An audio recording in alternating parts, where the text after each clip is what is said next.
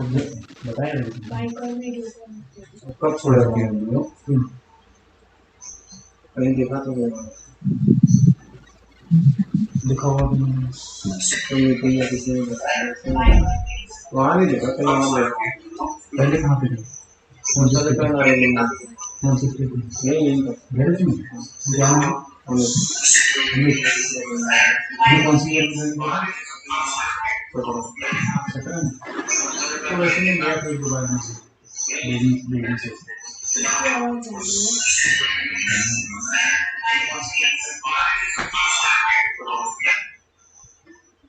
Mute करना पड़ेगा मेरा कुछ है नहीं मेरा म्यूट है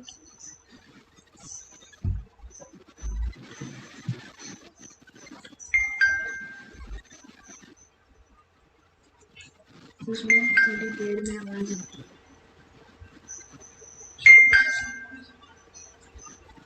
पहले देख लो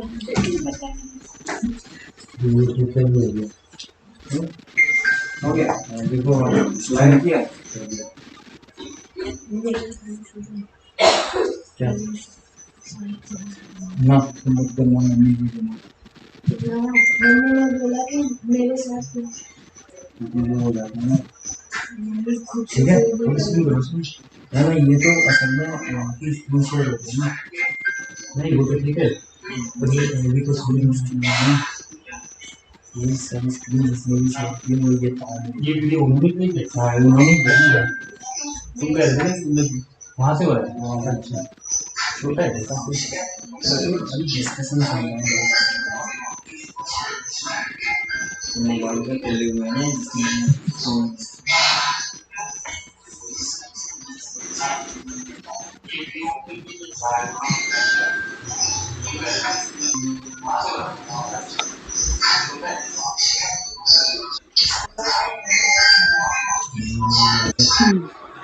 था ना वहाँ पे दो चीज खुला हुआ लैपटॉप और फोन इसीलिए हो रहा है यहाँ से थोड़ी हो रहा है नहीं हमारी बात नहीं हमारी नोट कर भाई नोट है उस समय होगी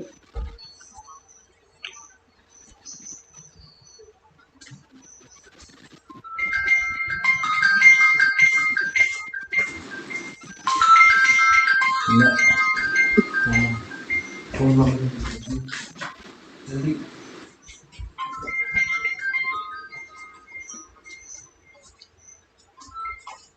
हम भी बुला ले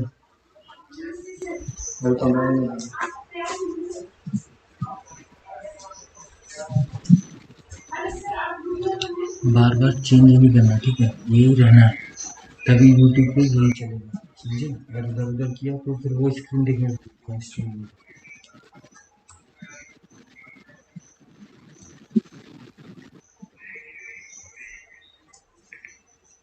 अरे तो ऐसे क्यों हो रहा है सर अच्छा भी भेजती हूँ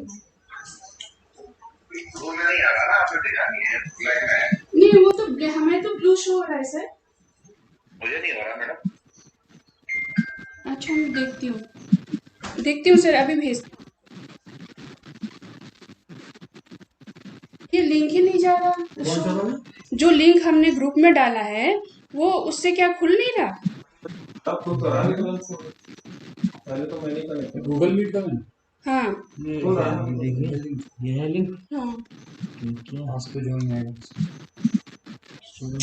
ये लोग बहुत ही अजीब से कर नहीं पा रहे ना शायद वहाँ से ओके करेंगे तब ना होगा जहाँ से करने वाले वहाँ से ओके नहीं कर पा रहे ये तो जो मैम कर रही हूँ उसको तो उनके बाद उनको रिमोट कर देना पड़ेगा फिर क्या कर सकते हैं वो कह रहे हैं कि उनके यहाँ हाईलाइट नहीं हो रहा है अब भेजना इसको मैं एक को कैसे भेजूं भाई नहीं हाईलाइट नहीं उनको तो उनके पास तो रिक्वेस्ट आएगी उन्हें तो एडमिट करते रहना है एडमिट करना है वहाँ से नहीं वो कह रहे हैं ना कि उनके यहाँ ये ब्लू नहीं आ रहा लिंक खोलने का अच्छा नहीं आ रहा है वो सर क्या है ना मैम आपको इसी मैसेज को दोबारा फॉरवर्ड कर दीजिए आप सर को ना सेम हाँ ग्रुप में डाल दीजिए ना दोबारा रिमाइंडर करके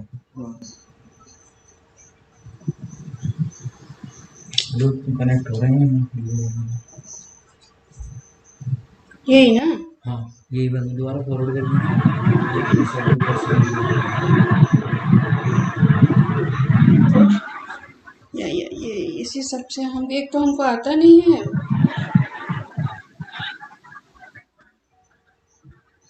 वो कह रहे थे कि वो हाईलाइट नहीं होगा। कर रहे हैं ये लोग काम इस तरह से ये नहीं आ रहा ना, क्योंकि गूगल में स्टॉक है उनके पास स्पेस अगर नहीं होगा तो बैंक ऑप्शन आएगा ना, काम नहीं करेगा। ब्लू टिक तो आना चाहिए, ब्लू तो आएगा। ब्लू तो ऐसा होता है ना, मान लो स्पेस है, स्पेस नहीं है ना, ये पूरा एक टेक्स्ट तो दिया है ना मैंने। हाँ दिया हुआ है लिंक तो जहाँ जहाँ पे है वैसे आएगा, नहीं तो ये कोड भी आ जाएगा, कॉपी पेस्ट कर दिया तो ये भी चल जाएगा। हाँ कोड कोड से भी मीटिंग कैंसिल 5 बजे होगी, अभी होनी थी ना मॉर्निंग में 5 बजे शाम में। कौन सी कैंसिल हो गई, पोस्टपोन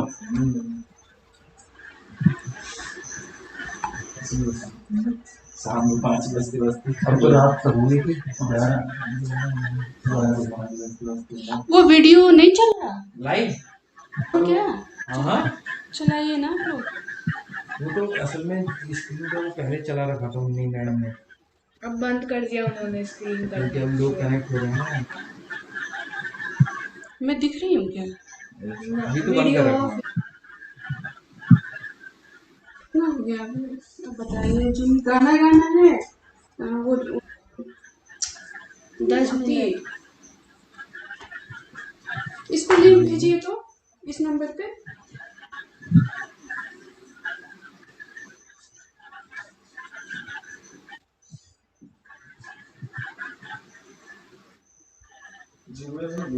आपके ग्रुप में दोबारा भी आ गया ना मैसेज।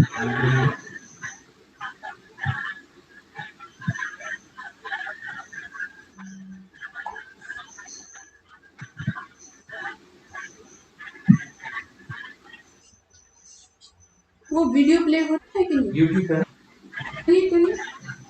यूट्यूब नहीं, यूट्यूब पे होगा, इसमें नहीं होगा।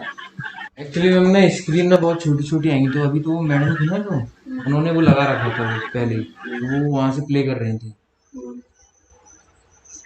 उन्होंने हटा दिया तो फिर वो स्क्रीन से। तो अभी स्टार्ट करेंगे 11 तो बजने लगे। 9 मिनट है ना।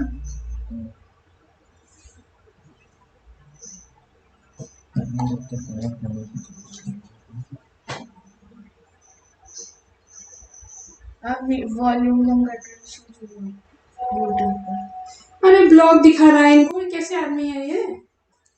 ब्लॉग का ब्लैक शोइंग में ब्लैक दिखा रहा है कह रहे हैं।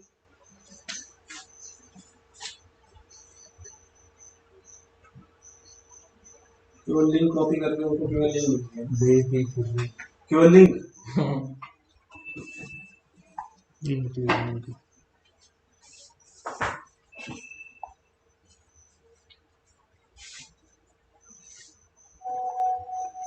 मैडम को उसमें व्हाट्सएप पे डाउनलोड ही नहीं किया है इन्होंने गूगल में। वेट नहीं किया ना, तो कहाँ से करेगा, नहीं करेगा ना वो। पहले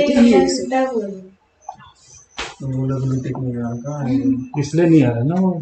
गूगल मीट डाउनलोड ही नहीं किया, मीटिंग शुरू हो गई, अब डाउनलोड। वो क्या करेंगे। इसको इसमें लगा दें, आवाज अच्छी आएगी इससे ना। मैम क्लियर है इसमें, इसको लगा के करूँ ना मैं। डिस्टरबेंस नहीं रहता इससे।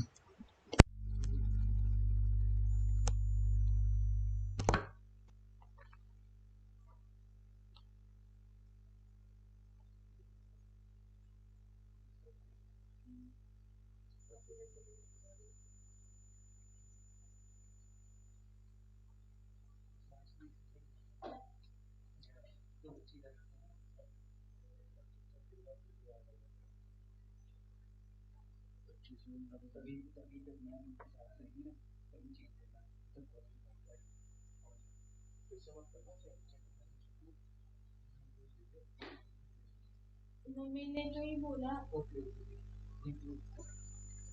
मम्मी ने ही बोला कि चेंज कर।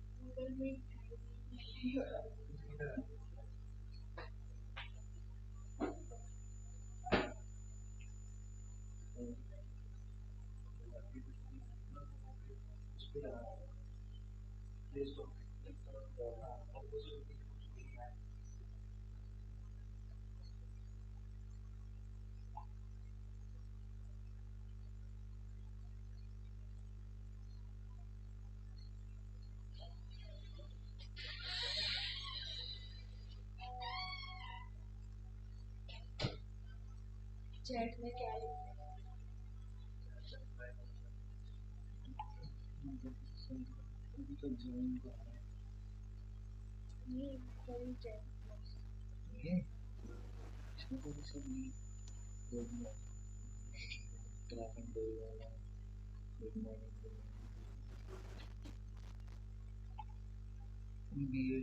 राकेश भट्ट क्या करेंगे उनका?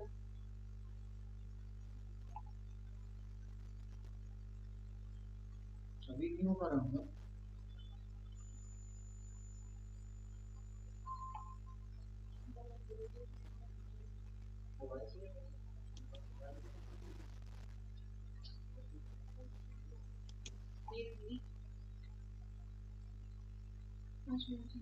मेरी वीडियो ऑफ है ना?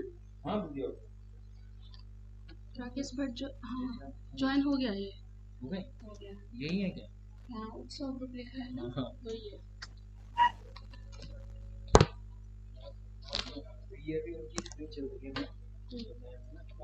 ओ हुआ मैम हुआ उसी लिंक को कैसे हो रहा है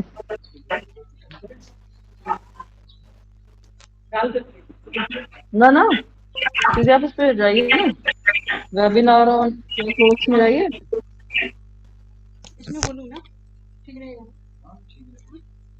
नहीं आवाज मतलब ये तो कह रहा था ठीक है नया ही है नया ही है।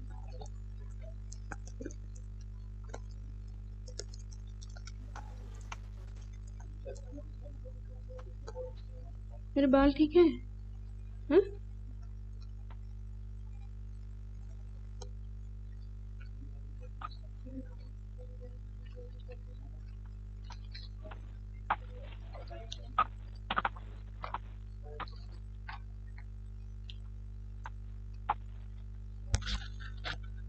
ठीक है ना ये? हाँ? क्या?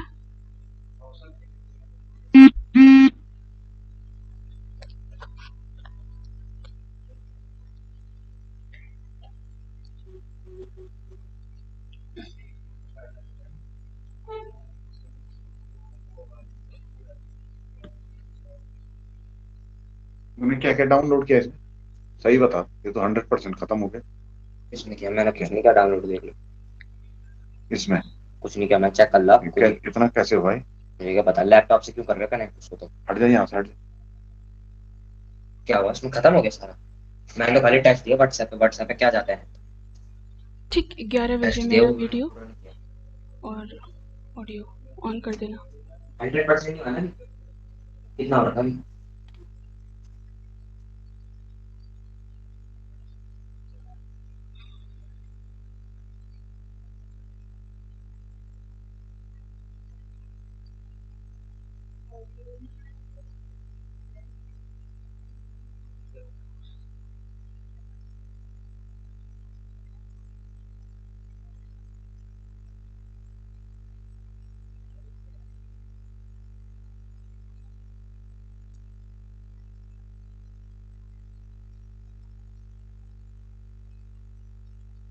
उसमें चल रहा है वीडियो में, यूट्यूब चल रहा है।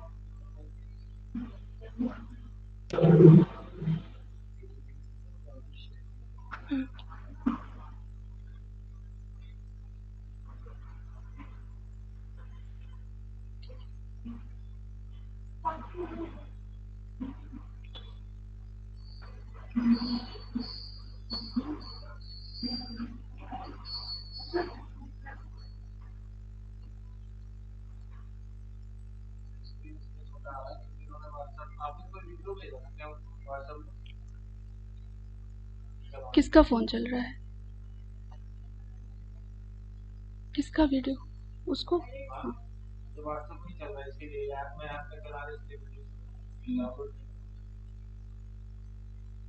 अच्छा,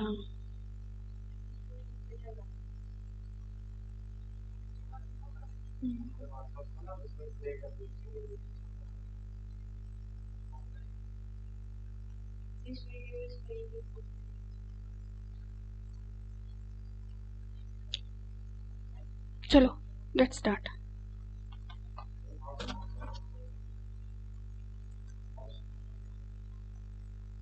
रुको।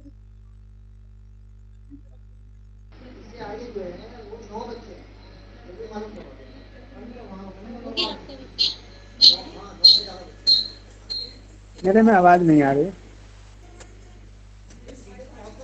हाँ, अच्छा। हम्म हम्म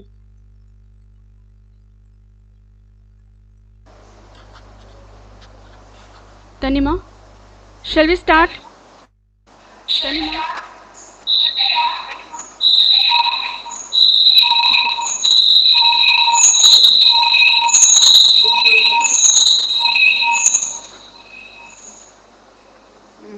अब देखिए मैम। हाँ हाँ। Good morning thus everybody. wandering, they who shape songs for men pass over many lands and tell their needs and speak their thanks, and ever south or north meet someone skilled in songs and free in gifts, who would be raised among his friends to fame and अब do इसका check कर brave deeds till left हो जाए। light and life are gone. ये बताएं। He who has thus wrought himself praise वो भी हो shall जाएंगे। have a settled glory underneath the stars. A very good morning to everyone present here. Warm greetings. It gives me great pleasure to extend a warm welcome on behalf of the Department of English, SDM Government PG College, Doiwala, Dehradun, conducting a webinar on the dynamics of folklores and oratures in culture. We thank you all for taking time out of schedule and joining us for the event. My gratitude goes to our distinguished speakers who have obliged us by accepting our invite and would be joining us in the webinar. My wholehearted welcome goes to all the participants who have joined us, my seniors and colleagues from colleges of Uttarakhand, research scholars, and students. I feel honored that the Honorable Minister of Higher Education, Government of Uttarakhand, gave his kind consent to grace the event as chief guest. We are happy and truly overwhelmed. I express my gratitude to Dr. Kumkum Rotela, Director, Higher Education Uttarakhand, for being with us. I am obliged to Dr. D.C. Nanwal, Principal of our college, for the much needed support and encouragement. To celebrate the ever present folk spirit marked by the heightened emotions, convictions that are priceless, I request a talented singer, folklorist, and pride of Uttarakhand region, Dr. Rakesh Bhatt, to join us for presenting the opening song. Dr. Rakesh Bhatt is director of a cultural and theatrical society called Utsav. Basically a theatre artist, Dr. Bhatt is known for his Chakra View Gayan. Doctor Rakesh Bhatt, आपसे सादर अनुरोध है कि लोकगीत के प्रस्तुति के लिए आप आए।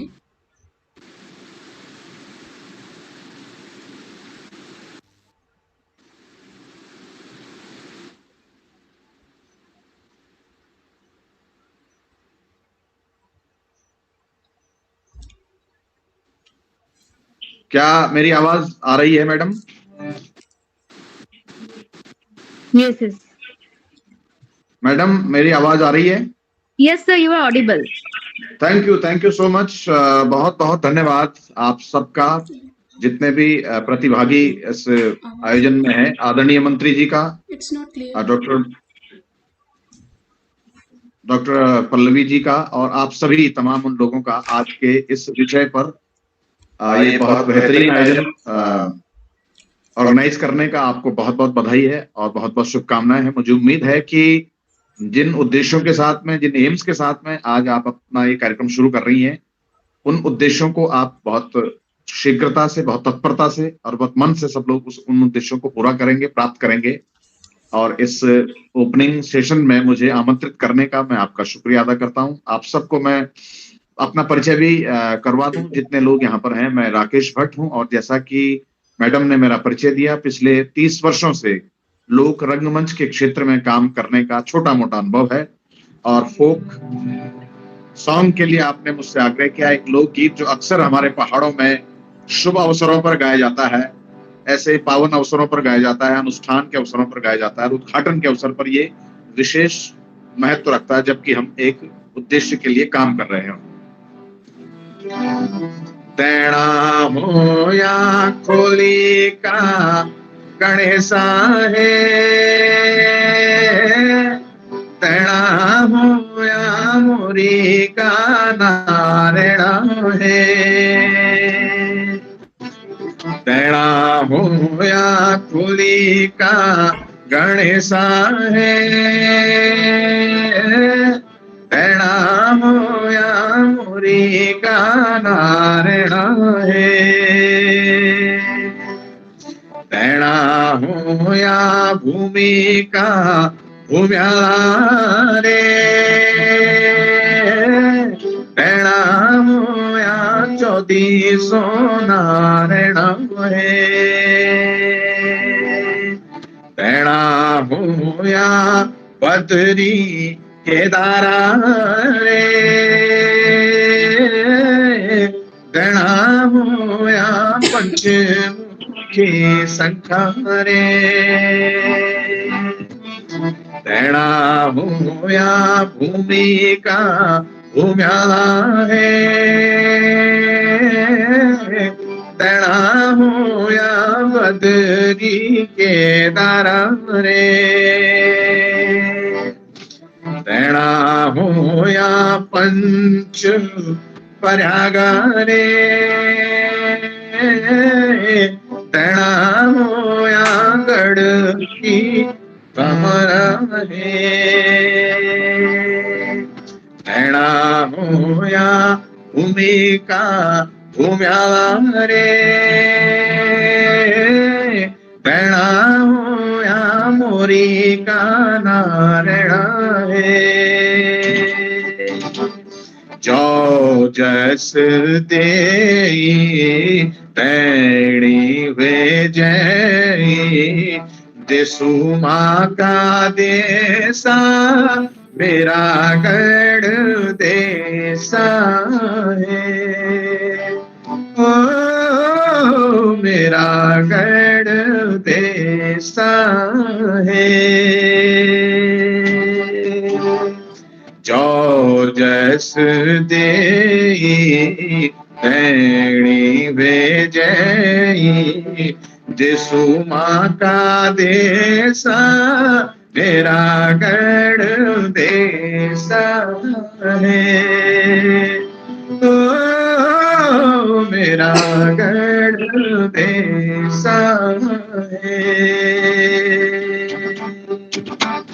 बदरी के दारू भी तेरी सेवा लादान, बदरी के दारू भी तेरी सेवा लादान, पंच नाम देवता भी तेरो गुण गादान, देवताओं को देसा है, मेरा गढ़ देसा है। ओ मेरा गढ़ देसा है। जो जैस दे पैड़ी भेजे, दिसुमा का देसा मेरा गढ़ देसा है। बहुत बहुत धन्यवाद। इन शुभकामनाओं के साथ में मैं इस आयोजन की, इस वेबिनार की सफलता की कामना भगवान बद्री विशाल से, भगवान केदारनाथ से, गंगोत्री यमुनोत्री सभी 14 दिशाओं देवताओं से करता हूं। बहुत बहुत धन्यवाद डॉक्टर पल्लवी मिश्र। बहुत बहुत धन्यवाद आपको Rakesh Bhatt sir. That was a soulful deliverance. We are grateful to Dr. Rakesh Bhatt that he took his time off his busy schedule. Thank you, thank you. As we proceed, it is my privilege to invite Dr. D.C. Nanwal, the principal of our college, for the inaugural speech. Principal sir. Good morning, all of you. Am I audible? Yes, sir. Yes, sir. You are. Sir. Yeah, good morning, all of you.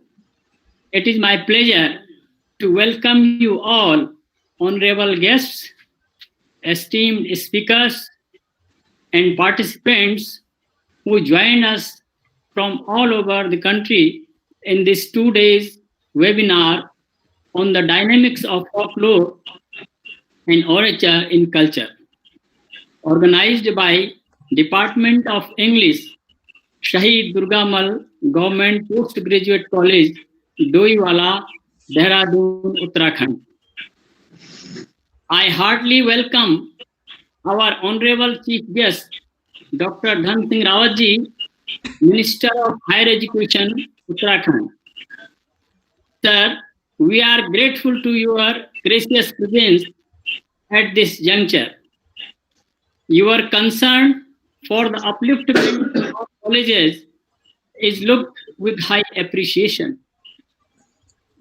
I welcome Director of Higher Education, Dr. Kumkum Rotela, and extend my heartfelt thanks to her for accepting our invitation. Dear friends, in this COVID-19 pandemic, human fear has induced the emergence and formation of folkloric phenomena. It is well known that folklore provides us the information in local dialect or in regional languages about traditional knowledge and culture transmitted through tales, songs, arts, and music, and need to be explored for their valuable historical aspects. In Vedic period, the Shruti in the form of jokes. The well-known folk art of Madhubani painting, folk tales in Panchatantra, the ritual folklores of Kerala, Thirayattam, Dogri folklore of Jambu, folk tales about the origin of sun and earth in Arunachal Pradesh, and Prabhati Bhajan music of Western India are some important folklore. It gives an overview of culture, traditions, heritage, and customs in geographical context. Folklore plays a vital role for binding society in an unseen way. Uttarakhand is a rich treasure house of folklore oral narratives, songs, dances, rituals, fairs, and form of worships.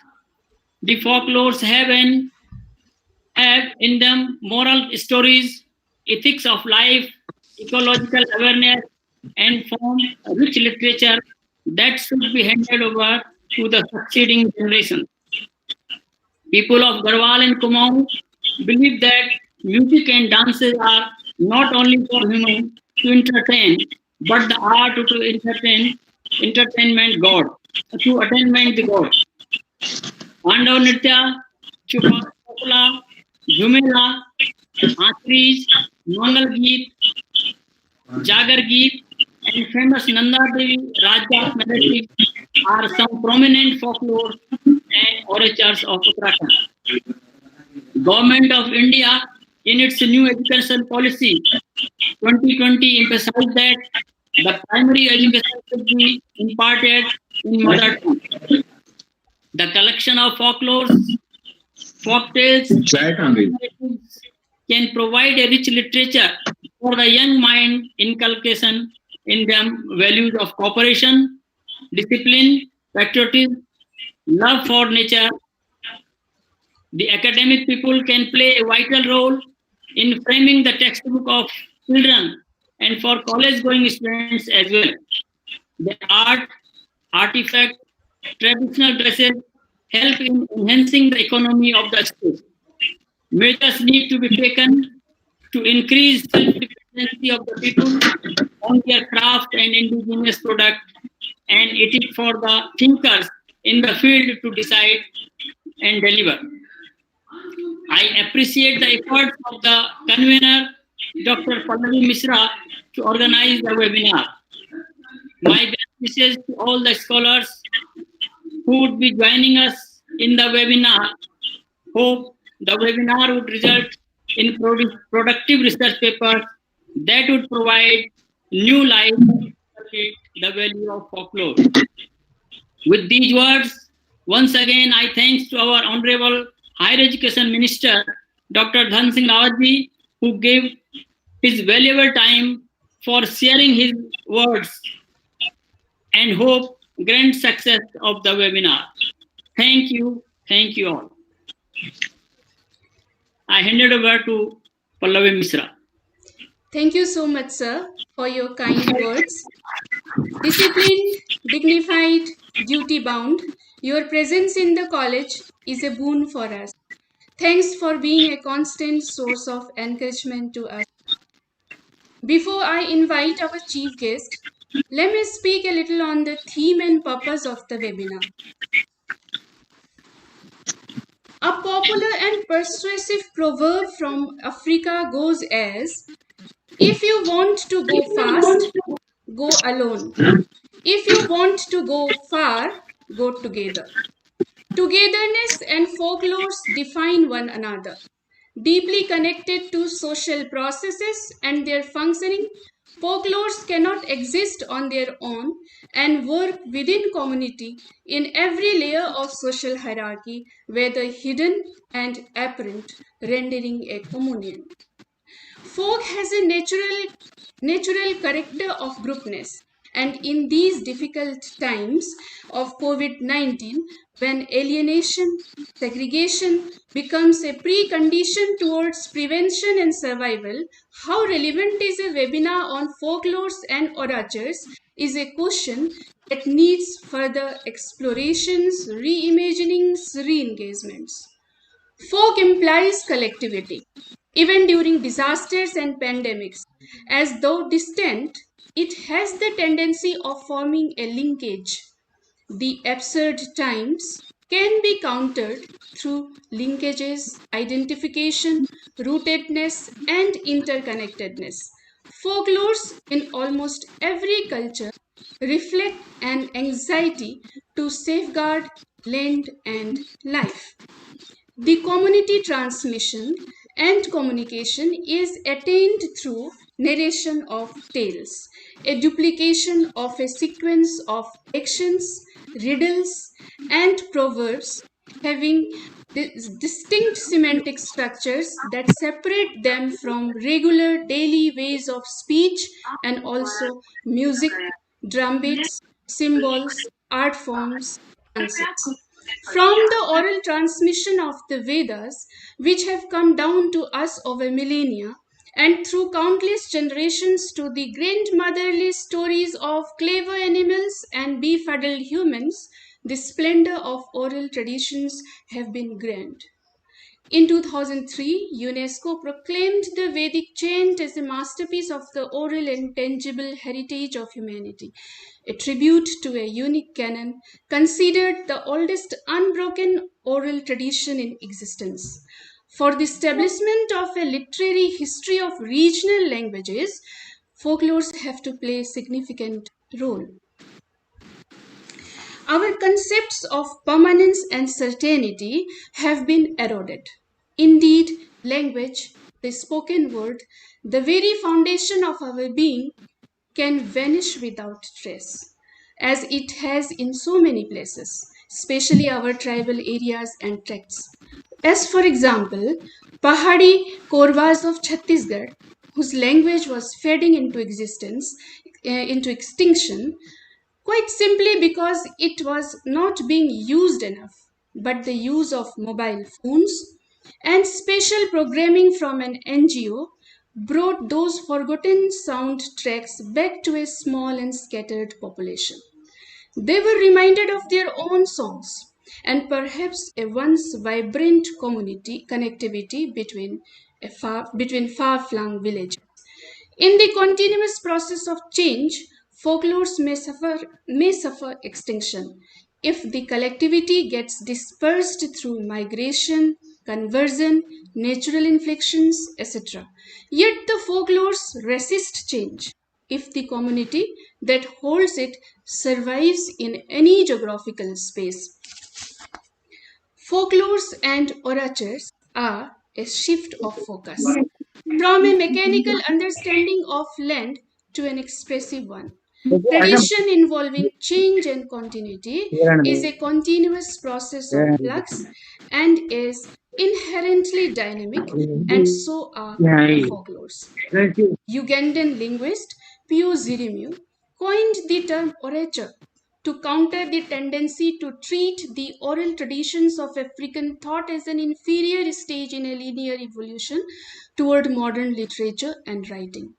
Zirimiu defined orature as the use of utterance as an aesthetic means of expression, characterized by the fusion of all art forms. Sound enters at this stage of fetus, stays in the mother's womb, comes out with the first cry of the baby, and later gets interiorized and structured as a creative principle for all human actions. The vital functions of life experiencing and expressing are grounded in sound. Orature, by sensitizing us to the expressivity of the land, gives voice to the subjugated knowledge and earthen languages. Most of folk songs go anonymous, as music is not considered as an exclusive property of its individual members, but of community as a whole. In urban spaces or cities, folklores bear a transnational nature and cannot be rooted out by modernity. The urban folklores have an inclusive, secular note which is liberating, emerging beyond groups, factions, boundaries, identifying connections that would otherwise go unnoticed. Folk, though different from the elite, survives along with it. By expressing the hostilities found in the culture, they help release pent up feelings and tensions, helping the individual to remain connected with the society. With the hope that the webinar would move beyond theoretical discussions, providing insights for initiating collaborative programmatic action towards re-explorations of folklores and oratures, I once again welcome all the eminent speakers, participants, scholars, and esteemed guests. It gives me immense pleasure to invite Honorable Minister of Higher Education, Government of Uttarakhand, Dr. Dhan Singh Rawat, for the opening remarks and also to declare the webinar open. माननीय उच्च शिक्षा मंत्री doctor Dhan Singh Rawat ji से सादर अनुरोध है कि आप आएं और गोष्ठी के प्रारंभ की घोषणा करें।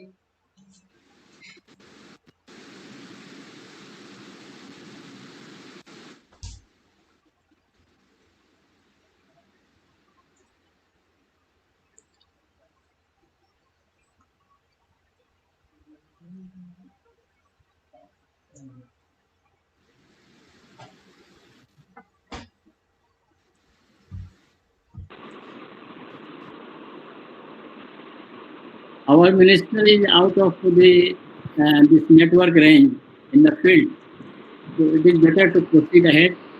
As and when we come in the network area, we will connect and give his blessings to the seminar. It is all right, sir. So we are moving forward.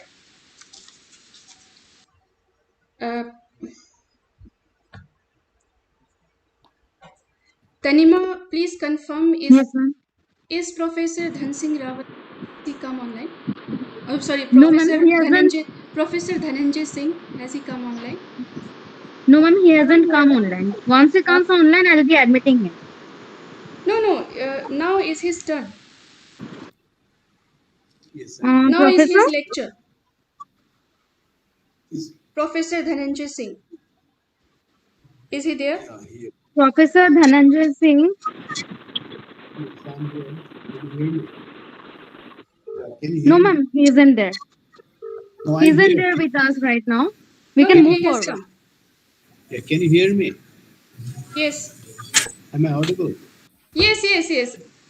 I welcome Professor Dhananjay Singh, Professor in the Department of English, Jawaharlal Nehru University. It is an honor to introduce you, sir.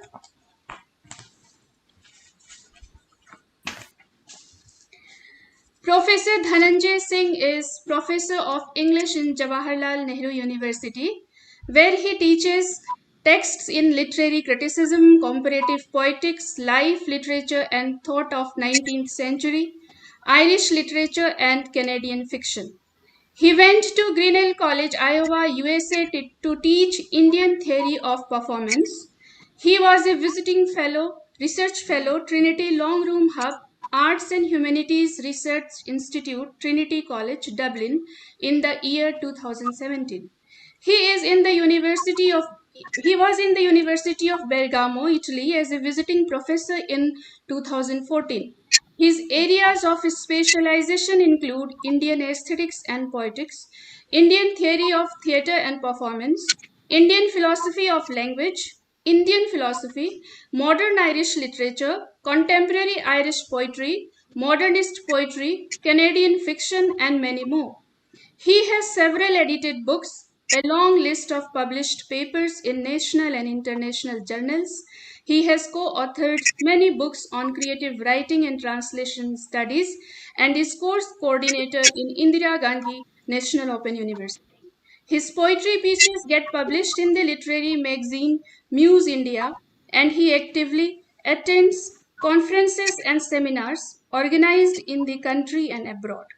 His talk on Seamus Heaney's aesthetics, Buddhist perspectives drew much attention in the study circles that he delivered in Trinity College, Dublin. His book Fables in the Indian Narrative Tradition and Analytical Study is an important addition in the critical study of folk. It gives me much pride to welcome Professor Dhananjay Singh in the webinar. I request you to join us, sir, for your talk on folklores.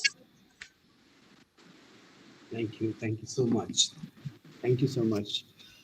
Well, I'm a little ahead than I expected, and let me begin by expressing my gratitude to the honorable principal of the college, Dr. Nanwal, Dr. Pallavi Mishra, who's been a childhood friend in a way. So it's very special. Even though when she told me about this webinar, I've not been so much academically fresh in terms of the subject of the conference, but I could not say no, and so I'll try to speak about certain issues. I'm also really grateful that one of my my first teacher of English, of course, Dr. K.C. Mishra is also associated with this conference. So it gives me great pleasure. Now, it's also a great pleasure in the sense that I heard the song performance, by the honorable performer. I'm sorry, I'm not getting his name. So that was a wonderful way to kind of start this conference, and it's a privilege to be just coming after him and after the honorable principal and after Dr. Mishra. Uh, I'll talk about orality and the folk in relation to India and Ireland. And with the limited time that I have, and with the limited knowledge that I have, I'll talk about these categories of folk as such. The category of folk, and I will bring in references from the classical Indian tradition and modern Irish literature. That's what I'm trying to do. So I'm going to talk about two cultures as such. And both are post-colonial countries as such, as all of you know. The relationship between folk and, let's say, colonialism or post-colonialism in the context of India and Ireland, India and Ireland. That's what I'll try to do. Excuse me, sir. Yeah. Yeah. Sir, your voice is not audible. Sir, you are even not visible properly. All right. Okay. So Yeah. what I'll do is that I'll try to connect to my phone because there's some problem over here, and I'm really sorry about this. Just a second. I hope this works better. I'm really sorry for this technology. I hope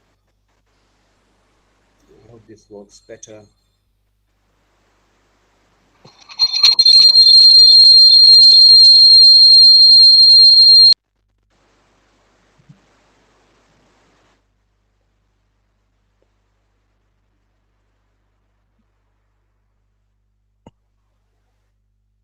Pallavi, ma'am. Yes, Tanima.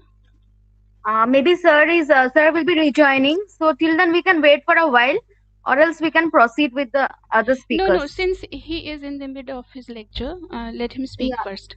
Yeah. Let him rejoin. Yeah, let him rejoin. Yes. Yes, am I audible now? Am I audible? Yes, please. Yeah. Please. You Perfect, sir. continue. Perfect. Yes, I'm so sorry about No, this. it's all Very right. sorry. It's all right. So now So it's yeah, perfect. yes, I was talking about folk, and I said that I'll talk about the category of folk as such in relation to India and Ireland. I'll begin from my objective being to kind of discuss the relationship between these categories. How does this category of folk emerge? As all of you know, of course, in social sciences, in anthropological studies, in literary studies, of course, the category is pretty new as such. So the folk is concerned. It comes from almost 18th century, the interest of folklore and folkloristic studies in the West. And as it has often happened that, in India, especially in all colonized countries, we borrow categories from the West and then we apply it to our literary cultural realities and try to understand it, which of course results in some kind of what the Buddhists, of course, would call as arop. I'll talk about this term in some time from now. So, what I'm going to argue is simply this, that the relationship between the folk and the so called classical, there has been reference to the Vedas that Dr. Mishra made and the Honorable Principal made. The relationship between the folk and the mainstream, the relationship between the folk and the classical is used as dichotomous, is used as contrary, is used as oppositional in all discourses about folklore studies. so much so that there has been a Professor Handu, who's a great name in folklore studies in India, theoretical folklore studies in India, uses a concept called palace paradigm, of course, to refer to classical literature. Now, I'm going to say that that is extremely problematic, and because there are textual evidence that would challenge this. My argument is simply this, that there is no such division between the folk and the classical. Not in India, not in Ireland, not in India, nor in Ireland.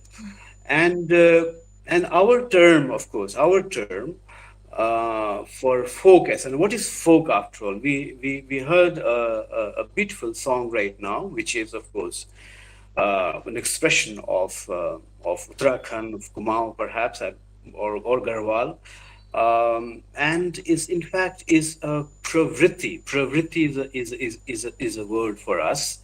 Is a pravritti. Now, what is pravritti? I'll come to pravritti.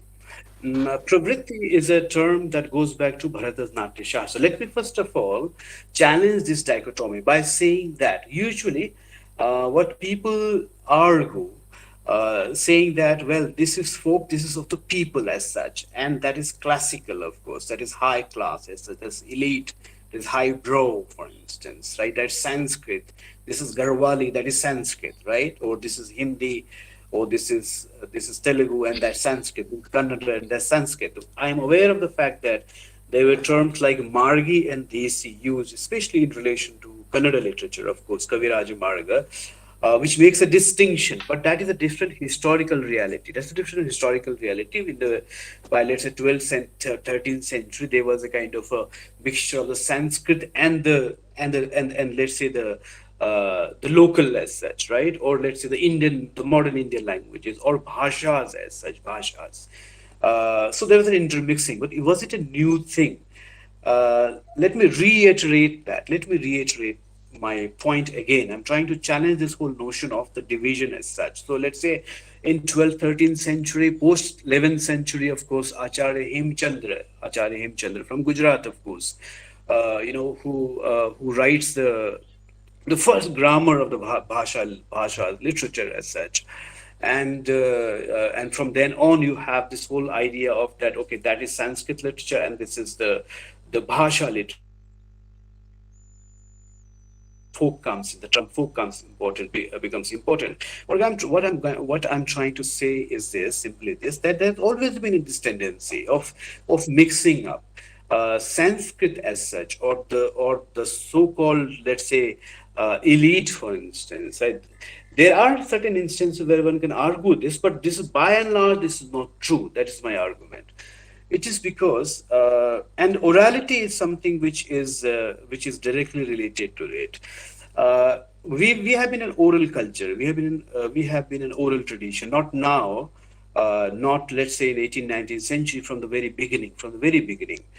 And orality has not been a compulsion as such. Generally, people, there is a point of view that all those cultures who are not that, let's say, civilized or not developed as such, or did not have recourse to writing, for instance, were oral culture. This could be true in some cases, for instance, but has not necessarily been true as far as India is concerned, because we did have writing as such. Because Panini's Ashtadhyayi, of course, as you know, 9th century Sanskrit grammar, which is, of course, in Sanskrit, in the classical Indian tradition, grammar is a system of philosophy. It's not Wren and Martin grammar, because the structures of language are cognitive structures. I don't have time for that kind of elaboration right now. But what I'm trying to say here is this: that we did have writing. We did have writing. In fact, Atarya Aranyak, for instance, makes the early kind of statement which says that orality is the preferred mode of knowledge dissemination, not writing. Therefore, even now in the traditional systems, you see, in the traditional systems, if you start reading, forget about the traditional systems. In fact, one of my teacher, Professor Kapoor, used to say this, that if you want to if you want to, Professor Kapil Kapoor from JNU, I'm glad that Professor Purohit is speaking. And Professor Purohit, I'm so young, he's a great friend, of course, and none better than Professor Purohit to talk about theater and folk. What I'm trying to say is that I'm reminded of Professor Kapoor's remark that if you want to kind of understand the difference between the way Indians work and the way people in the West work in the offices, this, and in India, if you go to office and have some kind of a representation or a complaint written on a piece of paper, the person sitting across the table would ask you, forget the writing, बताओ क्या बात है, क्या problem है. Uh, yeah, am I audible? Yes, yes, you are. Please continue. Yeah, yeah. Okay. Whereas in the West, if you are in a similar situation, you'll be asked to give in writing. So what I'm trying to say is that difference between orature and writing is intrinsic to our culture. And the point that I'm trying to say is this: it was not because we did not have writing. As I said, we did have writing. We did have writing, but why orality? Why orality as such?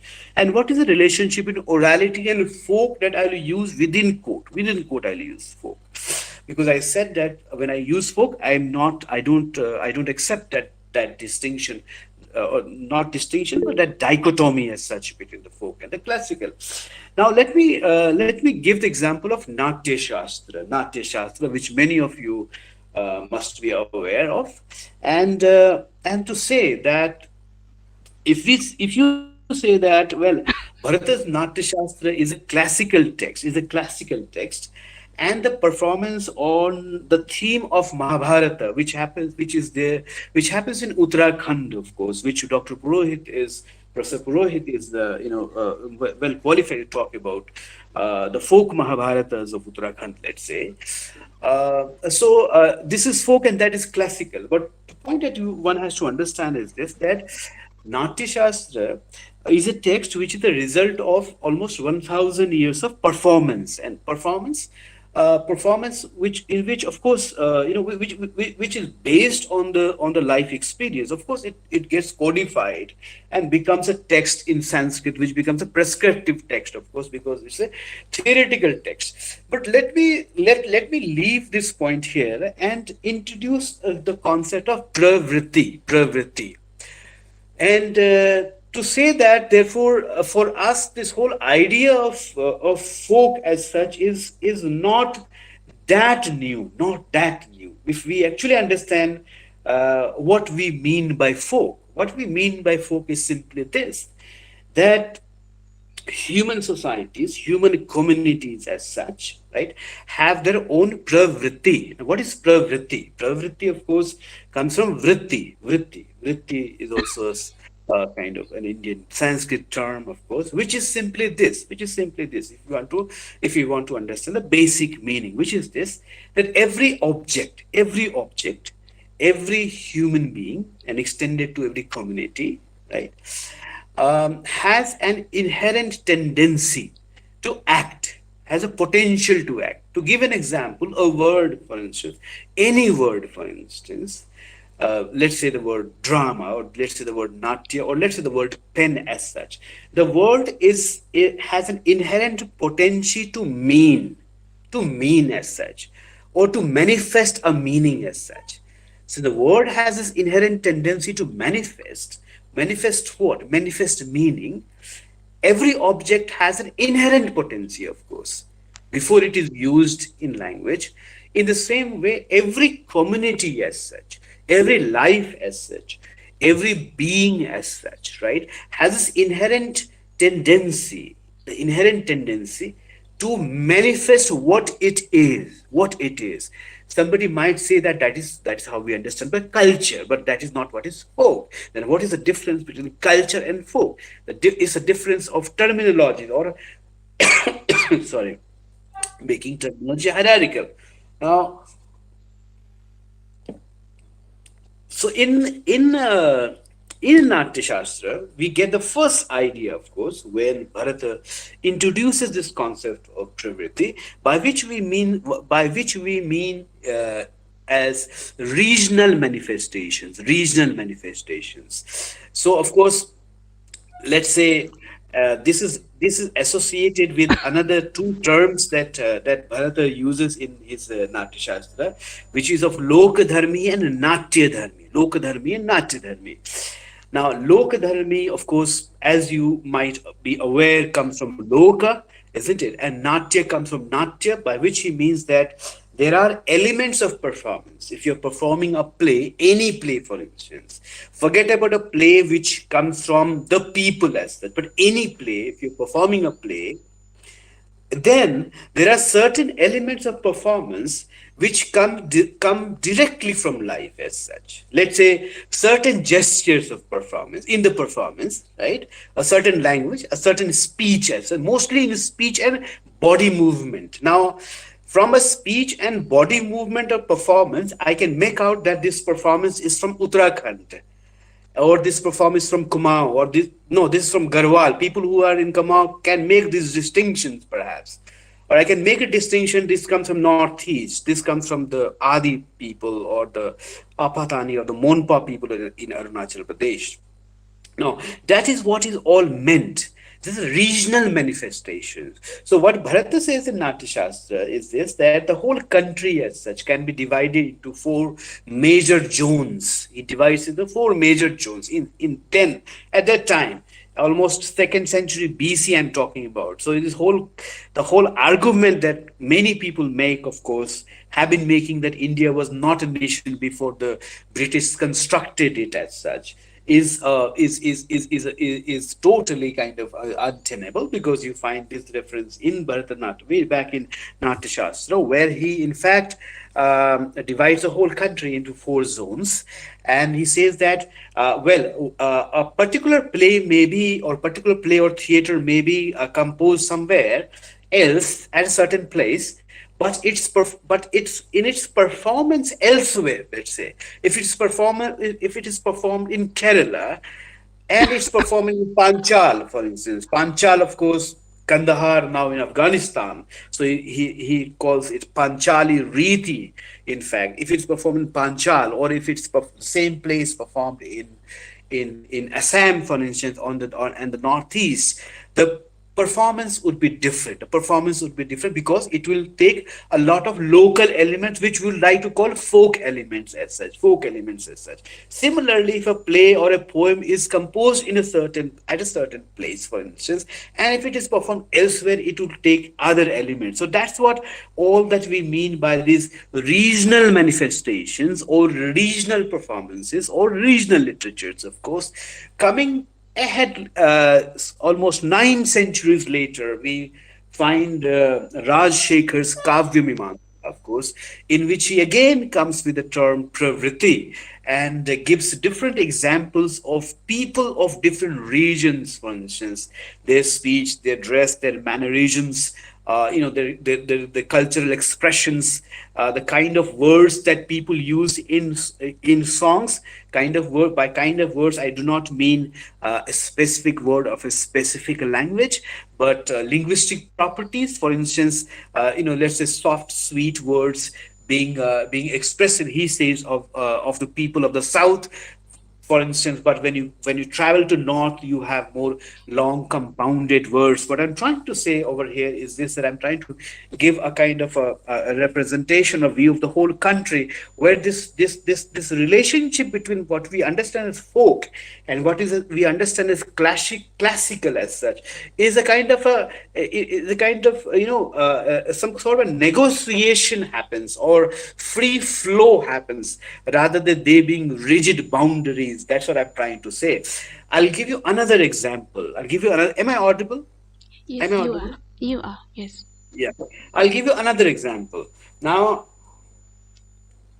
you might say that Mahabharata is classical, of course, and therefore the Mahabharata and the one story from the Mahabharata, let's say, which perform is folk. But you know what? What's the process of Mahabharata was not created in a day, for instance, right? Isn't it? You all know that you had the Bharata, and then it became Mahabharata, and elements of the what we understand as folk entered into Mahabharata. The evidence that I can give you is this, simply this, that some of the narratives in the Mahabharata, for instance, the way when Ashwatthama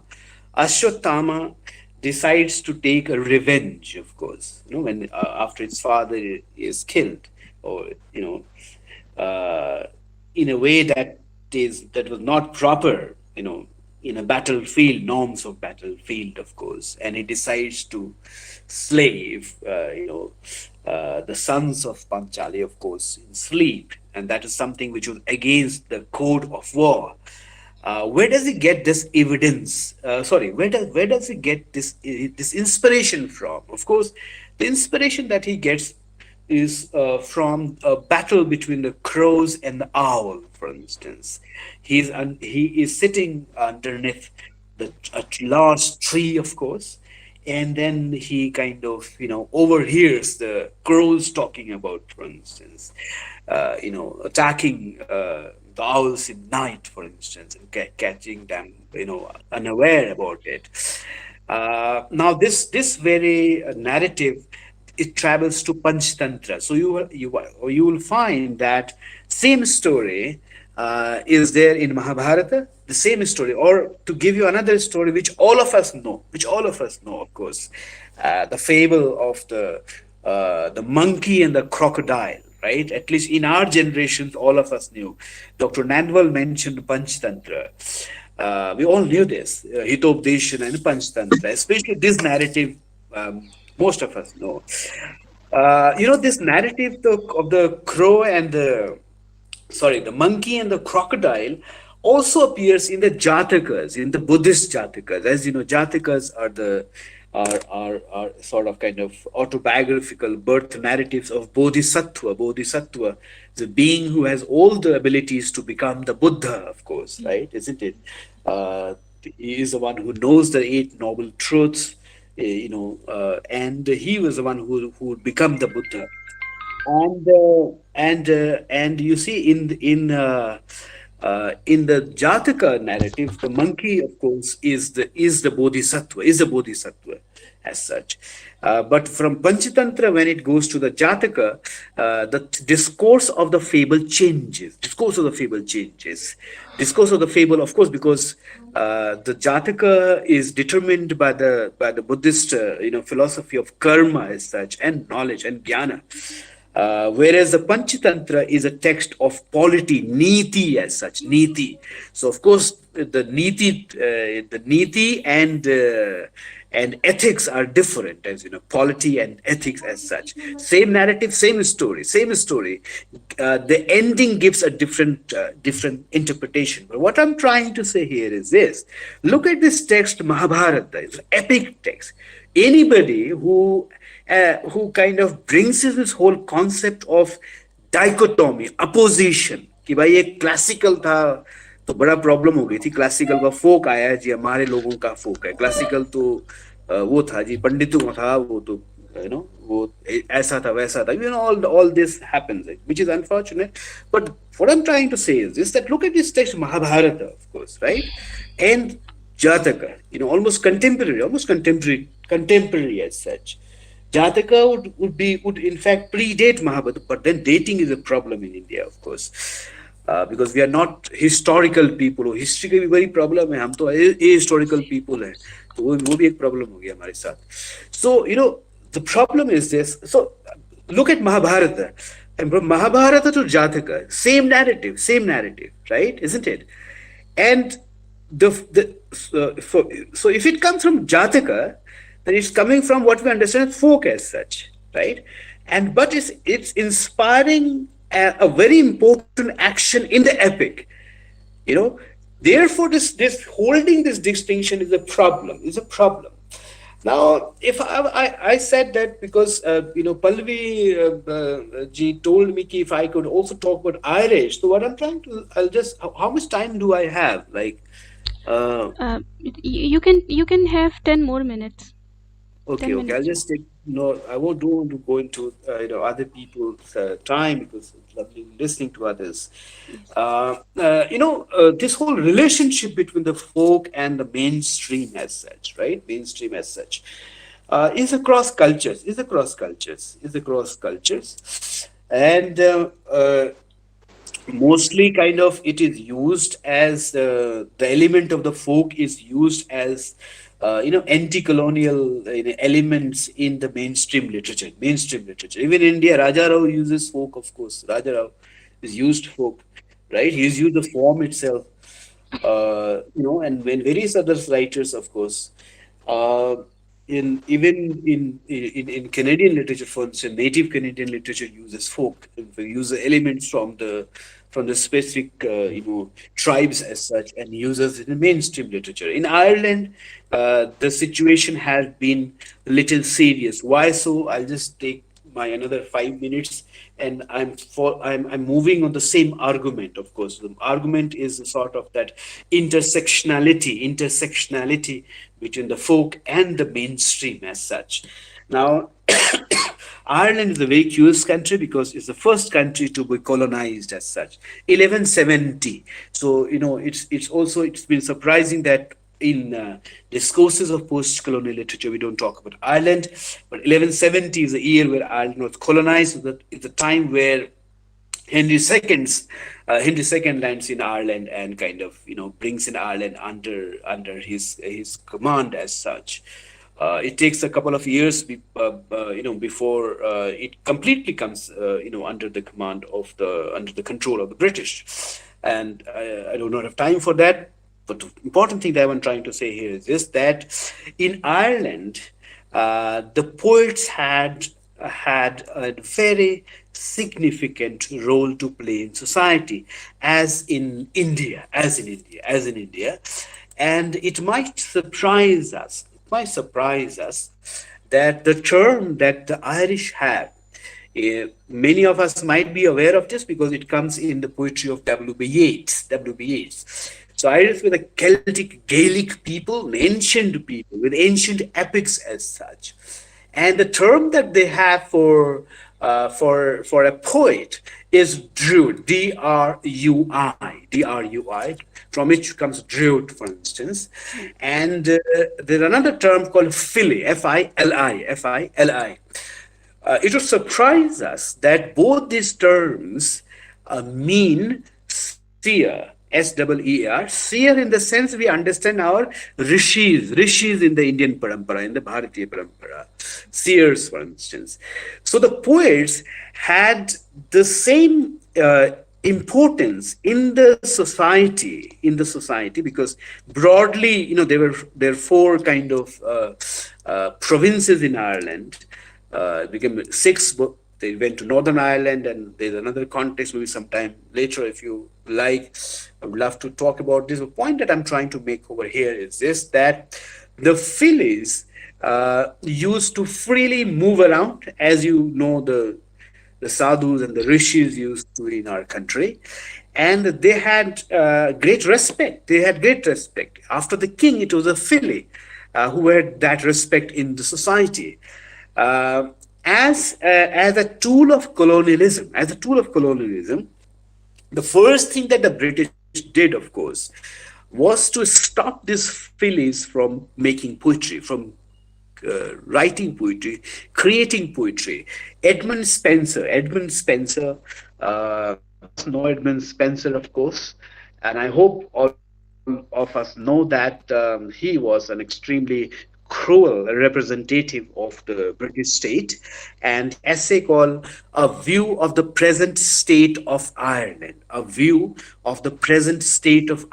that he wrote in 1595 when he was in Ireland, and he was given a castle, for instance, by the colonial government, in which he proposes. It is a treatise in which he proposes how to control and tame the Irish people. Among many of his recommendations, which are all are absurd. Of course, one, of course, is this: he says that we must not allow the Irish people to keep long hair or long cloaks, as you know, long locks as such, or hair, because they have long hair, the tradition of keeping long hair, and the long hair hide these dubious faces. So we must order them to cut their, kind of clips as such. Interestingly for us, we must stop the local poets to write poetry in the Irish language. In the Irish language, their tongue being Irish, their mind must also be Irish, right? But what I'm trying to say here is this, that the Phillies or the poets as such, they disappeared in 16th, 17th century Ireland. But with the post-colonial movement, all the elements from the folk as such became part of the mainstream literature. Mainstream literature. For instance, you might all be aware of the Irish dramatic movement, the establishment of the Abbey Theatre, the the manifesto of Irish theatre, written by W.B. Yeats and Lady Gregory, of course, mentions that the language of the Irish people, the folk stories of the Irish people, must find a representation on the Irish stage to kind of inspire the Irish people against the colonial government. Not only that, Seamus Heaney's poetry, for instance, will use elements from this folk, and Seamus Heaney's mainstream writes in English, of course. The poem, for instance, The Servant Boy, for instance, the poem by Seamus Heaney, when he'll talk about the fact how the impoverished Irish, poor Irish peasant's son would be working at a landlord who is a Protestant and a British as such. But all this became folk stories. I think I don't have time. I will stop now, but I'll just stop with two instances to say how folk has become a part of mainstream. If you read W.B. Yeats's play, and the performance of the play is also available on YouTube. The play is Purgatory, 1938, Purgatory, and James Synge's play, for instance, In the Shadow of the Glen. Both these plays express two divergent, though they were friends, and Yeats had inspired Heaney. Both of them express divergent views of post-colonial Ireland. Synge is more modern as such in his outlook. Yeats is more conservative. Both of them, they use a folk story. Synge uses a story where, for instance, it's raining in Ireland, and a young woman who is recently married is bored in her marriage and wants to move out, and he is punished. She is punished by her husband, who feigns death to just catch her with a lover. The second story, and W.B. Yeats says, so W.B. Yeats uses a story where an old father murders his son because his own father came from a poor family who had no respect for the Irish tradition and had married a rich woman. So, in a sense, to take a revenge against his own father, for his mother, in fact, he murders his own son. I mean, it cannot be paraphrased. The point I'm trying to say here is this: that W.B. Yeats is using an argument for an Ireland which is based upon its ancient traditions and customs, of course, where the Irish tradition, for instance, right, isn't had to be followed. Using this narrative from the folk, for instance. And Synge uses the same story from the folk to express a more kind of politically more progressive, kind of narrative about the future of Ireland as such. So coming back to where I started, I would like to conclude by saying that in both cultures, as you know, the relationship between the folk as such, what we understand as folk as a representation of people, of community as such, right, and the mainstream as such. There is a kind of a fluid relationship. There may be some instances, of course, because one can always have exceptions, but more or less this whole dichotomy does not hold. That's what I would like to submit. Thank you so much for this opportunity. That was a brilliant, ingenious deliverance. Grateful to you that you came to speak to us. Ireland, Irishness, classical, folk, elite, oral, poetry. Their interconnectedness is cogent, and the interconnectedness, it signifies the rootedness of being in a particular place and emphasizes upon the importance of location, geography, and sense of place in the construction of self. Uh, so the emphasis is mainly on the interconnectedness of the life forms in a specific locale. Where our family, our college family, is grateful to you that you took your time off, you spared your precious time and came to speak to us. Thank you so much, Professor Dhananjay Singh. Thank you. Thank you. My pleasure. Pleasure. Sir, Principal Sir, should we move forward should we go for the next speaker, or the Higher Education Minister Sir is there? Yeah, it is better to go forward. He is in the way in his assembly area and not connected with us due to the this connectivity problem. So as and when he come in the network area, he will inform me accordingly. Yeah, okay, sir. Thank you, sir. It is a matter of pride and honor to welcome and introduce Professor Jolie Puthuseri as chief speaker in the webinar. Professor Jolie Puthuseri is presently teaching folklore and supervising doctoral projects at CFCS, University of Hyderabad, a Fulbright Fellow in Theatre Education at Illinois State University, USA. Professor Jolie Puthuseri was conferred Young Artist Award in Theatre by Ministry of Culture, Government of India in the year 1991. Professor Puthuseri has taught theatre and acting and folklore at the University of Hyderabad, University of Calicut, NIFT and Nalasa, Hyderabad, NIFT and Nalsar, Hyderabad. He worked in a Hollywood and a UK-based film productions in the year 2001 to 2002. He has directed more than 16 major plays and worked in more than 60 theatre productions. His research papers are published in journals like Comparative Drama, Early Drama, Music Review, Southern Folklorist, NFSC Quarterly, etc. His specialization includes performance studies, folk theatre in India, public performance and discourse, religion and theatrical practices. He has also coordinated national theatre, cultural festivals, seminars and forums. I invite Professor Jolie Puthuseri, a versatile personality, to speak to us on folklores and oratures. Sir.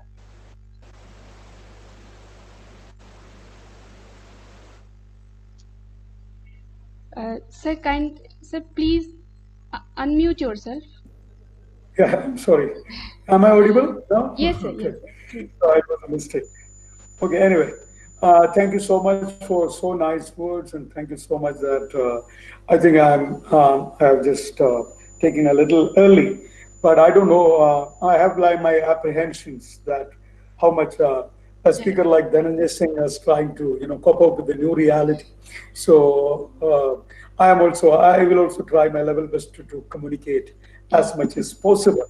So this is like at this seminar, I'm trying to look at the relevance of the idea, the concept of folklore. Here, the folklore is the folklore as a content or concept in general, and folkloristics as a discipline. So it is something like I'm interested to talk about both in together. What will happen to the relevance of the folklore as of now, as a concept or as a process or as a as a thing, as a curriculum which is developed as the socio-historical development, or as folklore as something which is a behavioral response, which we always say that, as the earlier speaker said, folklore or log is very much regional, so you can really identify people with certain kinds of a set of behavioral response from which is identical, which will become a marker of their own identity, and that's things like that.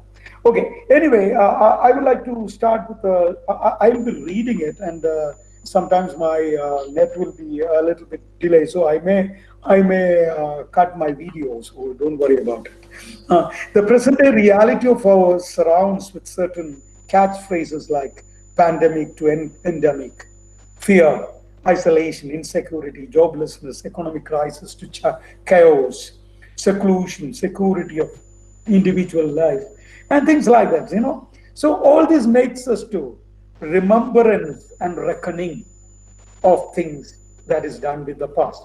And interestingly, the past is an idea always looming and making folklore, alive.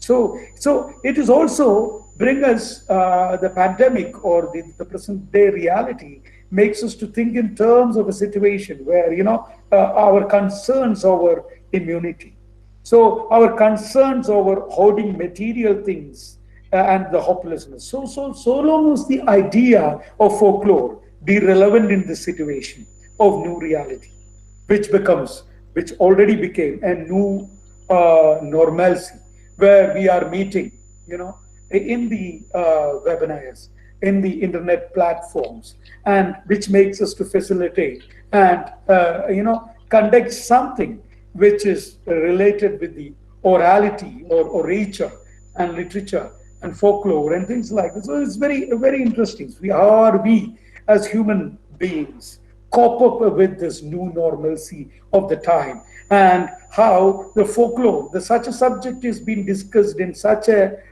interface to mediate in this new reality, which is making us to think that the discipline is still relevant.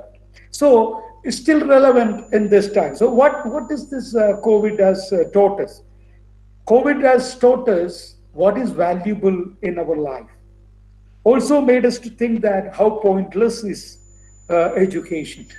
Also made us to think that what is a meaningful life as far as the humanity is concerned. So it has also made us to think about the value of agriculture, nature, environment, and it also made us to afraid of the human greed, isn't it? So we have realized this in the COVID scenario how much smaller and humbler we are, how much simpler we should be, how much regional we should be, how much humanity driven in our approaches to be. So all these things makes us to think in terms of the relevance of the folklore, especially in this particular defining moment of interconnectivity, that is the web connectivity.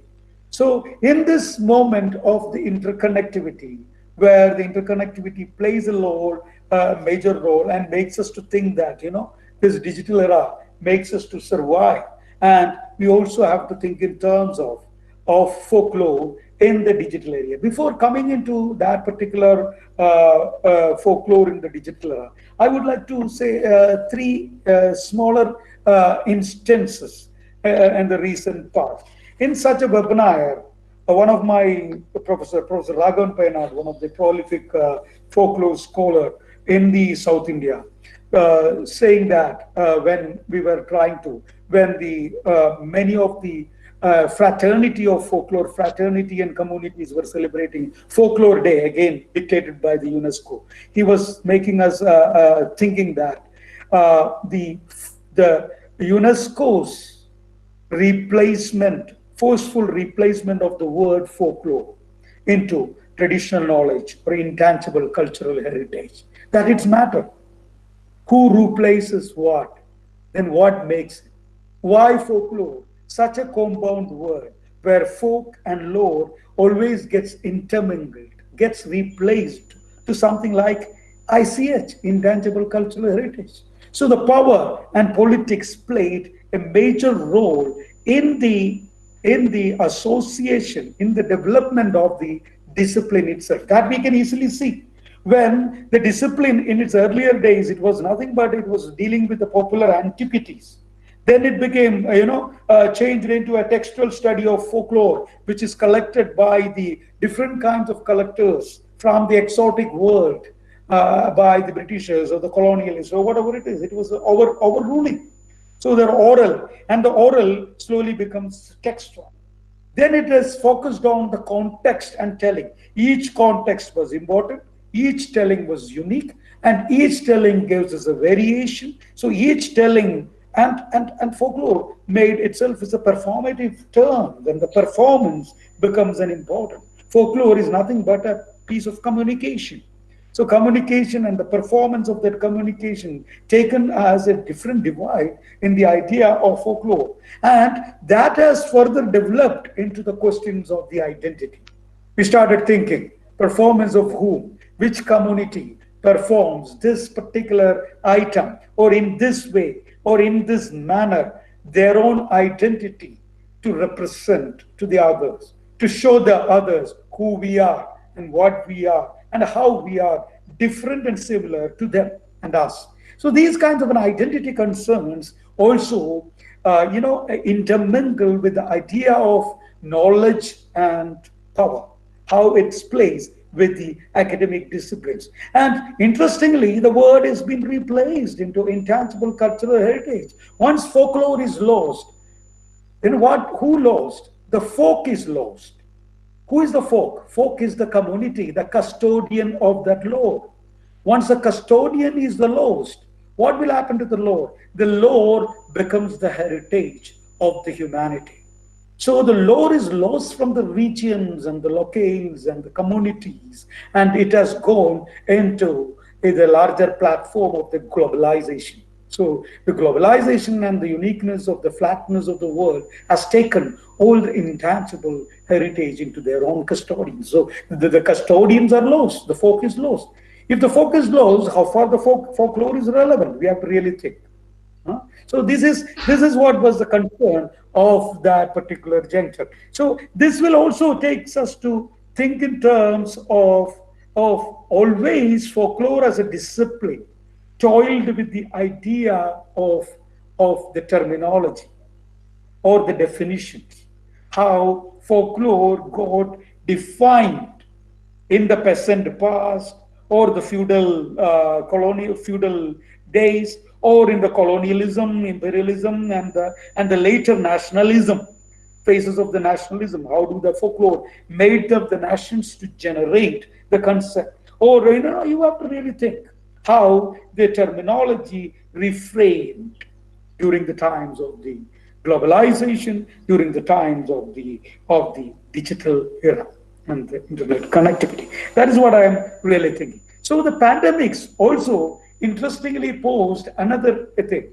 I have consistently seen uh, uh, how a set of Theyyam performances. Theyyam performances is very much regional to the northern Kerala, where the men portray the Theyyam, otherwise the god. The men play as the god and bless the people. It is the biggest dynamic community ritualistic performance where the communities share their offering to the god, who is played by the lower caste to the upper caste, and that day subvert the reality, and where the blessing is sought, everybody share, the offering is shared, and it will end up in a feasting. So that is the biggest season. In that tail season, what happened? The pandemic made the season to lose. The Kaliyatam is no more. So the Kaliyatam, loss of Kaliyatam due to the pandemic, due to the community cultural scenarios, it is a bigger loss for the Theyyam artists who only survive based on only in the season. In the season, becoming the Theyyam or the Devam or the god, they have to survive. So what happened? There's the two of the web groups, FB groups coming in together. One is Velola Kuda and Varavali comes in together, and they started conducting webinars or the Facebook lives with the Theyyam artists. So we have to really think that this particular Facebook groups, communities, getting in and empowering the Theyyam performers with the digital forms and making them to come into Facebook Live and interact with the connoisseurs, with the community, with the partakers of that particular thing. So at least making them to commemorate certain performances they have done. So it is that act in an interface makes us think that how folklore is still alive, pumping, dynamic, and how it empowers such kind of traditional artists, digital aliens, to become digital immigrants, to come into the reality where the digital natives live. It's a very interesting event. That makes me to really think in terms of taking the particular lecture to look at how folklore in the digital era works. So I have a request to the Pallavi madam. When you want me to stop, you just please tell me. I will stop. Take 2 minutes and stop. So I will just No, continue. no, Okay. sir. You still have a lot of Yeah. time. So it is like so folklore. We all live in a digital era for the last couple of decades and mediate our day-to-day life with the help of digital devices. You all know that. Folklore being the smallest piece of communication to sustain the folk life got rooted or manipulated through these gadgets and got into the multiple spheres of existence. In the Trevor J. Blank's word, we can call it is a virtual folklore. Now, as it's now on, it has created its own traditions and modes of transmission, which cut across the spatio-temporal and language-visual barriers. The virtual folklore has developed its own literacies, visualities, and interactive modes. Folklore is very much aware, started collecting, interpreting, and the different genres of folklore items and artifacts present in the digital age and coined them as digital folkloristics. A brief surfing of the term itself bring into many associated concepts, which includes the sophisticated technological ones or the folkloristic explanation of the transmission, repertoire, and the gaining process of identity and group formation in the digital sphere. So the folklore transmitter, folklore generated a repertoire of items like jokes, memes, and continuing letters, chain letters in the forms, and gossips, pranks, hacks, and things like that. You can see a lot of folklore even in TikTok. Sorry that TikTok is getting deleted, but that's a different thing. So it has a repertoire where so many things can happen, and it also developed a concepts like digital folklore, internet folklore, and vernacular web, where the certain kinds of websites are created for the communities by the communities in order to make them resist the overpowering powers of the other communities or the other cultures or things like that. So it all comes into the realm of cyber culture thing. It is not new to the folkloristics, as I will, when I continue, you will know that in the 80s itself, Alan Dent is brought in the concepts like a photocopier lore or the Xerox lore. Then you can think in terms of the pop lore, the lores which is available in the popular culture, news lore, the lores, part of the news. And later currency of the word, like in the Russian folklorists say that post-folklore, folklore not in its own context or folklore not in its traditionally available sense. Post folklore is something, the folklore which is available in the newer platforms, in newer forms. Or we may have folklore of the post-truth folklore. So because it's like there are a lot of fake news is coming in, there will be a lot of folk news comes in, and it will definitely create. And I'm sure that we will also get into some kind of a pandemic lore.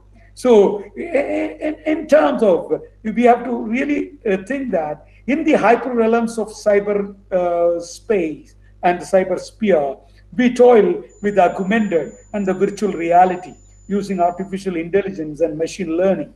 Maps and apps facilitate our life.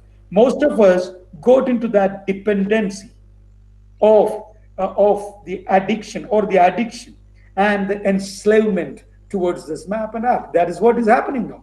Because of with that we cannot live in it.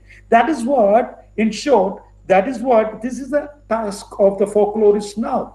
Folklorist is in a very difficult task of redefining, reconfirming, and remaking and renewing the idea of studying folklore in this particular, in an age of uh, pandemic, or in an age of post McDonaldization, or in an age of post Uberization. So it is that. So this will take us to really think in terms of how this age has developed. So we can really look at the globalization.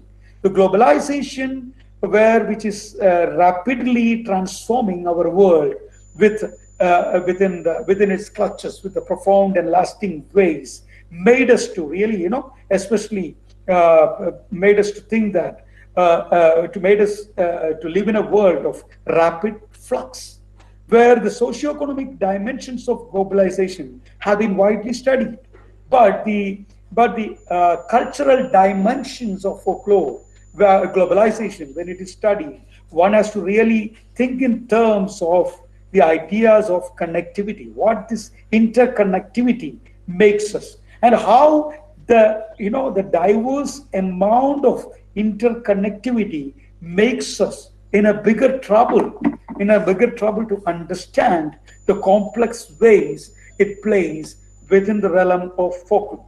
So I'm not really thinking in terms of how globalization makes changes in the mobility and migration, sustainability of the livelihoods, or the changing aesthetics, but I'm focusing much onto the terrain of connectivity. So if I look at it, the new media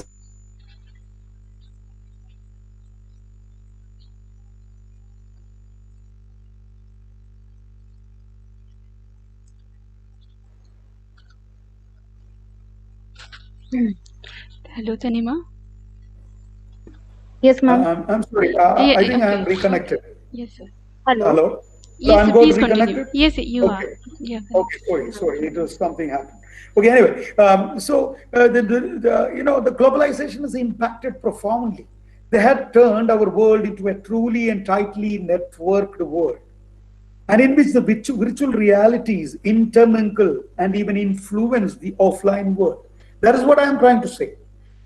Interestingly, what happened in a Theyyam circumstances, when there was a Theyyam performer has fallen down from a coconut tree and broken his leg, where the Theyyam, the offline groups, the online groups have collaborated together, and they came in online and taken charge and helped all these Theyyam performers to recuperate and come back to the life by providing him an auto rickshaw, providing him all the medical help. So what is happening? It's something like it is that is what is happening in the 2018. I'm talking about the story of 2018.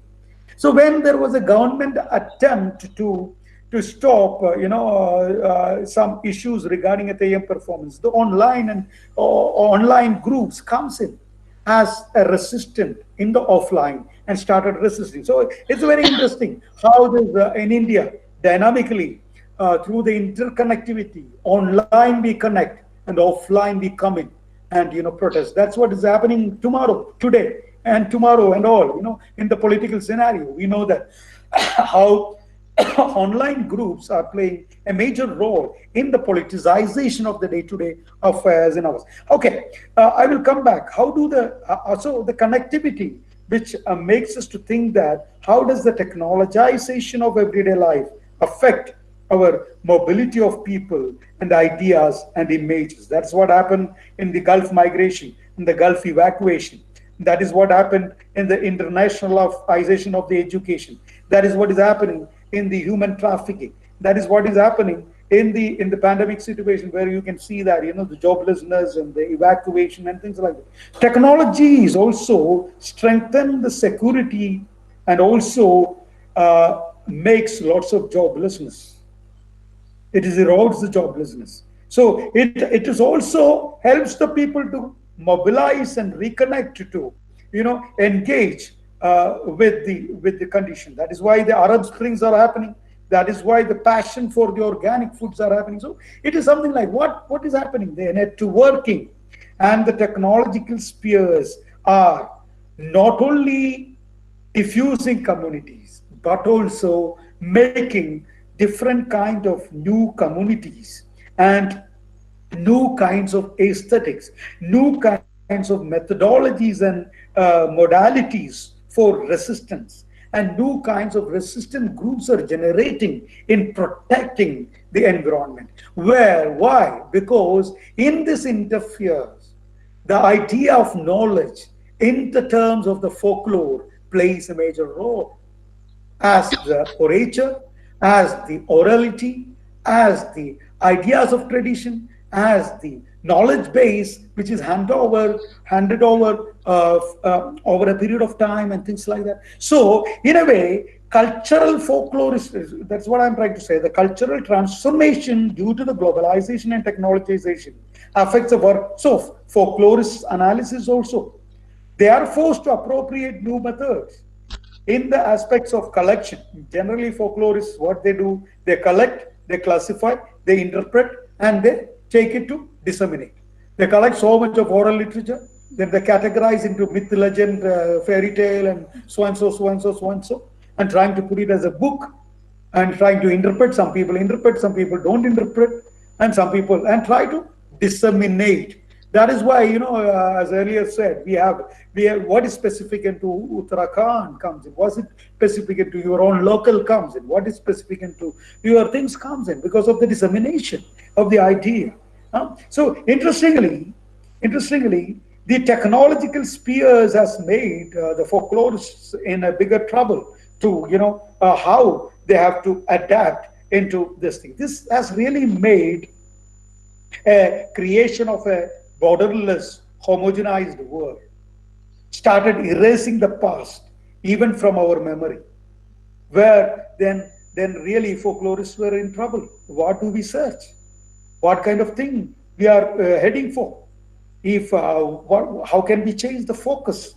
So that made Christian Blunt Gimblet to think that the idea of folklore in crisis. So she started saying that the folklore got into a crisis because why? The folklore has to change its realm, or folklore has to change the terminology, and the folklore has to change the term, and folklore has to think what folklore matters to the people. So each and every changing situations, like the pandemic, like the internet influences, like the globalization, should makes us to think that what folklore matters at each and every changing context in the time of thing. So that is why a definition of the terminology gets matter. So let me go back a little bit to think in terms of how the definitions of the folklore has made the discipline. As well as we know that Benamo's definition of folklore made a bigger performative turn in the life of folkloristics. So in 1972-76, Benamos defined folklore as a phenomena as it exists in a particular cultural context.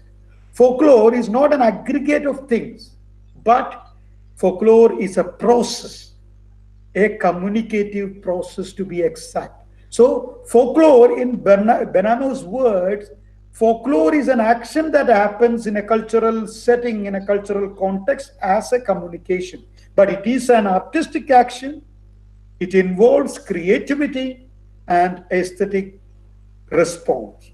It converges art forms and themselves. So, folklore, in that sense, is a social interaction.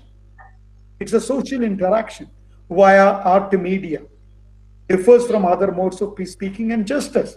So this particular definition, with a broader definition, makes us to think that folklore is nothing but an art of communication. So folklore is nothing but an art of communication, be it in the digital sphere, be it in the internet sphere, be it in the socio-economic sphere, be it in the public sphere, be it in the private sphere, or whatever it is. Folklore can be there, but it is exists in a cultural context. So the context becomes important. So each and every context started making an important thing in this thing. So that made us to think that an action happens in a context. That makes each and every folklore as nothing but a performance. So the folklore got its impetus with the idea of a performative turn. That is why many of us started studying so many, what is performance and what as performance. Many performances which is identified as traditional, as folk, as regional, as local, as urban, as occupational, whatever it is. It spans from quite a lot of things.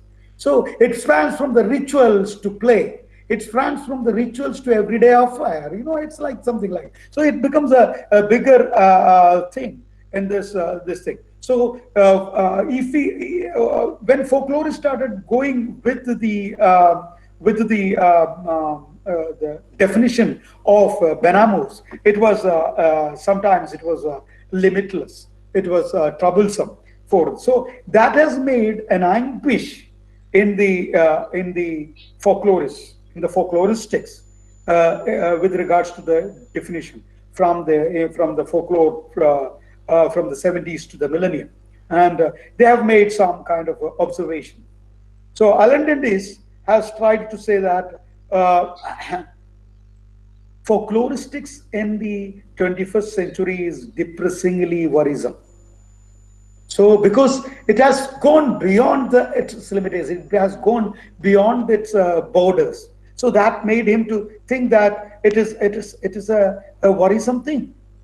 And Richard Dawson responded something like that, say that folklore in the media and folklore in the city needs to be something else. We have to look at it. Because after making an idea of the fake lore, the folklore out of the context, a folklore which is made not in its authentic context, he started thinking that it's a fake lore, something is faked.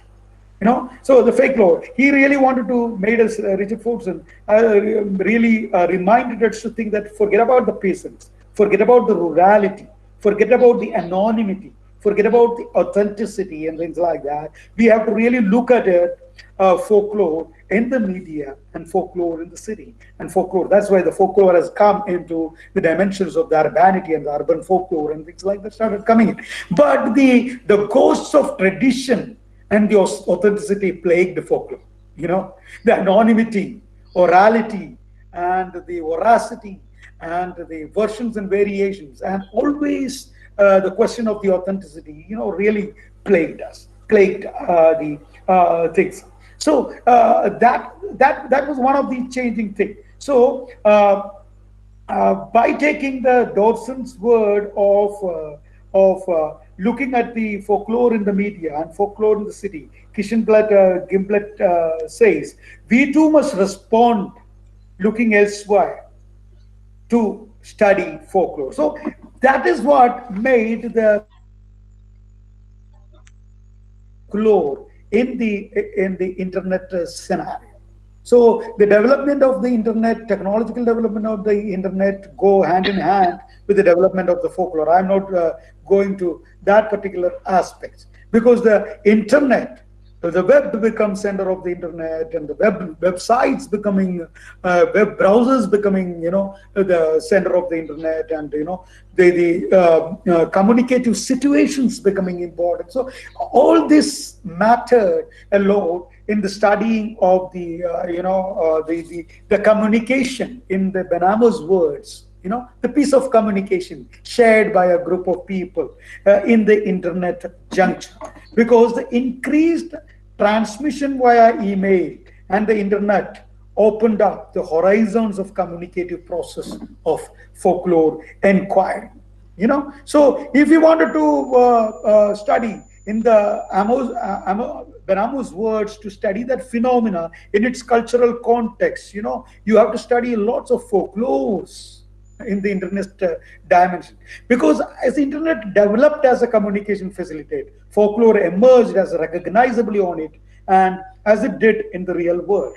From the earliest moments of the modern internet's existence, folklore was a central component of the domain, moderating the intersections of the computer professionals with the hackers, newfangled lingo, and the dispersal of the stories, pranks, legends, and as Bruce Maxwell said, the boundary between the actual and the virtual began to become blurred. That is what is happening. That is what is realistically sensing us. So the established academics recognized the power presented, the power of the folklore presented by the burgeoning internet folklore, and importance were given. But while folklore emerged in the internet, folklorists generally did not follow it. That was the fate. Most often, folklorist has an idea. They all live in the past. They all likes to be in the spot. They wanted to smell the past. They wanted to go around the field. They wanted to flirt with the people to collect it. They wanted to flirt with their own equipments of collection. So that may be one of the reasons. Is it the internet? It happened, but very few folklorists took up in the early 80s, late 80s. Even though the American Folklore Society's websites were seminars were given so many papers, they didn't give much priority to the internet folklore items in the early 90s. So because one of the important aspects is maybe one of the important aspects is folklorists' love towards the tradition might be enough, or folklorist major issue of the authenticity might have happened, because folklorists were toiling with the other words like folklore, folklorisms, applied folklore, folklorisms, like that, like that folklore consciously applied out of its own existing contexts were their bigger issues, and they were questioning the authenticity. So so that is what is happening. But interestingly, one of the first and only specialized folkloristic examination of the internet took place on the electoral pages were done by a graduate student run folklore forum of the Indiana University. That is still available. Folklore E. Folklore E is started publishing in the 2007, and it is still available, and it's a very interesting site where a lot of things think. So even though folklore was very much present in the millennium, after the post millennium, but it took a long time for the folklorists to but that's what I was trying to say. Why? What may be the reason? The reason is simple, as I said, their love for the purest form of folklore. So they were always thinking that it is fake law in the internet, or they were always thinking in terms of the authenticity and the favoritism towards the idea of tradition. That's what they meant. This all made the movement of growth of folkloristics as a subject in the internet or the web, made it. As Simon Bonner notes, the internet is often thought of as a mass culture par excellence, but it is hard to miss its qualities as a system of storehouse of folklore.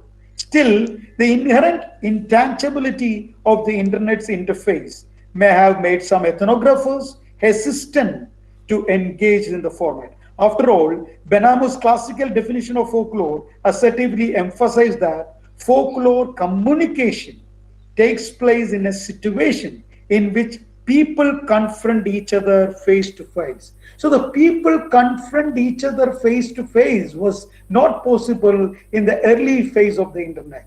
But now it is possible in the phase of the force of the social networking side. And now it is very much possible with its limitation in the digital sphere. So if we rely upon the Benamu's definition of communication happened in the cultural situation where face-to-face interaction virtually happens, we have to really think in terms of the thing. So that was major one of the issue, that the face-to-face emphasis on the face-to-face interaction via internet media made the folklorists then to forget about, and even they forgot their one of the scholars, Alan Dendy's, like a scholars, one of the folklore thinkers idea. In the 80s itself, Alan Dendy's have brought in the idea that he wrote that technology is not stamping out folklore. Technology is not against folklore. Rather, it is becoming a vital factor in the transmission of folklore. And it is providing an exciting source of inspiration for the generation of new folklore. Unfortunately, this particular words of Alendendis in 80s was never even considered by the folklore researchers. If we might have considered then and there itself, if we may have given much value to his own photocopier folklore and the other transmission folklores and things like that, the folklore in the internet and digital media should have been blossomed like anything. So that was one of the losing points which we lose. So it is important to define.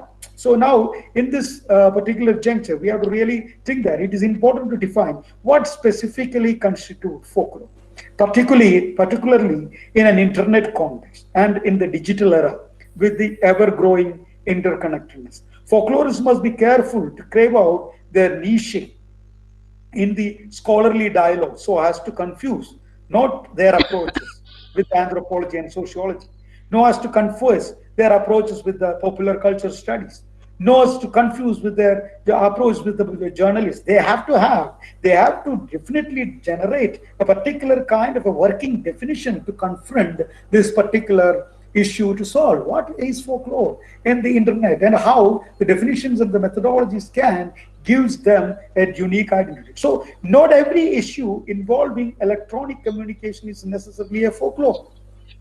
And we must equally examine and modifying terms that what fall under the umbrella of folklore in the internet context.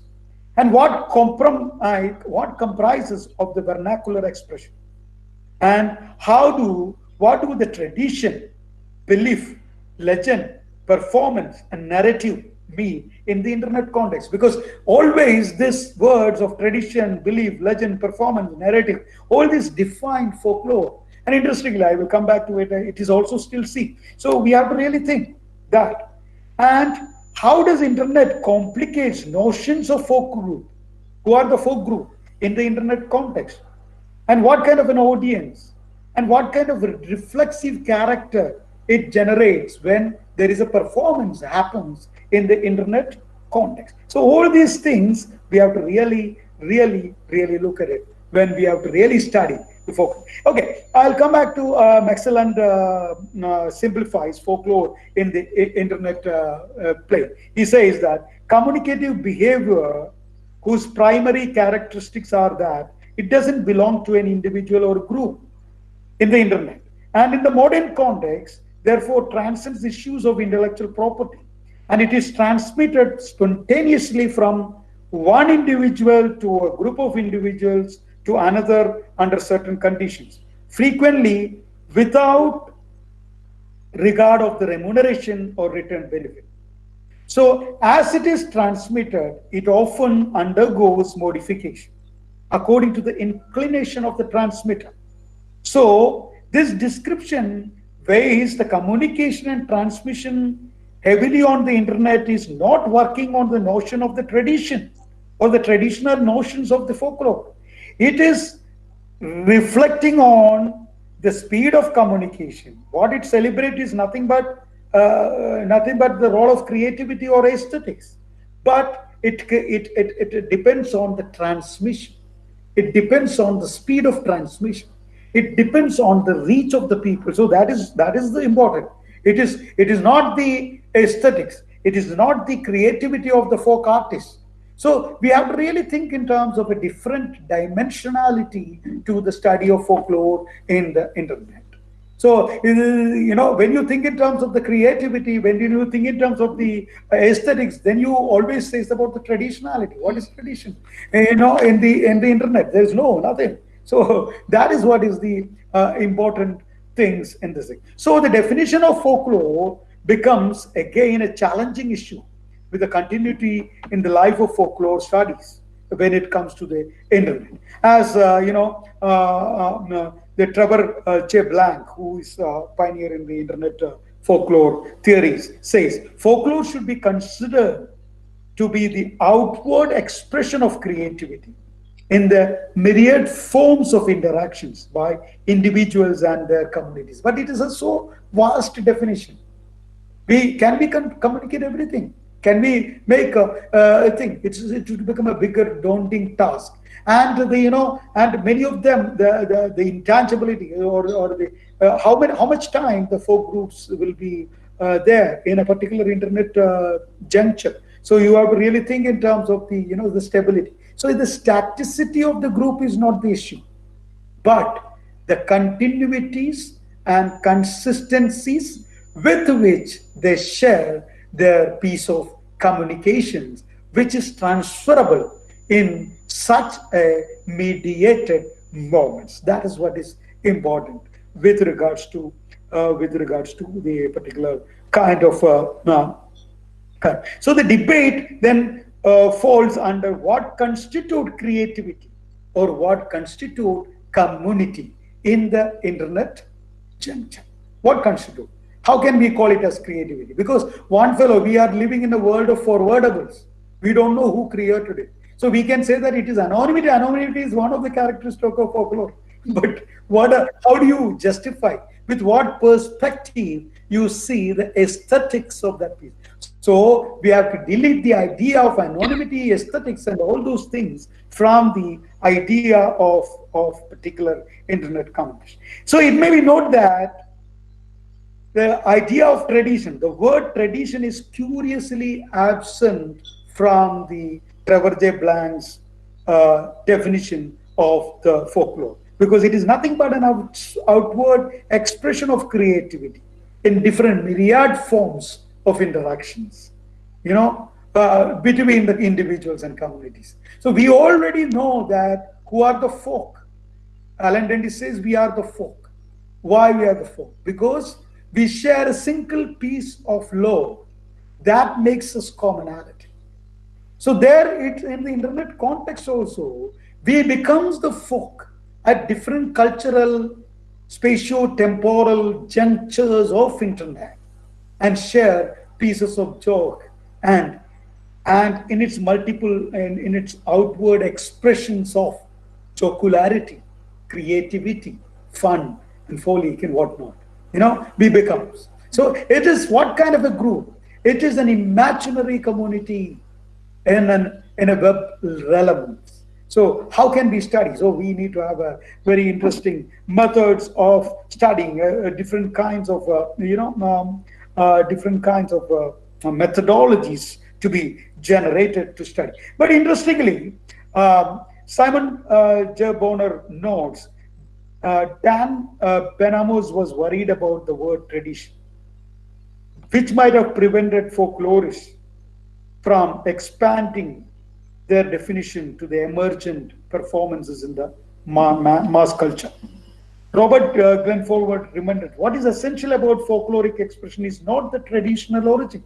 Instead, its continuities and consistencies that allow a specific community to perceive such expression as traditional, as local, as community generated for that moment in that group. That is what is the internet communication fun. But funnily, when I look at JFR editions, like Journal of Folklore Research editions from the 2000 to 2018, 18 years, I have come across so many items under the folklore reviews. So you can see I have come across some of the items which is mostly covered. Was the narrative and verbal art were covered. 191 items or the books were reviewed during the space of 2000 to 2018, 18 years, with regards to narrative and verbal. Music and dance comes in the second position. 152 items were there, and ethnography and the area studies comes in 82, the third position. And belief and worldview comes in the 66 items of the folk in the fourth position. And material culture, where we deal with the intangible craft and the tangible items and the craft and things like that, comes in the fifth position. And the folklore, folk and fairy tale with its indexes comes in as the sixth item. So what do we do? Where is the new items? Where is the new genres? You look at a kind of a review like a JFR review and trying to see what folklorists do. So you cannot, the observations makes you to think that it still rely upon certain kinds of traditional norms and categories where the orality becomes the superior factor. Huh?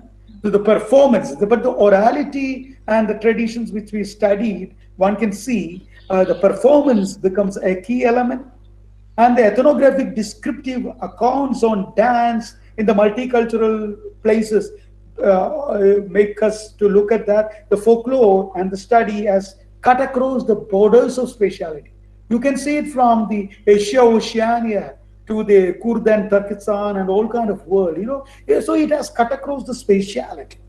So the ethnographic area studies have taken us to think that into certain smaller areas, even smaller areas to study the Kurdist community. Kurd does not even have a land, let alone even have a country. They have migrated and in different places, but for ethnographic studies that. So it was really gives us a different dichotomy which is existing in the present day reality and what folkloristics deals with it. But what I feel like the practicing folklorist really has to look at, increasingly should be interested to look at folklore in the digital frame or folklore in the internet realm, because digital folklore has emerged as an important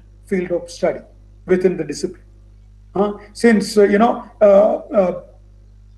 it is there a little bit longer. The phenomena is there in the form of meme, in the form of chain emails, in the form of online memorial pages, in the form of the deceased individuals, in the form of digital graveyards, in the form of so many things. So one has to really look at what it is, the phenomena is, and how one has to make sure, how one has to really create a different kinds of tools to study that makes folklore much more contemporary, that makes folklore much more relevant, and that make more folklore an activity where we can always define and de-define. So cyber lore is also an interactive dimension. Cyber lore is a digital manifestation of folklore in the virtual age, providing new and novel avenues of study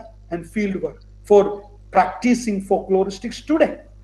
So just as stories can fluctuate over time and space, folklore has refashioned itself, meddled into the webs of signification in our digital age. That is what pandemic teaches. Pandemics makes us think in terms of the traditional medicine. Pandemics takes us to the religious beliefs. Pandemics takes us to alternative medicinal practices. Pandemics makes us to think different modes of prayers, which has been handed over as a tradition. Pandemics makes us to think simpler, human, and community oriented, and makes us to commemorate the memories. That is nothing but folklore. So, as I really wanted to say something. So, even though I rely on so many things of the new folklore and the new folklore field and things like that, but I really want to say the Barrett Tolkien's definition of the folklore is having its own relevance, where folklore is still dynamic. Why? Because it takes in the contemporary scenario, contemporary situations. It takes in the it takes in the status of the time. So folklore is alive and dynamic. It constitutes the basic and the important educative and expressive setting in which the individuals learn how to see, act, respond, and express themselves by the empirical observation of close human interactions, and expressions in their immediate society. So you don't need to worry about whether it is in a face-to-face interaction, whether it is been in an internet interfaced interactions. You see, act, and respond. That makes us to understand how people express, relate, and communicate and becomes together. So that is what I really wanted to say. So that is what I really wanted to look at it. So folklore can be redefined. Folklore can be, worked out with its own new modalities and work it out. That is what we are doing in the webinar. We are bringing the idea of orature. We are bringing the idea of traditions. We are bringing the ideas to a different, newly conceived digital platform and trying to collate and comment. Thank you so much for listening. If there's a questions, I can answer some of the questions. I hope this may be of some use for you. Thank you so much, sir. Very enlightening, innovative lecture, and very Thank you. connecting too. Uh, in his essay, Learning How to Yeah. Die in the Anthropocene, the Princeton scholar Roy Scranton, he writes, this civilization is already dead, and insists that the only way forward is to realize there's nothing we can do to save ourselves, and therefore get down to the hard work without attachment or fear. Make the new, recarve it from the old, is the message he gives. And re-expressing folklores can render various such signs and messages. Sir, I just saw some questions that Yeah. uh, it is regarding the role of internet, whether it acts as a hindrance in the organicity of folklores. I think you have already given strong arguments in favor of that, but still, Yeah. yeah. Yeah. I'll just read out. That's I'll just. yeah. The question was: Internet takes the organicity of lores, or the internet is an hindrance in the manifestation of folklores. So this is the I, question that some yeah.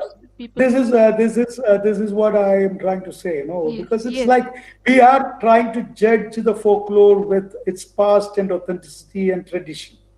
And I have told you it is still there. That is why JFR review says it is still there. But internet is not making internet laws. We have to approach it differently. We have to see it in afresh with a new sets of tools, and that is why I have taken the idea of the Theyyam performance. Theyyam is time immemorial. It has been there as a tradition. If you look at it, the web, you can see that how it is. It is very much animistic. It is very much animistic in its birth, and it is very much dynamic in its life present day. And what happens when a Tayyam is being hunted down by a set of people who was searching for the visuals, once a visual, it's all online communities. They are interested only in taking up the pictures and posting. But that posting is an act of dissemination, publicizing right, sir. a lore, publicizing a tradition in its new entity, in a new domain, not to the community who is participating, but to the community which is borderless, but to the community who can relate and not relate, but to the community who can visually associate or mnemonically relate. You got my point. So the community, the idea of the community is broken there. But the lore is there. The sharing is there. Sharing. The heritage is there. That is what is the interesting avenue. But the study has to be approached with its own limitation. As you right said, what is organic? The concept of organic is nothing but a concept which is developed as part of the development, isn't it? The development notion only developed that organic, isn't it? That otherwise there is nothing organic, So that is the difference. So what I'm trying to say is folklore gets redefined each and every moment of time. So that is why the folklore is there at the pandemic too, you know. No, so that is what my thing. I don't know. I'm correctly answering that question, but I am questioning the word organic. What is organic? How far organic is a reality? How far organic is a brand? You know, things like that. There is nothing wrong in it. Yes, You know. you're very right, sir. And we are all obliged to you, ever grateful to you that you spared your time and came to speak to us. Thank you so much, sir. I really like to thank the organizers. I don't know how do you feel about it. The whole college is organizing it, sir. Our whole college is organizing it.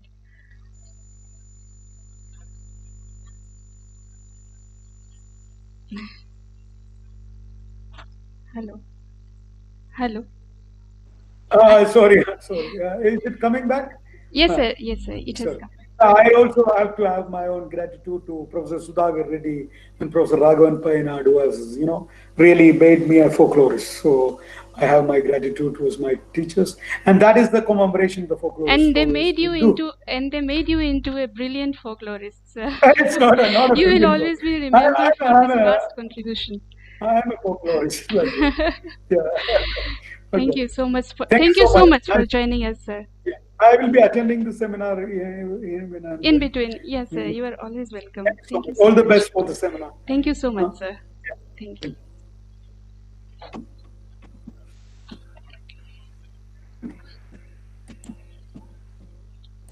So, let us now proceed to the third invited lecture. Um, Let me introduce you to Dr. Habijam Vokendro from Rajiv Gandhi University. Professor H. Vokendro has been teaching anthropology for the last 24 years. Currently, he is professor and head in the Department of Anthropology, Rajiv Gandhi University, Arunachal Pradesh.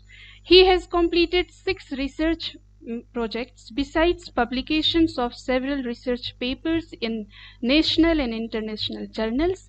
He has participated and chaired many national, international seminars, conferences and workshops. He has authored 4 books on anthropology. He is the chairman of the BPGS in Anthropology, Rajiv Gandhi University, and also the BPGS member for Tribal Studies, Sociology and Social Work, Rajiv Gandhi University and Department of Anthropology, NEHU, Shillong.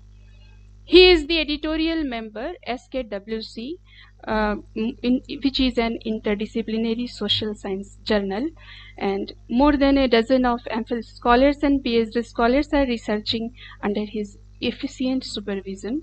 I invite Professor Habijam Vokendro to speak on folklores. Welcome, sir.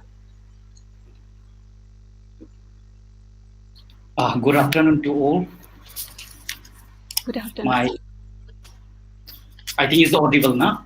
Yes, it is, sir. Please continue. I grateful and thanks to Madam Pallavi for inviting me for such a very knowledgeable, webinar. The paper I'm going to present is myth, but I will say it's a general folklore. It's entitled Interpreting Folklore Through Cultural Lens. I will try to share 2 of the myths in Manipur. First, let me introduce the topic. Women in early period of history in Manipur, as revealed from the ancient pages of Puya, were inferior as compared to their male counterparts. It may be presumably said that the older the time period, the more is their suffering from patriarchal trauma. The premise is based on the fact that men's stronger physical prowess acts as determining factor of dominancy until many technological gadgets that can control humans and animals, irrespective of gender, that aids in enforcing the modern jurisprudence. At present, a physically weak but technologically smart lady with a sophisticated weapon can butcher hundreds of physically stronger men or elephants. But in older times, women were mere pawn of man. The pitiable flight beyond history in oral tradition reveals their trauma and tragedy. The reverse chronology from the present to the past shows their evolution of trauma and tragedy. The conquering of kingdoms and forcibly marrying of queens and concubines in history, the barbaric kidnapping of women as sex slaves in proto-history, monopolizing of women by an alpha man in prehistory, or the divine power of man to curb and control over women in myths and legends reveal all such trauma and tragedy of women. Looking at such trauma and tragedy of women in oral tradition, in myths, the present paper attempts to examine the plight of women in Manipur by picking up two different episodes. Okay, actually, I have picked up three, but because of time constraint, I'm confining to two different episodes. Another objective of the paper is in what way and how the interpretation of an insider who experiences and understands the genre of the folklore of a culture, and an outsider who simply listens or reads the text and interprets it in what way and how. The differences in the two will give insights of our attempt to interpret folklore. It is on this backdrop the present paper attempts to examine two myths of Manipur from the cultural lens of an insider, which can deep dive and explore the nooks and corners of the myth. First, let's see the first myth. I will try to share it very quickly. It's a very short myth. The first myth is Konthogsam Nongaro. Widely known as Konthogsam Lairama, the goddess of Konthogsam clan, Alice Nahuyu, was the mortal group of people called Haurop Kontho of Manipur. Lord Sorare, who was reigning on the peak of the high mountain Kogru, where the peak touched the sky with clouds of rain, is considered as the sky god who has tremendous divine power on people on the earth and who pray him for showering rain and general prosperity. Once he witnessed a little girl by the name Nahui. He came and talked to Nahuinu's father and to take care of the girl, not to defile in her food and drink, and told him to marry with him when she became mature. In course of time, Nahuinu became a beautiful maiden, and Lord Sorarel married her and enlisted among his multiple wives. In showing of his gratitude and happiness, Lord Sorarel, the king of the sky, heaven blessed the Konthogsam people an immortal and prosperous life. Nahuinu, after marrying to Lord Sorarel, is known as Konthogsam goddess and happily resided in heaven. After a few months, she delivered a baby boy who was named as Korifa.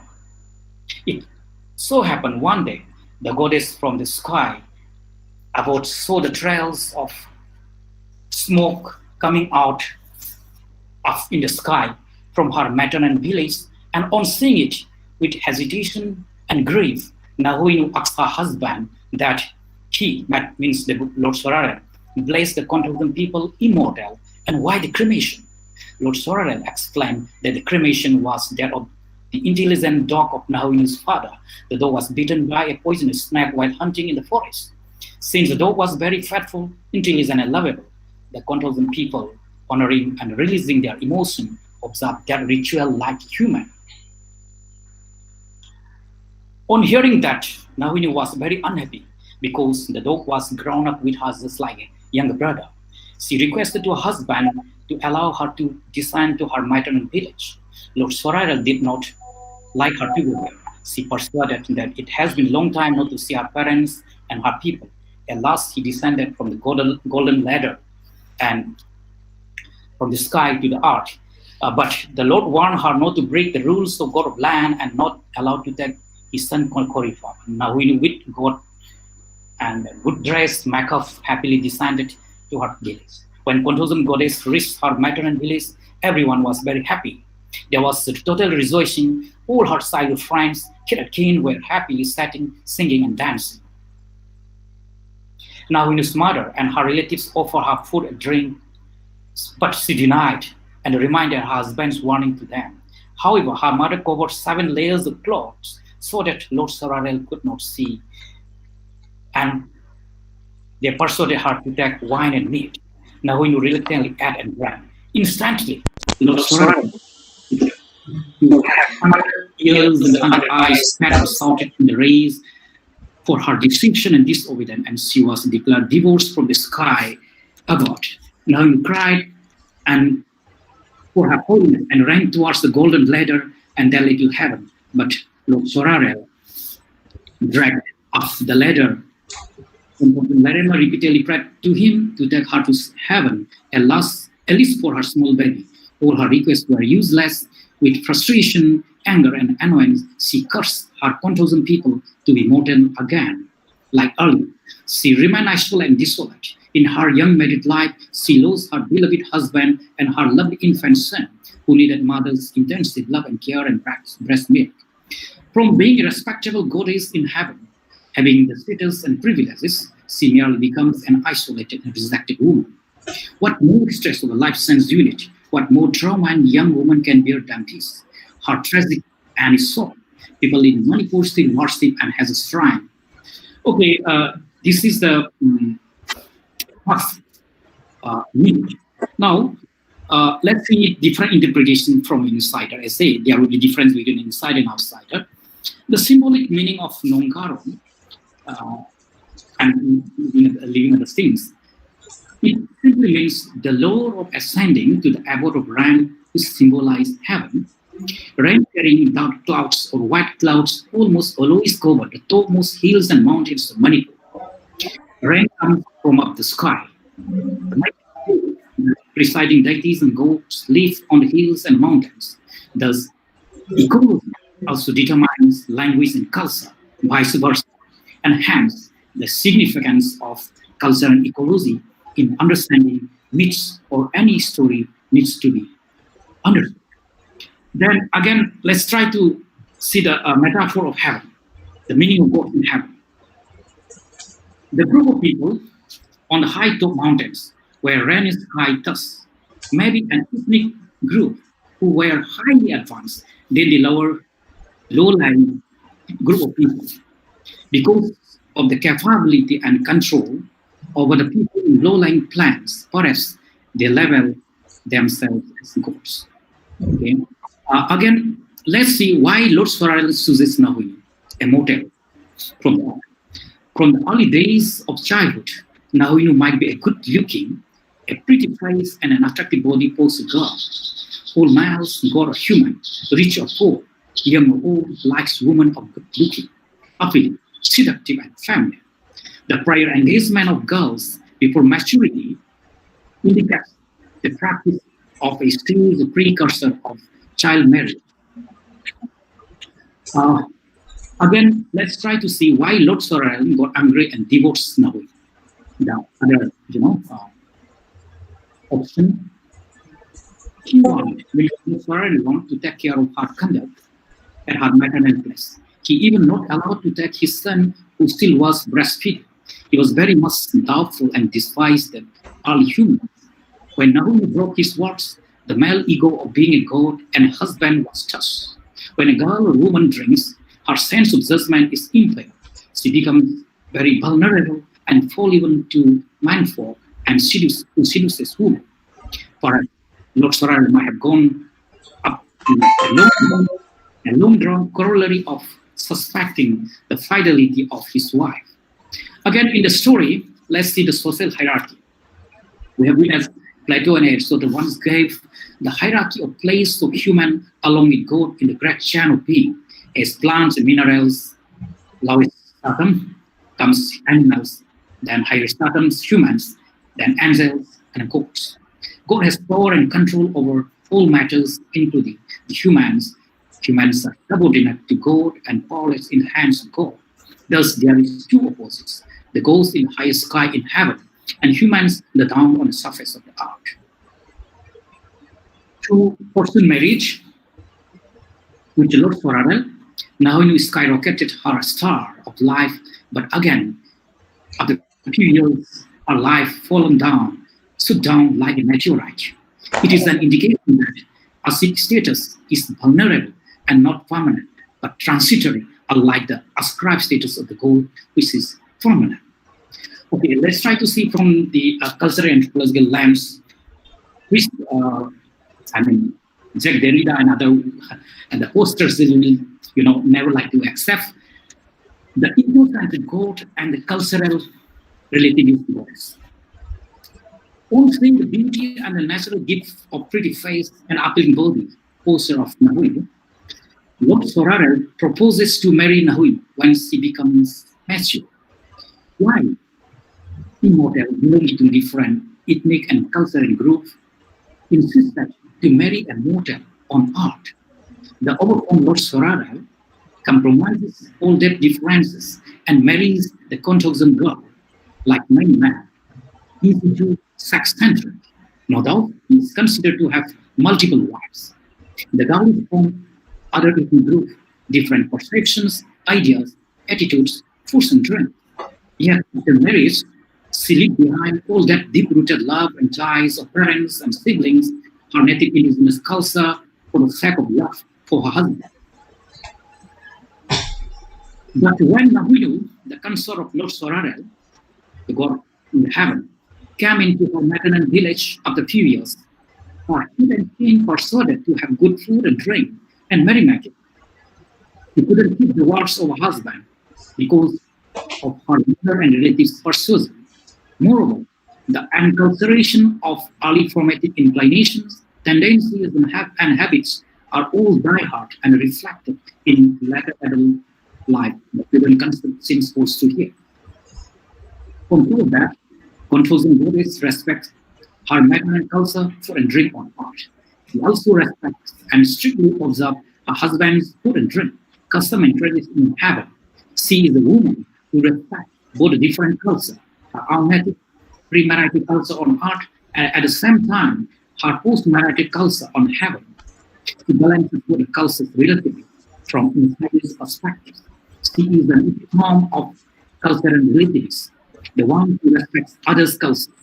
On the other hand, Lord Sorarel, who is considered a god, who has power and privilege, so a thorny and egocentric attitude and character. When the girl is young and beautiful, he compromises the differences in food, drink, and behavior of the girl who belongs to other culture and marries her. He fulfills his desire for marrying her and enjoy a happy conjugal life. He confers value after giving birth of a child and a relative age, and regarded youthfulness is undervalued. The disobedience of having food and drink of her maternal culture, he divorced her, a wife and a mother. He could not respect other cultures other than his own culture. Though he is a god, he is an egoistic and ignorant who always thinks that his own culture is the best and others is bad. Let's see another interpretation. Mind your own business. In 6 minutes story, this is more coming the second bit. Lord Sorarel has no role to play. He was not part of the comedy or tragedy, yet he was empathic and hence blessed the 6 ill-fated girl to turn into contemporary, the constellation pledges. But in his own life and family, he was very good and cool and took the decision of expelling his own wife. His ego of being male and god, so prejudice and dominant of power to subordinates who repeatedly prayed for forgiveness, but who never forgave. This is the first interpretation of the first myth, some of my little experience as an insider. Now the second very short myth is Khongzom Nubi Nongkar. The name of the text is Khongzom Nubi Nongkar. It is another myth on 6 maidens of Manipur who turned into constellation Khongzom Nubi subterraneously in Hindi. One day, 6 maiden friends of Luang clan came in search of buying fish for their families. They reached in a lake and met 6 tribal Haku youths. They could not get fish. They have fallen in love at first sight with the 6 bus sellers. The 6 youths requested the 6 girls to stay that night with them, telling that they could get fish in the next day. The 6 girls were hesitated for their fathers and brothers and the lovers persuaded, and it became evening. Thus, they spent that night with their respective lovers in the lake shore for that day. The next day in the morning, they went back to their homes, but their parents and brothers beat them up and expelled them from their respective houses for the misconduct and the relationship with the lower ethnic group of youths. Without any option, they came and climbed up the mountain in the western boundary. One of the maiden gave birth to a cicada instead of baby on the way to heaven. They climbed up, and at last they reached at the gate of heaven. They cried and prayed to Lord Sorarel and narrated their story. The Lord felt pity on them. Since the mortals cannot live with ghosts in heaven, the merciful God sent them in the sixth sky, and they turned into the constellation Khonjamnobi, the Saptarishi. The Manipuris, in memory of them, sing the song of depicting the story of the maidens towards the end of summer season and the beginning of rainy season. This is the last myth. Now, how we can interpret this, maybe look into.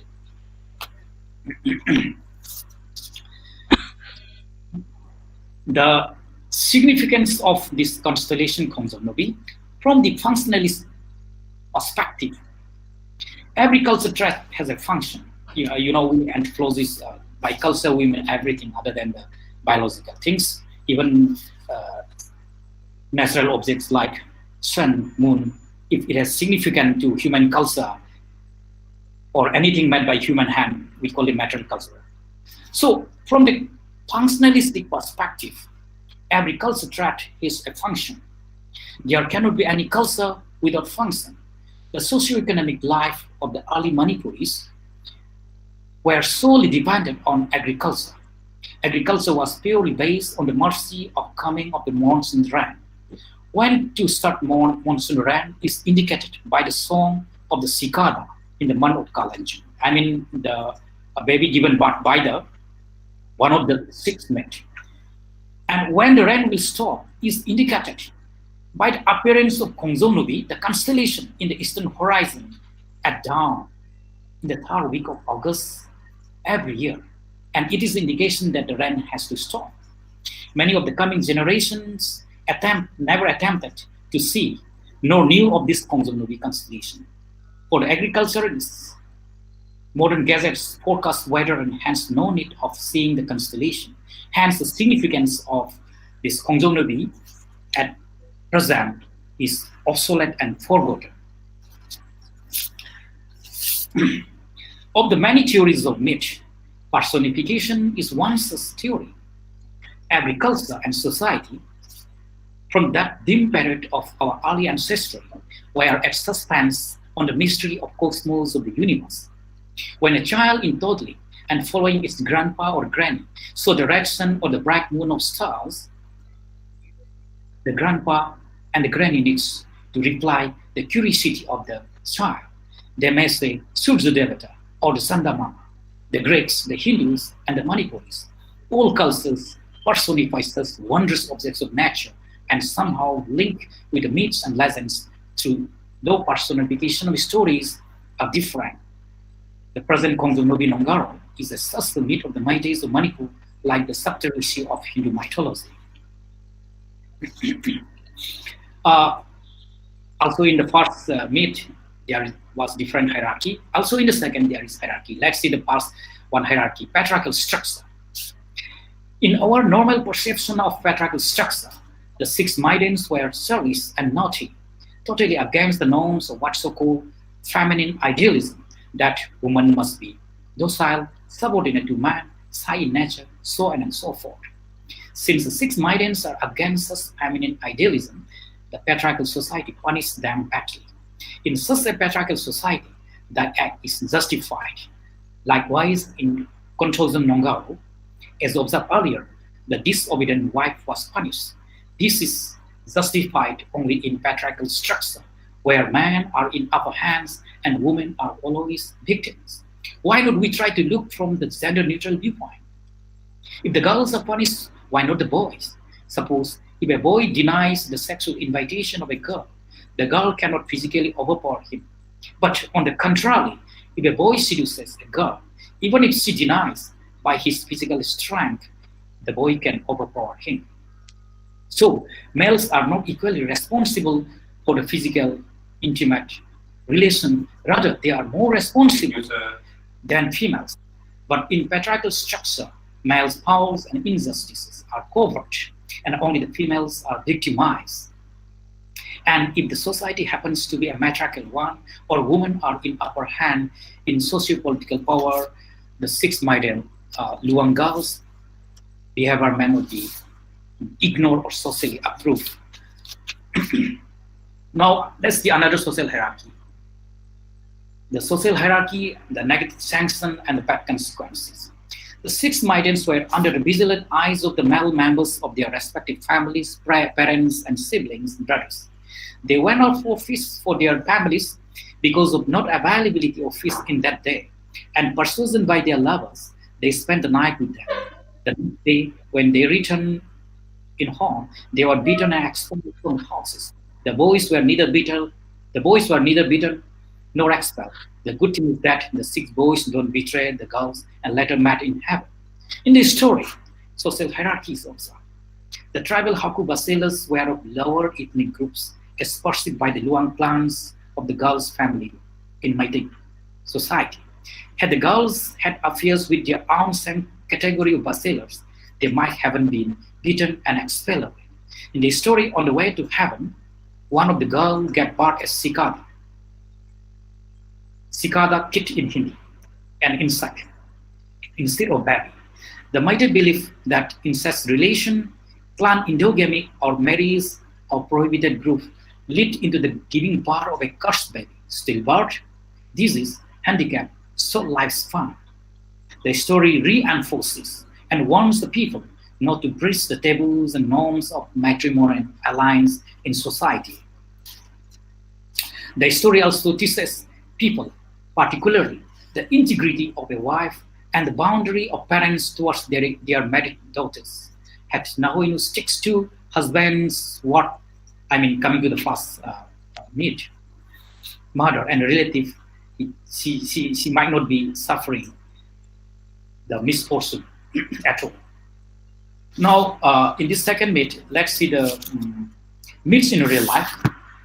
Myths might have two last functions. One is the sacred concept of the story that still people believe and practice, and the other is no more attended by the people because of its absolute obscureness or profanity in nature. We have many beliefs and practices linked with such sacred myths of praying and offering to gods and deities in Hindu myths. Coming to the present story, certain cultural beliefs and practices are related to the myths. When the six girls were ascending to heaven, one of them delivered a cicada. It is said that without any means to cut the umbilical cord, a locally available plant in the hill called lam thang shou cut it. Lam thang shou in Manipur language means wild dog. Still, the Meiteis believe that the plant has destructive power of harsh substance in human body. That's why still the Meiteis consider the plant an ethno-medicinal one. They boil the plant and the liquid is drunk to break and cure the stones in the kidney or gallbladder of patients suffering from stone cases. Also, the old folks sing the song of romantic mysticism of the lovers and their offspring's cicada in the month of season when cicada sings in a year. Again, let's see the binary opposition, which, as I say, post-structuralists, are very much against it.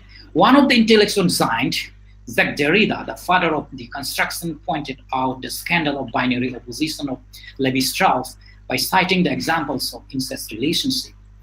Everybody appreciated Derrida's critical inquiry of interpreting texts. However, Levi-Strauss' concept of binary opposition also gives insight in understanding the wonder world of human minds, though there may be limitations and exceptions in understanding certain contexts of social reality, such as cited by Derrida. Taking the benefit of Levi-Strauss structuralism, let's try to examine the context of the myth. In the story, the girls were grown up and could take responsibility of their family matters beyond their home houses. As they came out for searching of fish for their homes, for their families. The girls were biologically and socially mature, strong as of human biology and psychology. To love and be loved is a human instinct and need to fulfill, and they were craft for it. However, their natural instincts were curbed and controlled under the strong core of patriarchal structure. Somehow, when a weak situation comes up, the repressed emotional and biological instincts burst out. The meeting of the six boys in the late evening was the weak zone, and appeasing the carnal appetite is the irresistible outlet. The sheer truth nature dominates over nurture.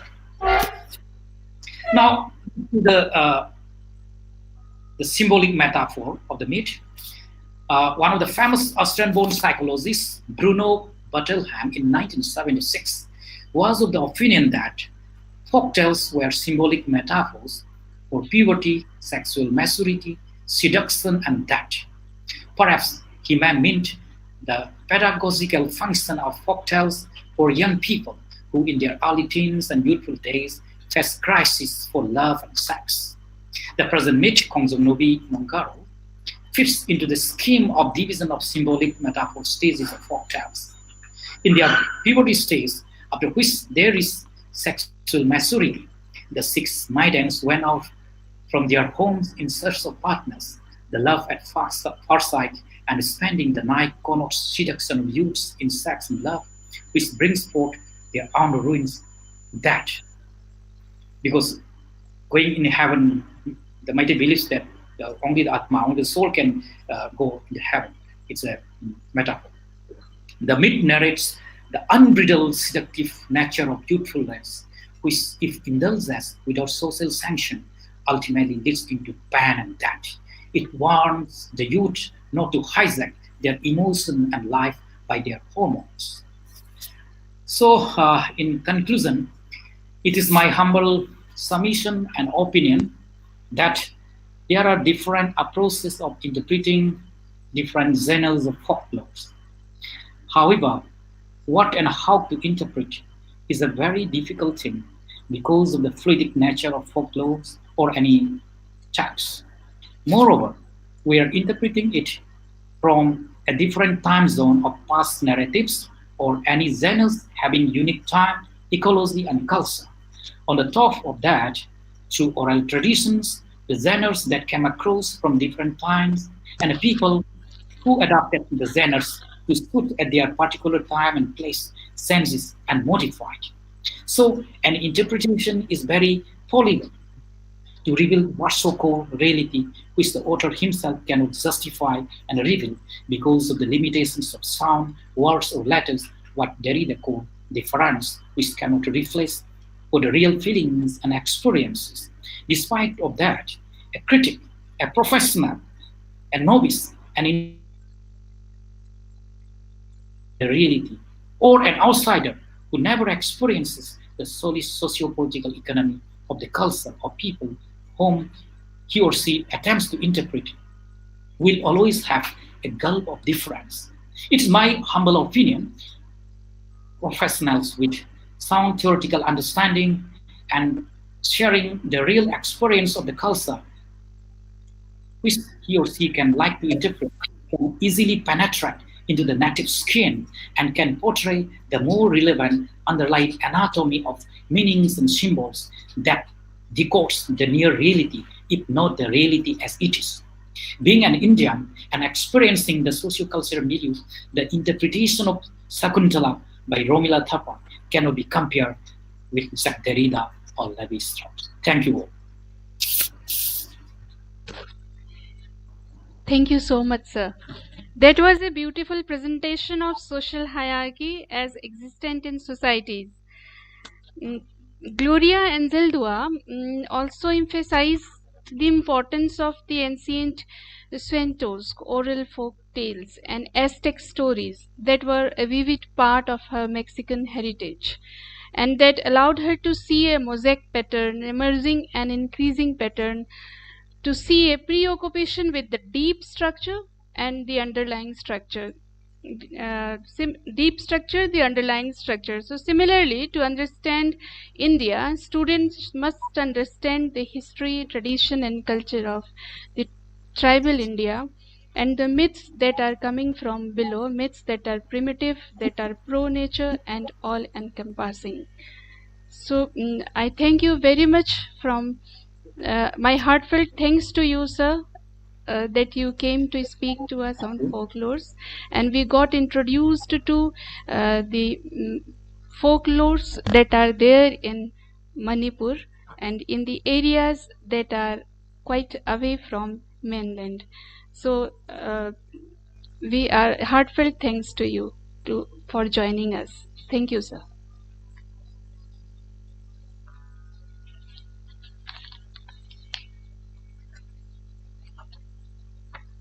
So after myths from tribal societies and tribal India, let us move towards urban legends. Urban legends, they share several common features. The term was first used in 1930.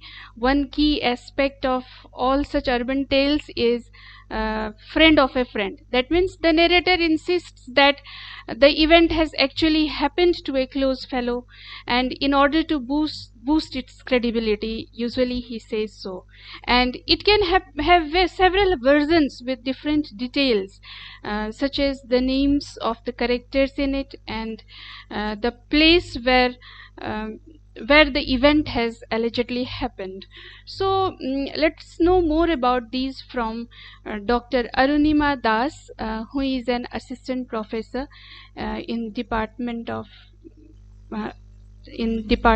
English at the Gargi College, University of Delhi.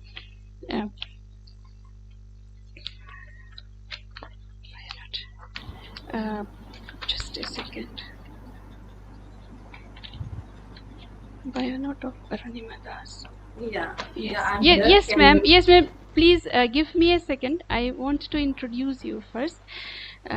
Dr. Arunima Das is in the Department of English at Gargi College, University of Delhi since 2010. She has done her research from Jawaharlal Nehru University and has worked in different parts of the country as a faculty in English. Her collection of urban legends is included in the Encyclopedia of Urban Legends and is recognized as the first study in India. She has selection committee member of Ministry of Culture, Government of India, 2012 to 2014 for the field of folk and indigenous arts. I would like to invite Dr. Arunima Das to deliver her talk. Over to you, ma'am. Arunima, ma'am. Yes. Yeah, I'm just trying to look at myself and unable to see where am I. So I'm not visible. You are right there, ma'am. We can see you. You Okay, are quite great, visible great. and audible too.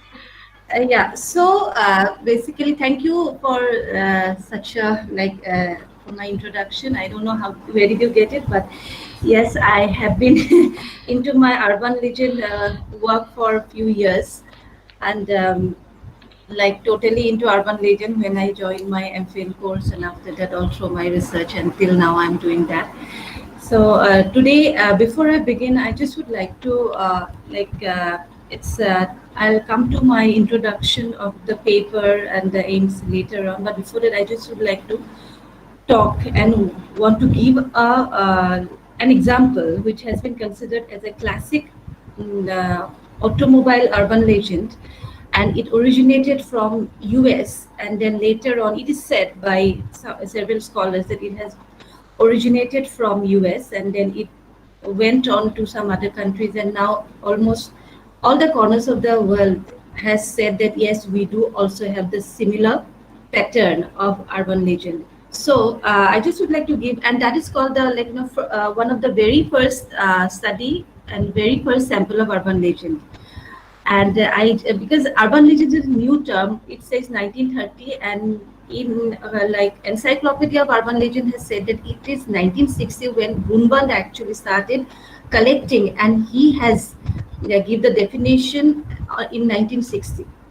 So 1960s onwards, actually paper-wise and theoretically, we say that urban legend, the scholarly term of urban legend, has started. So now that is why, just because urban legend, and it is also known as contemporary legend, and sometimes it says modern belief tale, sometimes it says urban belief tale, etc. So there are various names, and that is why I want to give an example first, so that I can connect my audience with the paper that I am going to read today. That is, it is known as the vanishing hitchhiker. It was first started in the United States and abroad. So the example goes like this. The story is like this. Well, this happened to one of my girlfriend's best friend and her father. They were driving along a country road on their way home from the cottage when they saw a young girl hitchhiking. They stopped and picked her up, and she got in the back seat. She told the girl and her father that she just lived in the house about 5 miles up the road.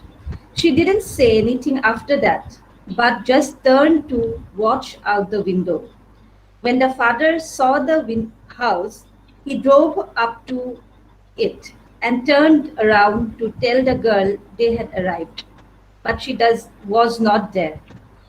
Both he and his daughter were really mystified and decided to knock on the door and tell the people what had happened. They told them that they had once had a daughter who answered the description of the girl they supposedly had picked up. But she had disappeared some years ago and had last been seen hitchhiking on this very road. Today would have been her first birthday. So this is one of the story, and this is a version of the hitchhiker. We have several hitchhiker story, vanishing hitchhiker story, in the country as well as like in the world. So basically, what we see, what we term it as a story which is related to some supernatural, and normally they visit us. The visitors when there is a birthday, when there is a anniversary, death anniversary, or sometime like some important day ahead. So this is some kind of a story which is actually very much there all around. We feel that yeah, this is something which is related, but this is scholarly, like according to the discipline of folklore. This is termed as urban legend. Urban because this is something, it has been.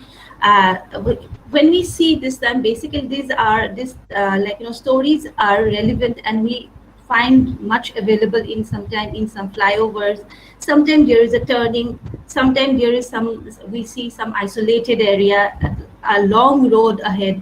So that time we find this kind of a story very much available, and that is why, and this is normally it's just behind the like just a few kilometers away from the main town. That is why this term urban. And moreover, like there are some stories which is related to some malls, sometimes some restaurants, sometimes like we find lots of story about KFC these days, Kentucky Fried Rice, Kentucky Fried Rats.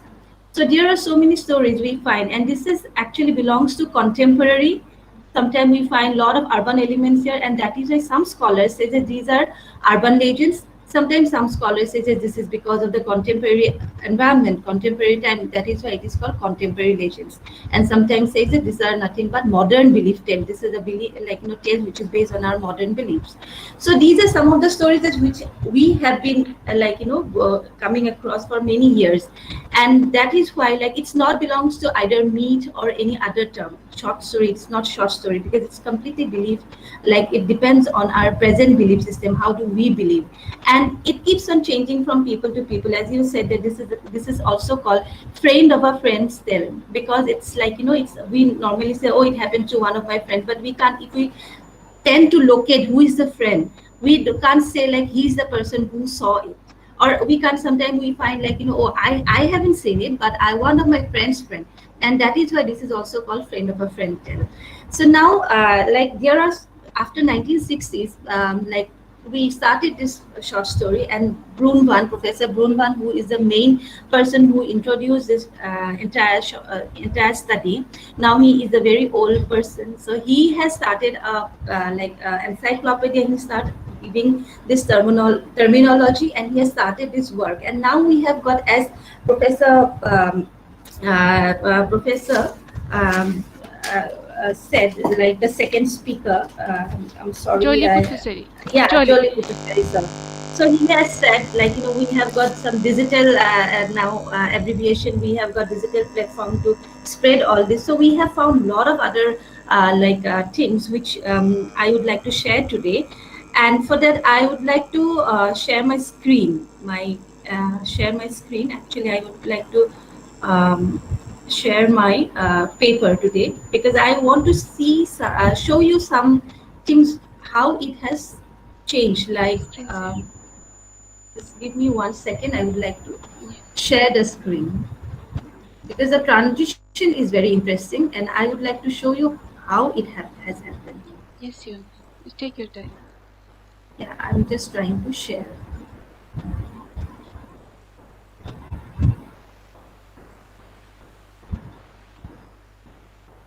Uh, is this? Can you see this paper? Yes, ma'am. It is visible. Yeah, we can see that. It is visible. Okay. So, what is the name of the paper is Reiteration of Oral Narratives in Digital Media, a study of contemporary legends of India with reference to social networking site. There are some typing error. Um, so, as I said, the contemporary legend, which is also known as urban legend, modern legend, these are some scholarly terminology which is significant, since it belongs to the subclass of folk narratives in contemporary background that lives in the context of urbanization, industrialization, and social networking. Contemporary legend is a conversational genre primarily communicated through the word of mouth, although they are frequently disseminated through different mass media. So this was a definition by Paul Smith, who said that this is primarily a conversational genre and also communicated through the word of mouth, but at the same time it is also nowadays frequently disseminated through the use of media. So this is basically as like nowadays it is in the cyber world, as Professor Puduseri has said, like it is nowadays it is in the digital platform. So I don't want to talk more about that. So based on that concept, I would like to like aim in this. I would like to my paper actually demonstrates certain objectives, and I would like to read them. This paper demonstrates the potential interest for the understanding of contemporary legends of current times. So basically, what are the potential interests for the understanding of contemporary legends of the current times? Then it also considers the transformation of widely circulated contemporary legends from oral platform to digital platform, especially related to human trafficking, supernatural existence, and dreadful food contamination in India and outside. The study refers to some orally transmitted stories that many people of this region have heard as true accounts of real life experiences, which were later found to be some internet based texts and their subsidiaries collected from few popular social networking sites like Facebook, WhatsApp, and so on. So, this paper will study some contemporary legends which have arrived through different communicating medium in different shapes in India. So possible methodological approaches and interpretations are based on Brunvan, Paul Smith, Trevor Blank, and their theories of oral narratives and collective behaviors. So this paper may conclude with a movement beyond separate narrative texts into the study of contemporary legends, and certain internet texts are likely polymorphous phenomena in the context that brings into the open, rich, and detailed potential resources, sometimes exaggerated, sometimes underestimated, exist in different contexts which invite direct or indirect responses. Now, I would like to put some definition which has been given by Paul Smith, and these are there are three main characteristics of contemporary legends, as we just read the contemporary legends like the vanishing hitchhiker, what we find, like the contemporary legends do not exist as a single unique item as do works of art. It is not completely a single unique item. It has got different context, it has got different medium, communicating medium, and it doesn't exist as a single piece of art. Instead of many examples of any one text, it will be in circulation at one time. Contemporary legends are highly mutable and are not static. These are very dynamic, it keeps on changing. Consequently, no two examples are same. For example, as we said, in contemporary legends are keeps on they keep on changing from people to people, mouth to mouth, because no people stay in a similar way. So they add, they remove, and after a certain age, they completely gets a different perspective. They get a different look. So contemporary legends keeps on changing. It is dynamic in its character. Contemporary legends appear to be anonymous creation, although they may have discoverable sources. On the other hand, it is not unknown for texts to have attributed authorship. So as a result, what becomes? It becomes anonymous. So it has not got any attributed authorship. So these are the primary definition of contemporary legends. Now, we all know that legends normally, when we talk initially, we were talking about the orality. When orality exists, like in case of oral narratives, this keeps on changing from people to people, through mouth to mouth. But now it is a time when what we do, we disseminate, we communicate through digital media more. So in this paper, I would like to talk about how in digital medium this keeps on changing, how it moves, how it communicates in digital media. So initially when it started, there are a lot of reviews, there are a lot of presumptions, there are a lot of observations by many scholars in this field. And today I would like to include what they assumed. What were their observations when they first started thinking about this transition from orality to digital media? So now I would like to talk few things like actually how they assumed what they assumed. So in an essay called Towards a Definition of Folklore in Context, one of the very famous folklorists, Ben Amos, he said, if the initial assumption of folklore research is based on the disappearance of its subject matter, there is no way to prevent the science from following the same law. In similar way, Alan Dundes, who is considered as the father of folklore, he said in one of his presidential plenary address to the American Folklore Society in 2004, with a very grim outlook, said that the state of folkloristics at the beginning of the 21st century is depressingly worrisome. They thought in the beginning that folklore will vanish after this when it will move to digital media. There will be no orality, no folklore. And that was an alarming statement which actually which advocated many attention from many scholars.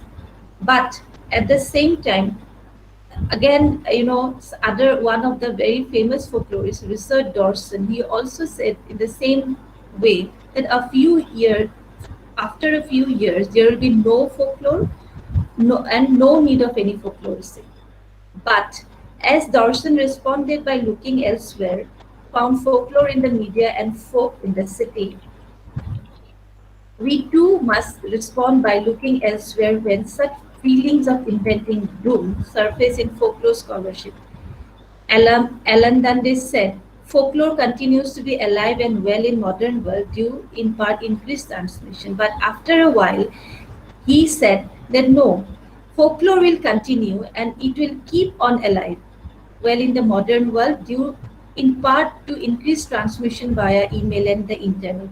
So now, like after a while, when they saw that it has been transmitting through emails, it has been transmitting through fax machines and all, they said that no, folklore will also, it will continue. So they were little, happy, and they were little, like what will be the new modalities. So then we see that internet develop, like now internet has developed as a communication facilitator. Folklore emerged as recognizably on its in own new world. So now what we can see that in the new real world we find folklore in a new way, in a new direction. We can see internet has developed folklore in a different way through different modes. So that's how, like after a while, it made Linda Day respond, Linda Day said that the internet discussion groups often specialize in disseminating folklore, religion, urban legend, rumor, and related topics, creatively influencing the current legend repertoire. So Linda Day, who is considered as one of the outstanding scholar, and she did a lot of work in urban legend too. So she said that no, we have got a new direction in case of urban legend, in case of contemporary legend. We now through internet we can study in a different way. Then Bill Ellis, another scholar, he said that increased internationalism of email conduits now make it normal, even commonplace, to exchange impressions and reactions across continental and even linguistic barrier. Comparing the content and the form of to the previous oral-based collection may reveal some significant ways in which the internet has impacted the folk process.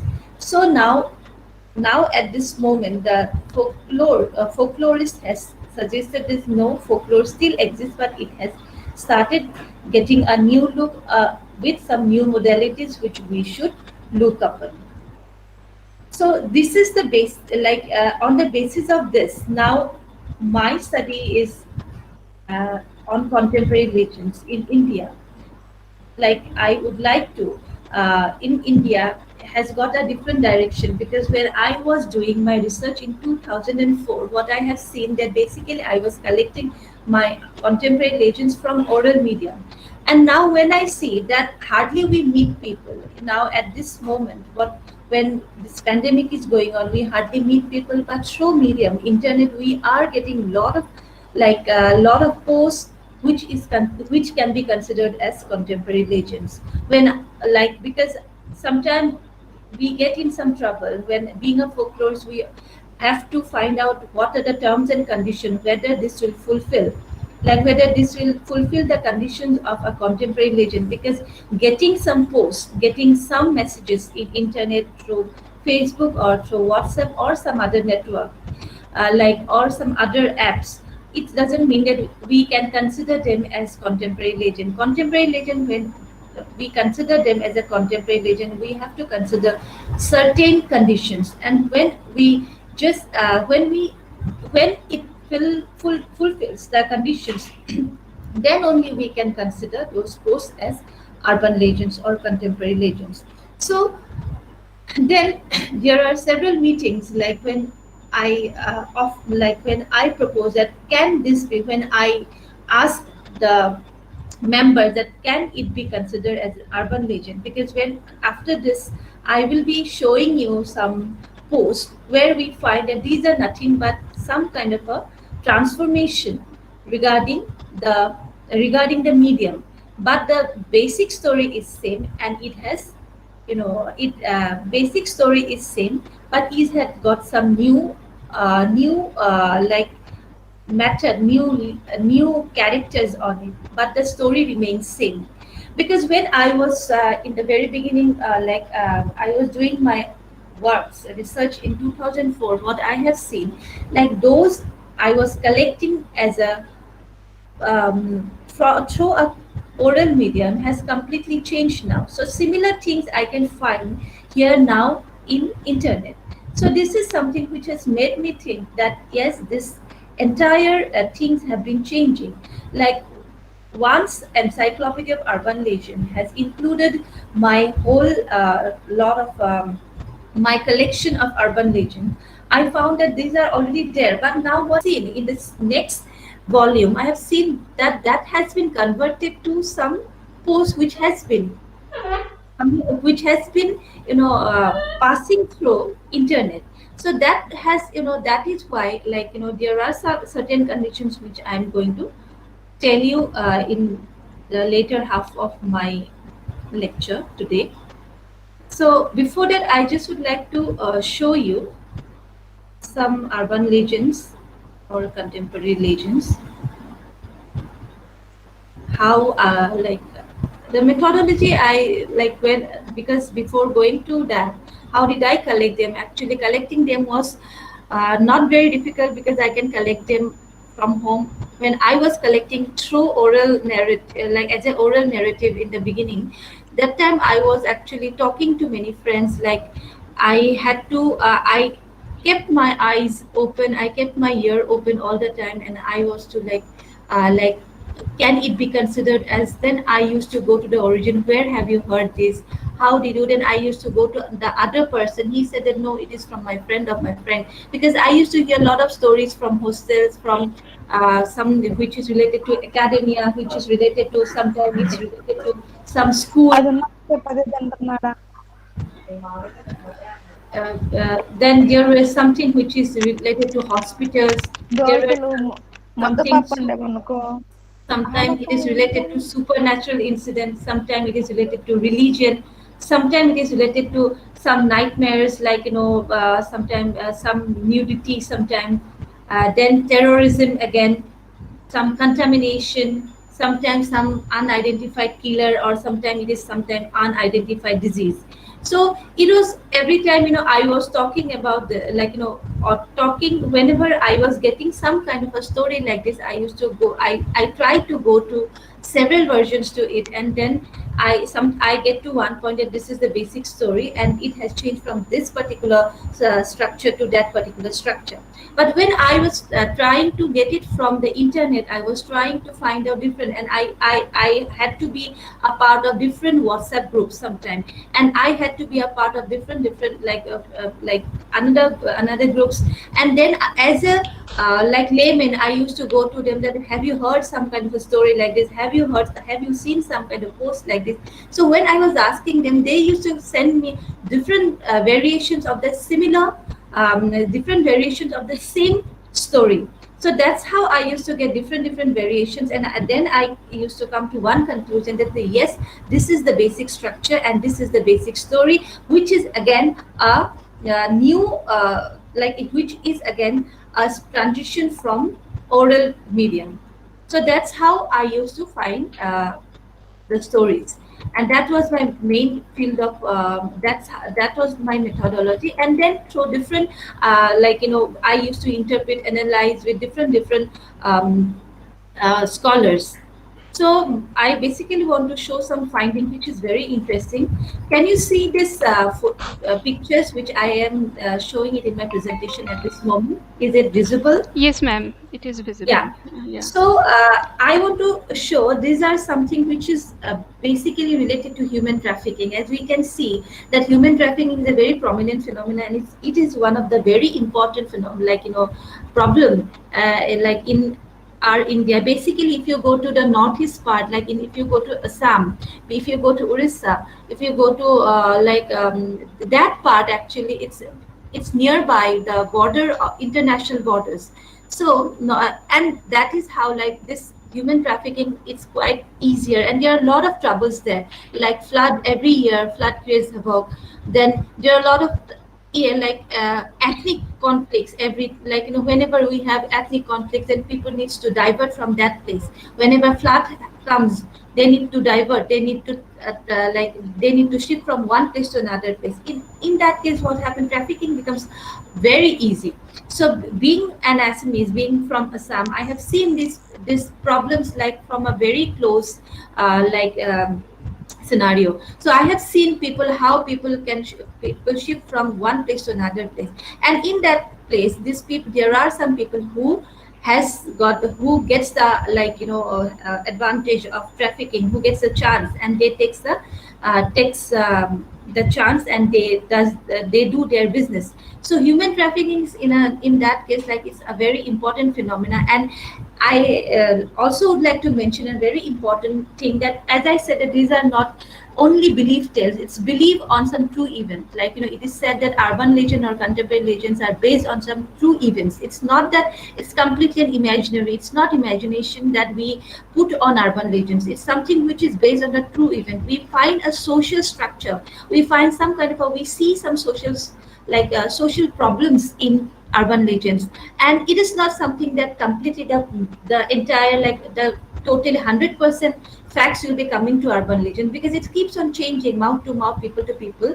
And that is why what we find there some kind of a truth is there, some percent, like 30-40% truth is there, but it's not completely true, but it based on some true events. So these are, like, this first one which I have been pointing it now. This is something which kidnapping by kids. This is in vernacular language, which is in Assamese. So here what we have seen, that this is particularly in Assamese. So it has, like, although it is in internet, but it is in Assamese language. So, and also, and this is the similar thing we can see in the second one, which is kidnapping in disguise. So here similar, but it is the main motto here. We find that, bacha, like the kids have been kidnapped, then people come and they come in a different with an I card, and will show you that I am from this company, which is a bogus company. And many a time, and that they give some kind of a medicine, chloroform, and they just try to kidnap them. So these are some of the things. And sometimes what happens, this lady is not actually or this lady is a, like, honest lady, who's like, some. So these, again, these cut, copy, paste things happen. And as a result, what we see, that there is something which is based on, like, true event, but at the same time the entire concept is true, but the entire story is not true.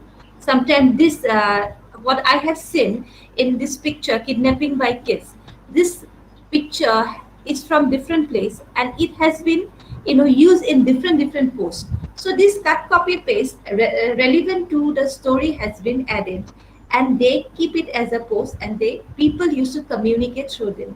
So who will communicate now? The people, those who are afraid of this, those who are alert, those who are concerned of all this kind of an environment, they will, they will, they are the participant of this kind of a process of communication.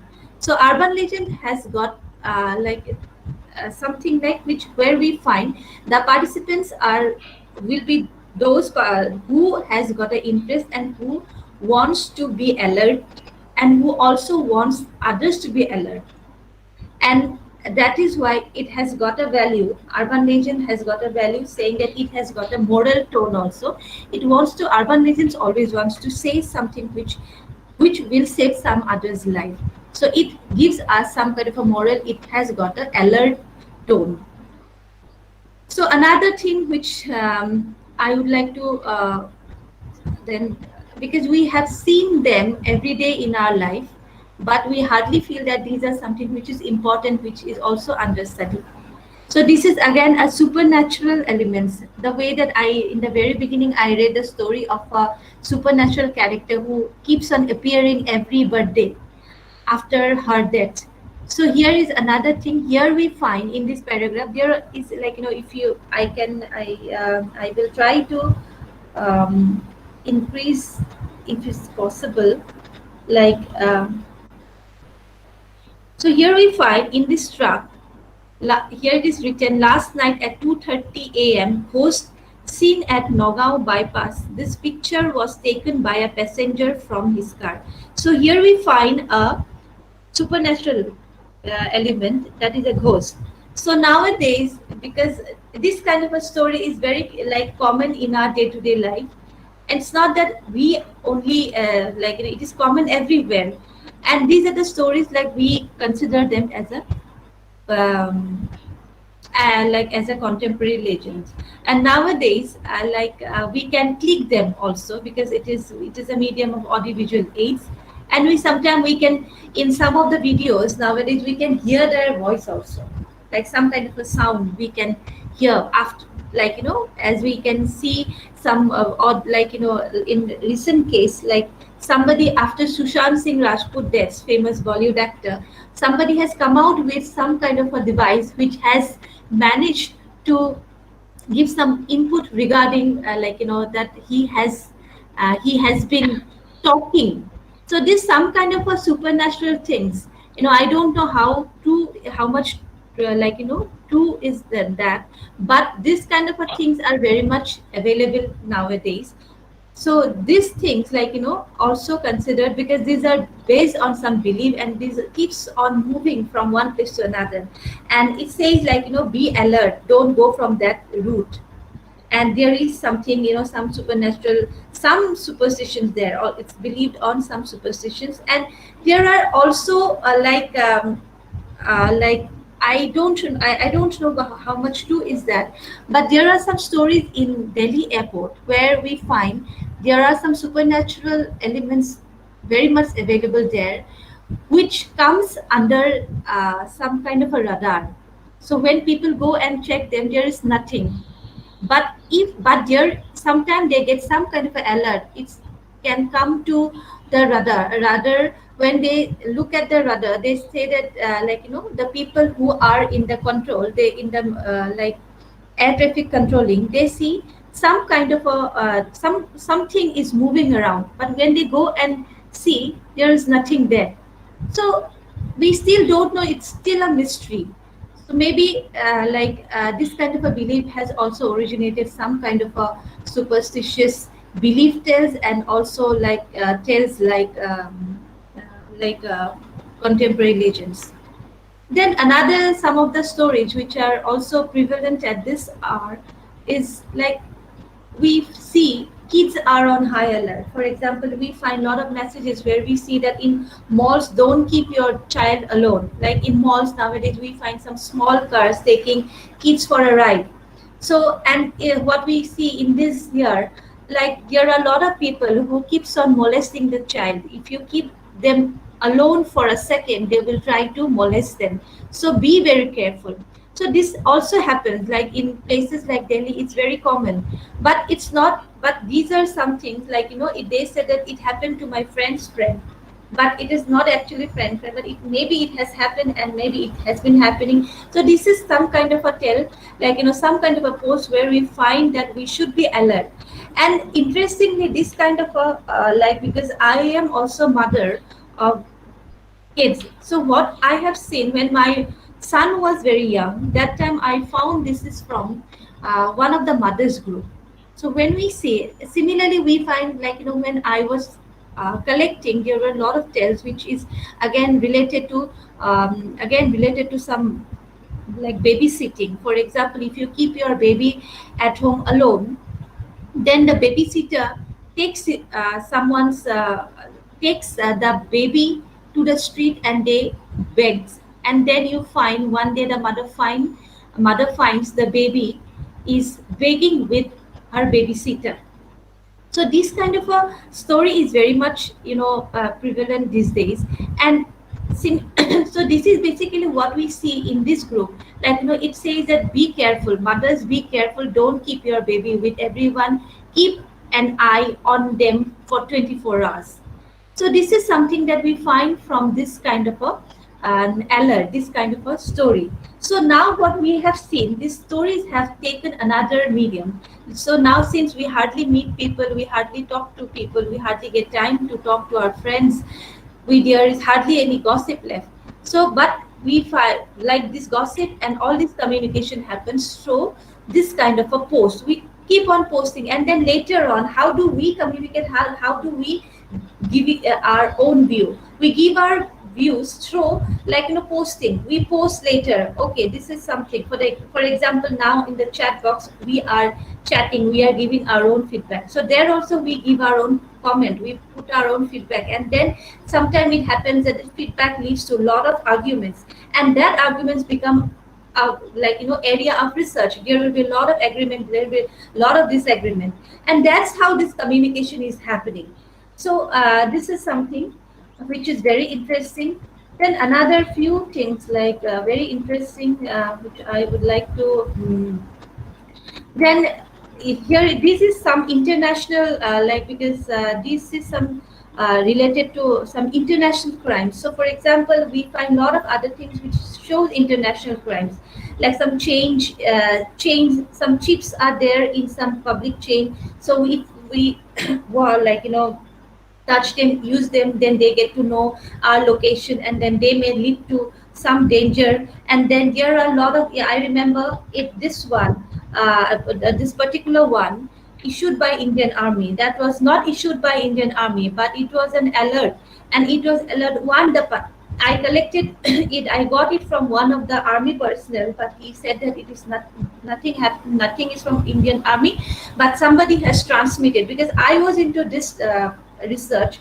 So they know, and they sent me this and said that this happened. I got it when the Pathankot attack has happened. Just after Pathankot attack, we got some kind of a circulation of this kind of a post. So this is nothing but they are actually giving us some kind of an alert towards this kind of a crime or this kind of problems.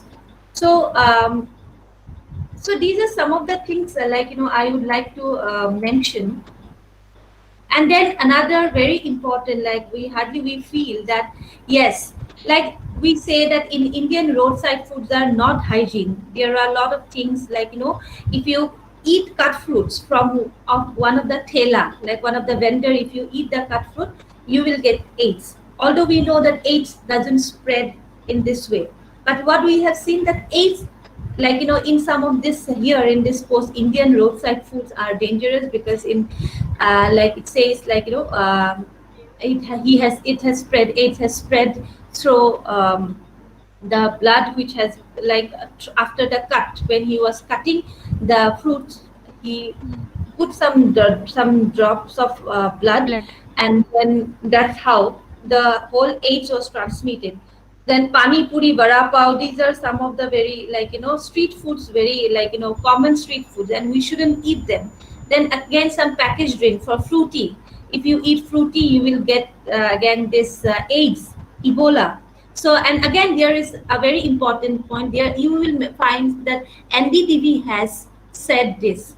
So they also want to, authorize it as if it is coming from some kind of a very, very, popular popular channel, so that we actually think that yes, it is true, but it's not true. I also talked to one of the person from NDTV when I got this, and NDTV said no, there was, he checked him, he is a professional there in NDTV. He said that Arunima, there was nothing such that we ever posted. So this is something which is again a cut copy paste, and somebody anonymously who has done it. But it had been, because it is also important, so that we get an alert. We also get to know that yes, it is not very safe to drink open thing, and we also know that openly we shouldn't eat it.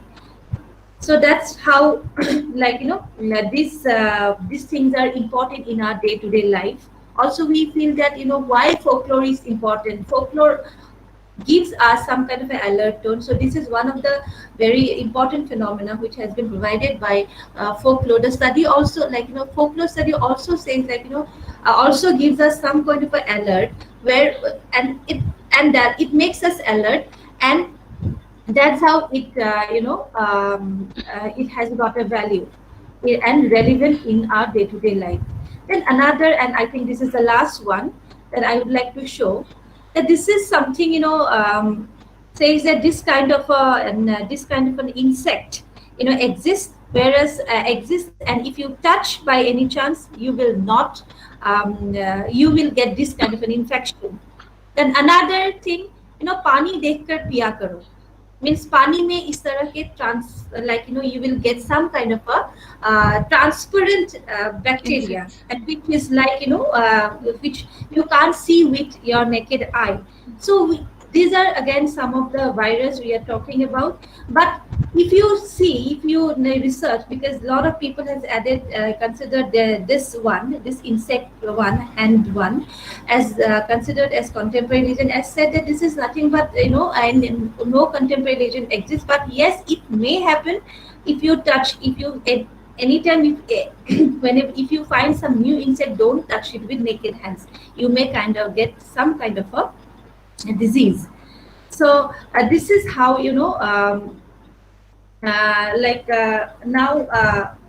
Now these are the transition which initially what we have seen through oral medium. We saw that yes, we have got this kind of a this we used to get some this kind of a alert through orality, but now we have seen a different medium, and that also with some audiovisual aids. Now we have seen them as a picture, and this is more striking. And what now I want to after this I would like to talk some kind of a hegemonic practice, like how hegemonic practice can be observed in this case of ongoing popularity of internet, where all the juicy, crazy and spine-chilling oral storytelling sessions have to be altered to be transmitted through emails and text-based messages.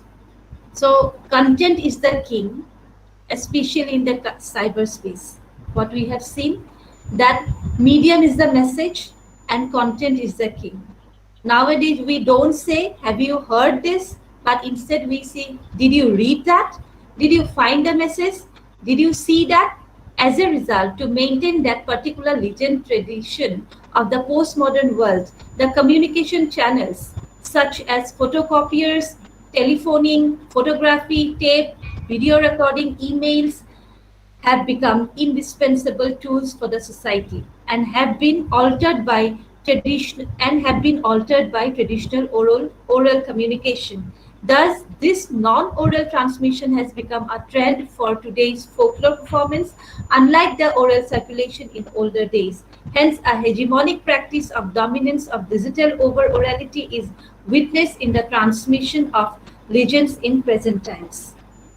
So, uh, I think I have 10 more minutes or 5 minutes. You, Yeah. you can take 10 more minutes, ma'am. Yes.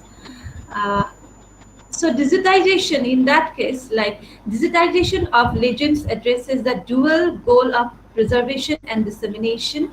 In this case, the discursive practices are public, where formulation of stories is also guided by some ground rules, routines, techniques, and purpose of their communicative channels. Legends in the form of messages are guided by some trained professionals who make them in variable ways, telling them directly or selling something else and using legends for packaging. Thus, oral legends tellers are dominated by modern, technically sound online legend tellers who translate, produce a text, and sometimes attach relevant pictures for making the text of the legend more convincing. Another aspect of this very important aspect is that English language is widespread in online circulation of the legends. When I was collecting, I found out of 11 internet circulated messages, one is a published one in Hindi, one is only one is published in Assamese, and rest 9 out of 11 are in English, thereby confirming the dominance of English language over other regional languages in other of the internet in Assam. Uh, though the native language is predominantly the vernacular language. This particularly, so what I would like to tell, because I did this some of like in Assam, I found that the vernacular language gets suppressed in case of internet context, and that some of the words, because the dominance is nowadays of English. What we see that digitization now, although the regional language has been added, all have been added and trying to add, but at the same time English has been overwhelming for so many years, for so many decades. As a result, what is happening, we find in the internet that not we find the missing of our vernacular languages. So as a result, in case of this transmission, the vernacular language, the regional language is going down, and we are adopting English more. As a result, English, we are the regional language is going down, and transmission is not happening, and many of the structures are going down in this. We consider it as the regional medium in case of this in case of communication of urban legends. Then um, Another very important thing that I have been talking about, like, we find some kind of a alert tone. So when I was collecting contemporary legends, we found both oral and non-oral. But in case of non-oral texts, legends have been collected from internet where different technologies, some multimodal structures have been added. Texts of urban legends are full with a lot of images, videos, symbols. But at the same time, the images are also different. And sometimes some of the very common words have been used, some very important terms. Like, for example, what we have seen, like, and also the structure, how do we keep it bold, like, when we see in some of the posts in the above, like we see last at 2:30 a.m. ghost was seen, and that was made in bold letter and highlighted sometimes. And also we find a lot of words like terms like be alert. So, and these are sometimes it's italic, sometimes bold, etc. And then when we see this picture was taken by a passenger from his car, importance and intensity of the problem have been deeply emphasized. This is the plus point, this is an advantage because we can see the important point, important phrase. We can italicize, or we can make them bold, we can correct them. But at the same time, what happens in case of oral narrative, sometimes we miss some of the important parts and then it again changes. So this is another politics of oral narratives. But here, what is the positive point is that this keeps on, we can save it, and then we can save it, and we can find out what is the main important criteria, a main point of that particular piece of post, and that's how we get to know the gist. Then again, like but there are some limitations. I would like to come to the limitations now. The limitations are like, transmission of folklore happens from multi-conduit system. That means with photocopiers, it happens with photocopiers, fax, internet, etc. Internet can be identified as an ideal channel for transmission of legends through the chat, blogs, online promotional activities, and multiple interrelated concepts. Cyber ethnography is similar to conventional ethnography in case of moral obligations of dealing with human subjects, such as the principle of non-maleficence, the protection of anonymity, the confidentiality of data, and obtaining of informed consent. In the media-oriented urban legends found in this study, the network constitutes of social space through which media files are transmitted. These days, internet provides easy access to tools for making several kinds of changes, such as cut, copy, paste, which can be done very easily by anyone. On similar lines, morphing the images and later on merging them with another image or text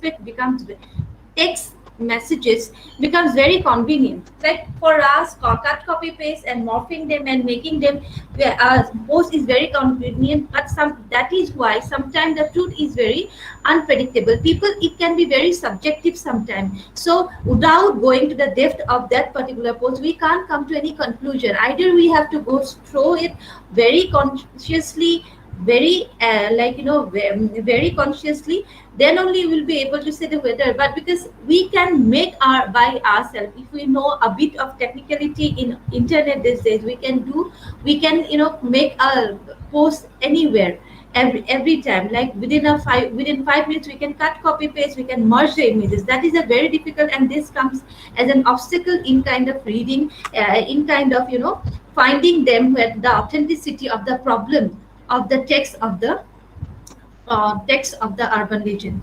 Then another thing is that where is the evidence? So one we sometimes we don't find some kind of an evidence. It is also important, but for that we have to go through. When we are doing so much research for many years, then we find, okay, these are something that which has got some relevance. But where is the authenticity? And if we don't find the evidence, so sometimes it is very difficult. If it is we are getting a new urban legend, which is a very new concept, and it is very difficult. Either we have to go for some kind of ethnography for it, or we have to discuss it with several people. But it is because of these technical issues, it is very difficult to find the evidence. And then like the boundary between the actual and virtual began to become very blurred, and sometimes it is very difficult to find out the boundary of the actual and the virtual. Where has it ended and where it has started? And in that case, that folklore, sometimes folklore gets another fake lore, as Professor has said. That the folklore has got another another treatment as a result. This net behavior can reshape several things. So a science of net behavior is not going to reshape the way people behave online. So we are how the science will behave, the way we will behave. The human people are behaving, and then then other net behavior is following. So in that case, we have to. So it is very difficult where to get the boundary, where to put the boundary, where to make the balance. So these are some of the things that we need to talk about, and there are a lot of scopes and a lot of things going ahead. So although but our primary duty is that we need to focus on these things, and when we do study all these internet lores, we have to find out the beginning, origin, and we have to find out, and we have to visit we have to visit the history. We have to find out the history, and then only we'll be able to. Hello, am I audible? Yes. You are audible. Yeah, So, please. yeah.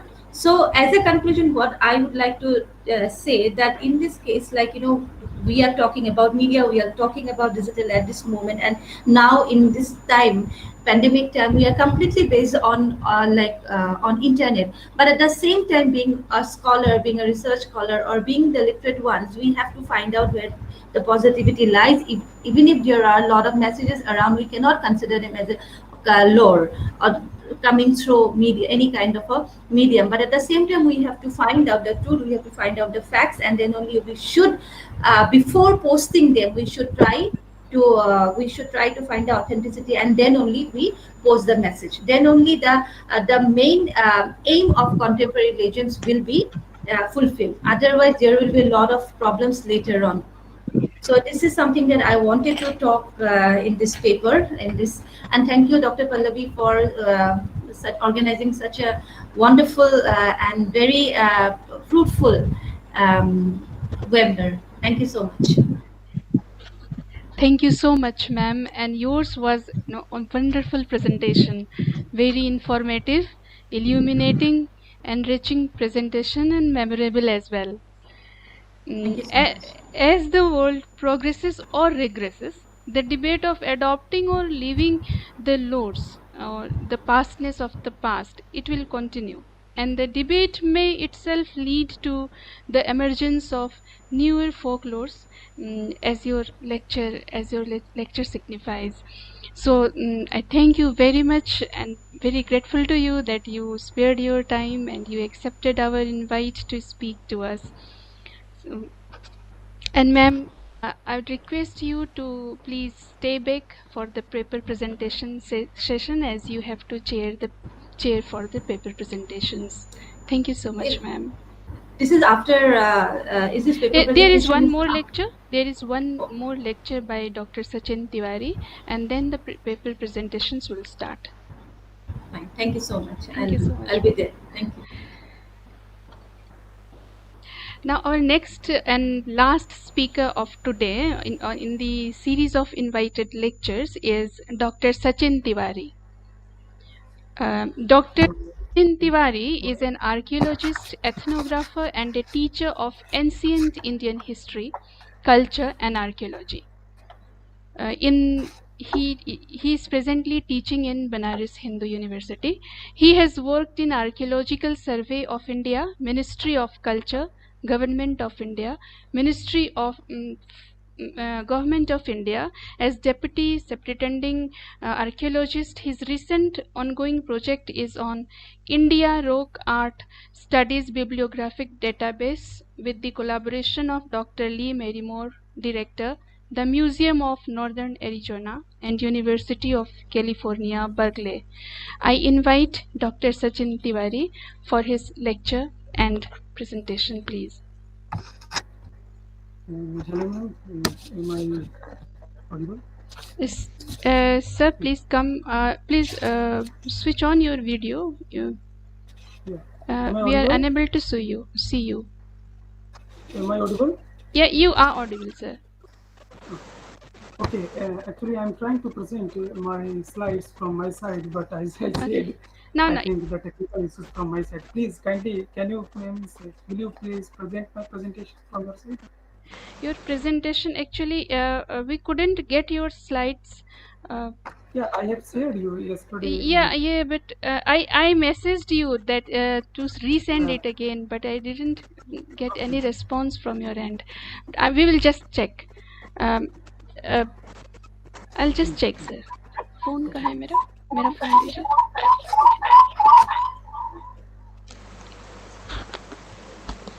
प्रज्ञान मेरा phone.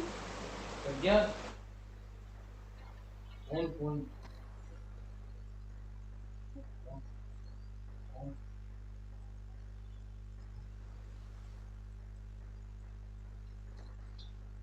is it visible now? I'm trying to share the same presentation from my different account.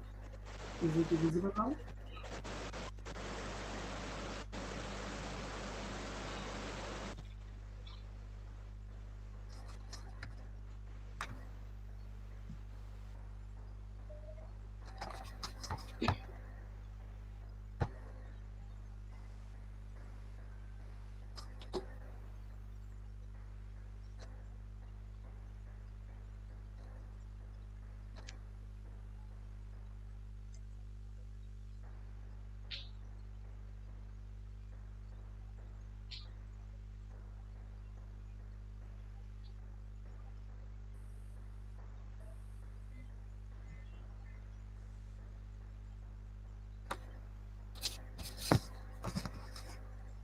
So till the beginning of my presentation, I think I should start just to save my time too. Should I start? Should I start? And the presentation will start from your side, Pallavi madam. Sir, I am unable to locate your PPT actually. Okay. If possible, if you start your presentation from. They work as adhesive and provide them a distinct identity. Basically, it is important to clear here that what is rock art. So, for an anthropologist and archaeologist, rock art is the study of artistic executions on the natural surface of the rock.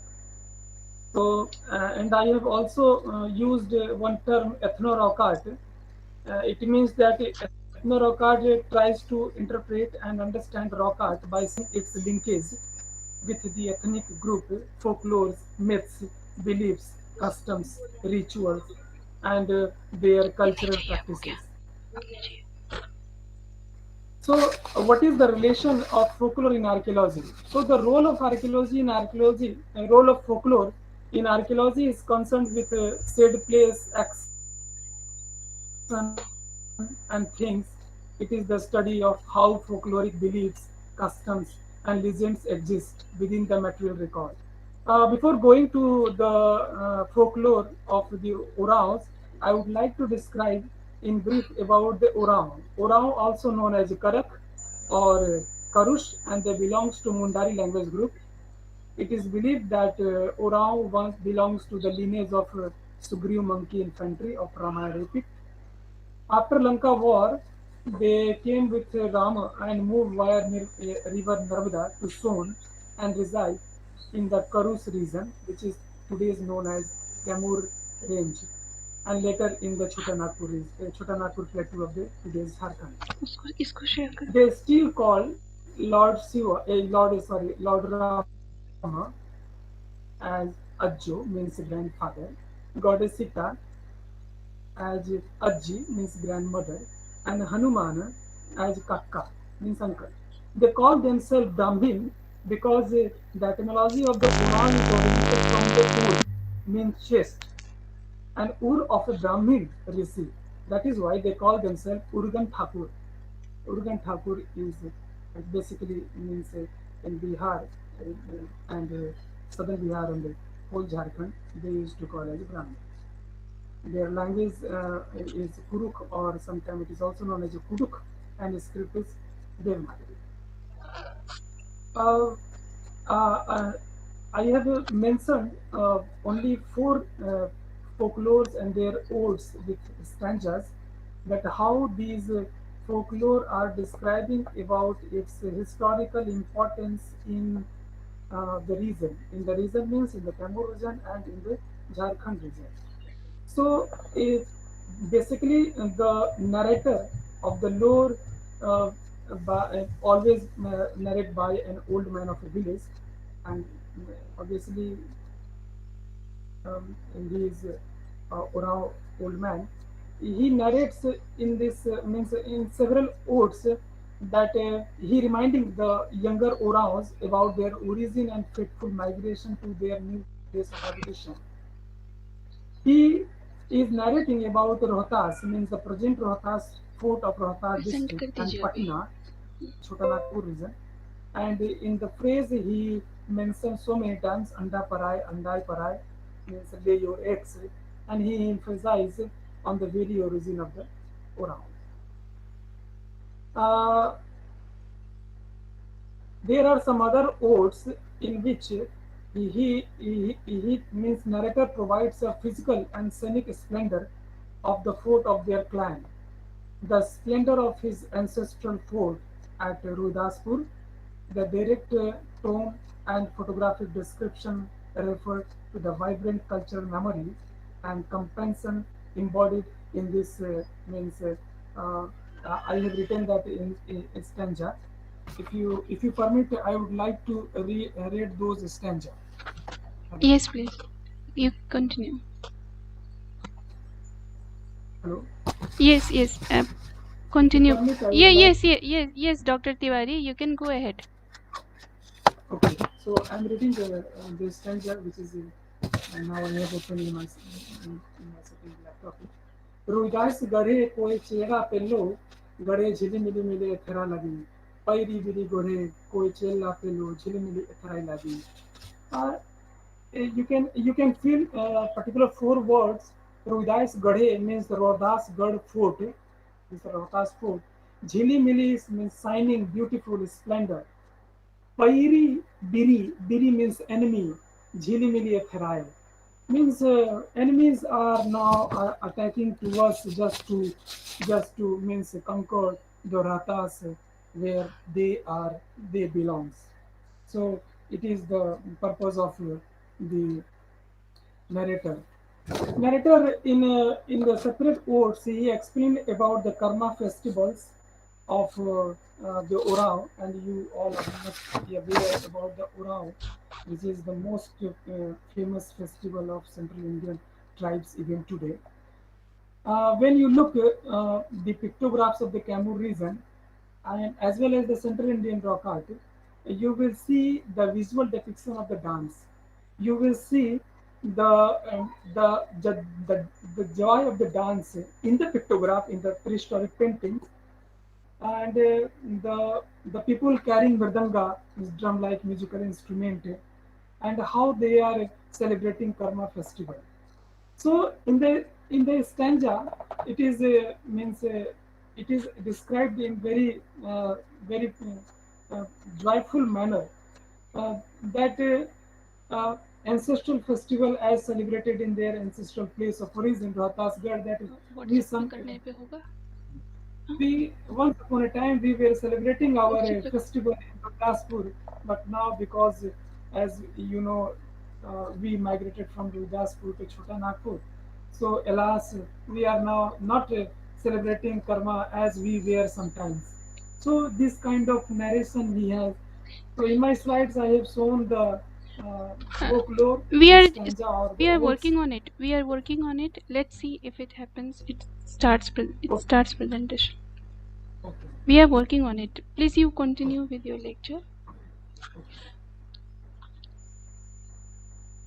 So in different stanza, in different folklore narrator, very means sorrowfully, he is saying that we had a great empire and we were a beautiful in natural means landscape. अरे यहाँ नहीं But मिलेगा आप लोग को हटाइए इसको इसमें नहीं मिलेगा ड्राइव में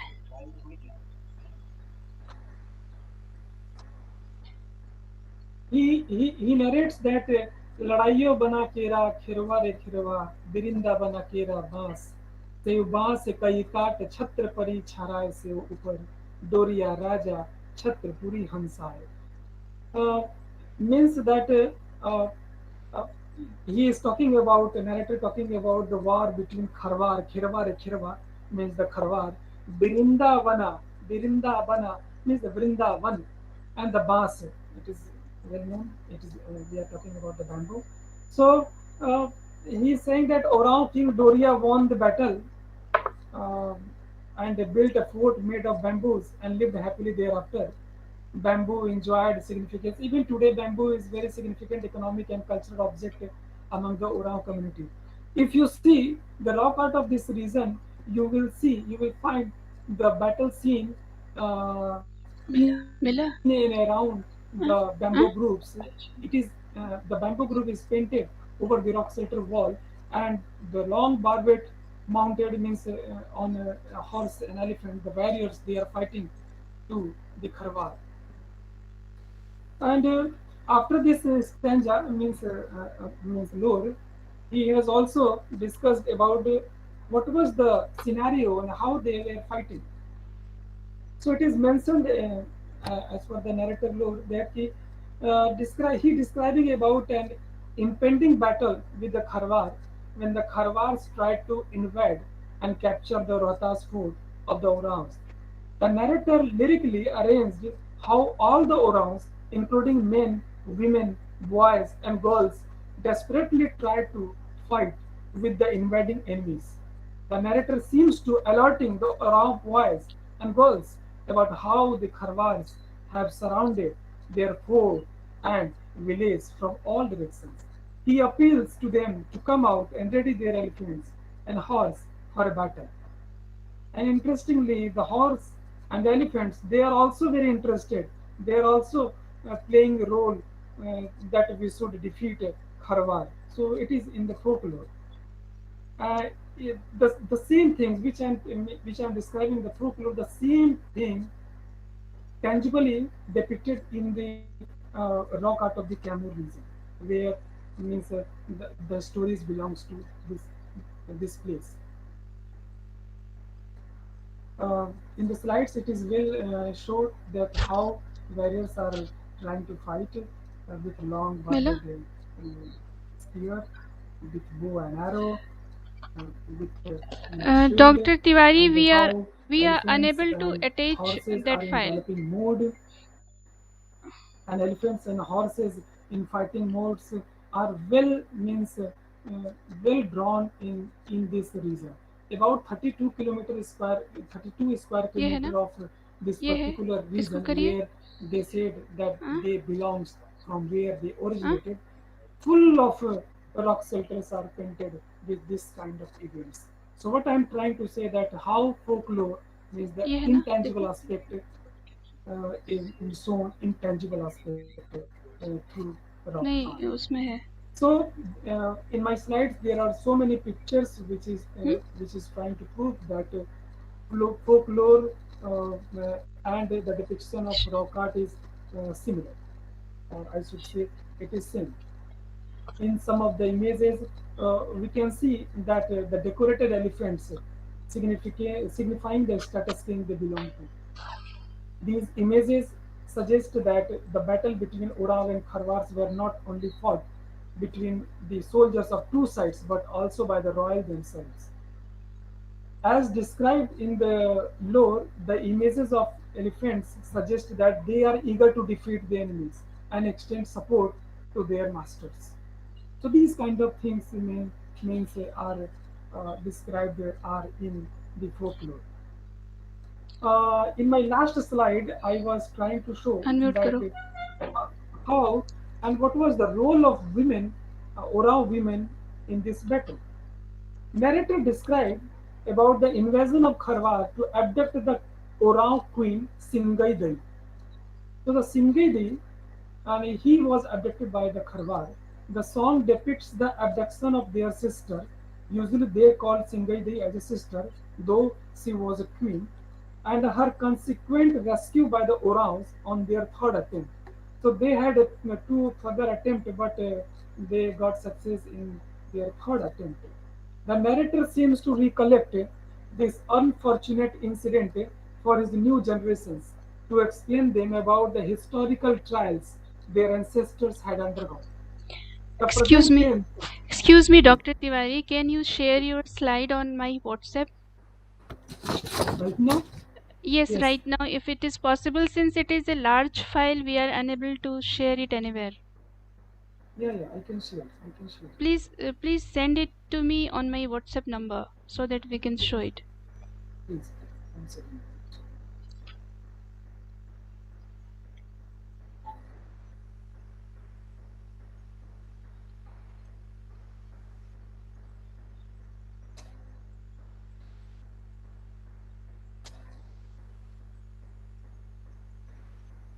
Yes, it is gone. Yeah, it is delivered to you. Okay, thank you. We'll just see if we can share it. Okay. So in my last slide, as I said, I was trying to describe that narrative describing about the abduction of Queen Singai Devi, Dai, and in the present tense in which this incident is being narrated, uh, uh, enlivens the incident more and emphasizes on its vibrant impact on cultural memory.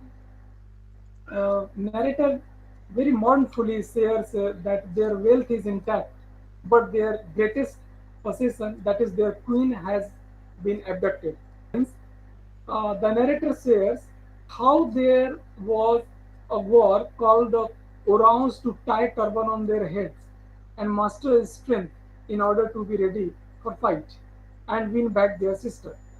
Then he narrates how they fought three successive battles with the Kharwars and finally rescued their queen in a place flanked by the Ganga and Yamuna. However, in the war, the Orangs were defeated by the Kharwars, but they are very proud of the heroic courage of their ladies who fought on behalf of their unprepared men.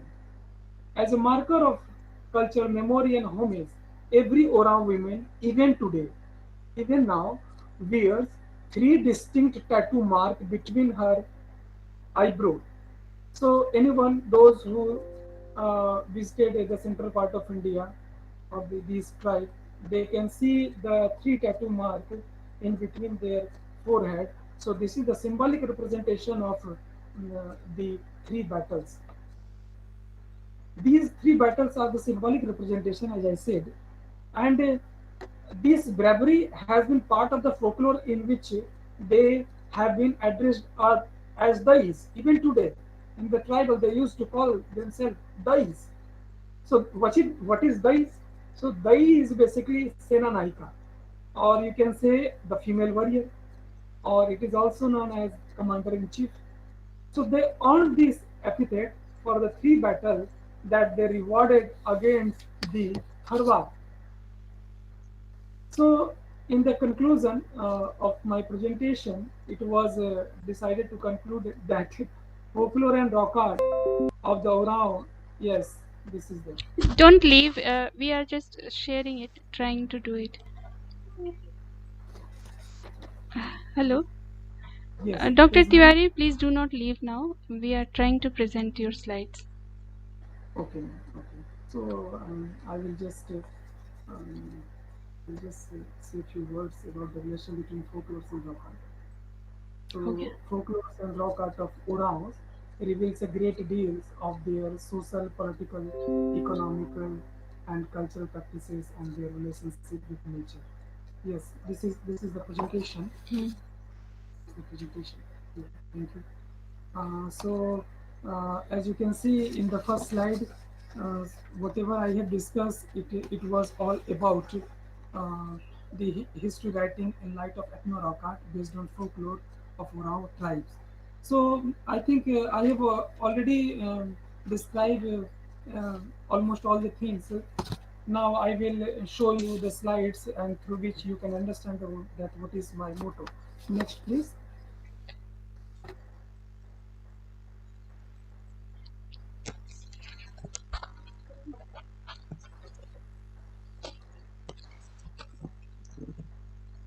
This is just about the what is rock art, what is techno rock art. Because being an archaeologist, and if the listeners are uh, mainly English subject teachers or students or folklore, they may not aware about the rock art. That is why I have mentioned what it is. Next. Next. So this is my means we already discussed Kahare Manova Bhela Utpatti, means they are talking about their origin. Ruidas Patna. He is saying that we belongs to Ruidas and Patna. So Ruidas and Patna, both the place are located in Kamu district, in today's Kamu district of Bihar. Bhela Utpatti Re Nagapure Janama Tohar means Nagapur. We developed in Nagpur, though we born in Ruidas and Patna. Kaha Anda, Kahai Anda. Kahai Anda means their birth.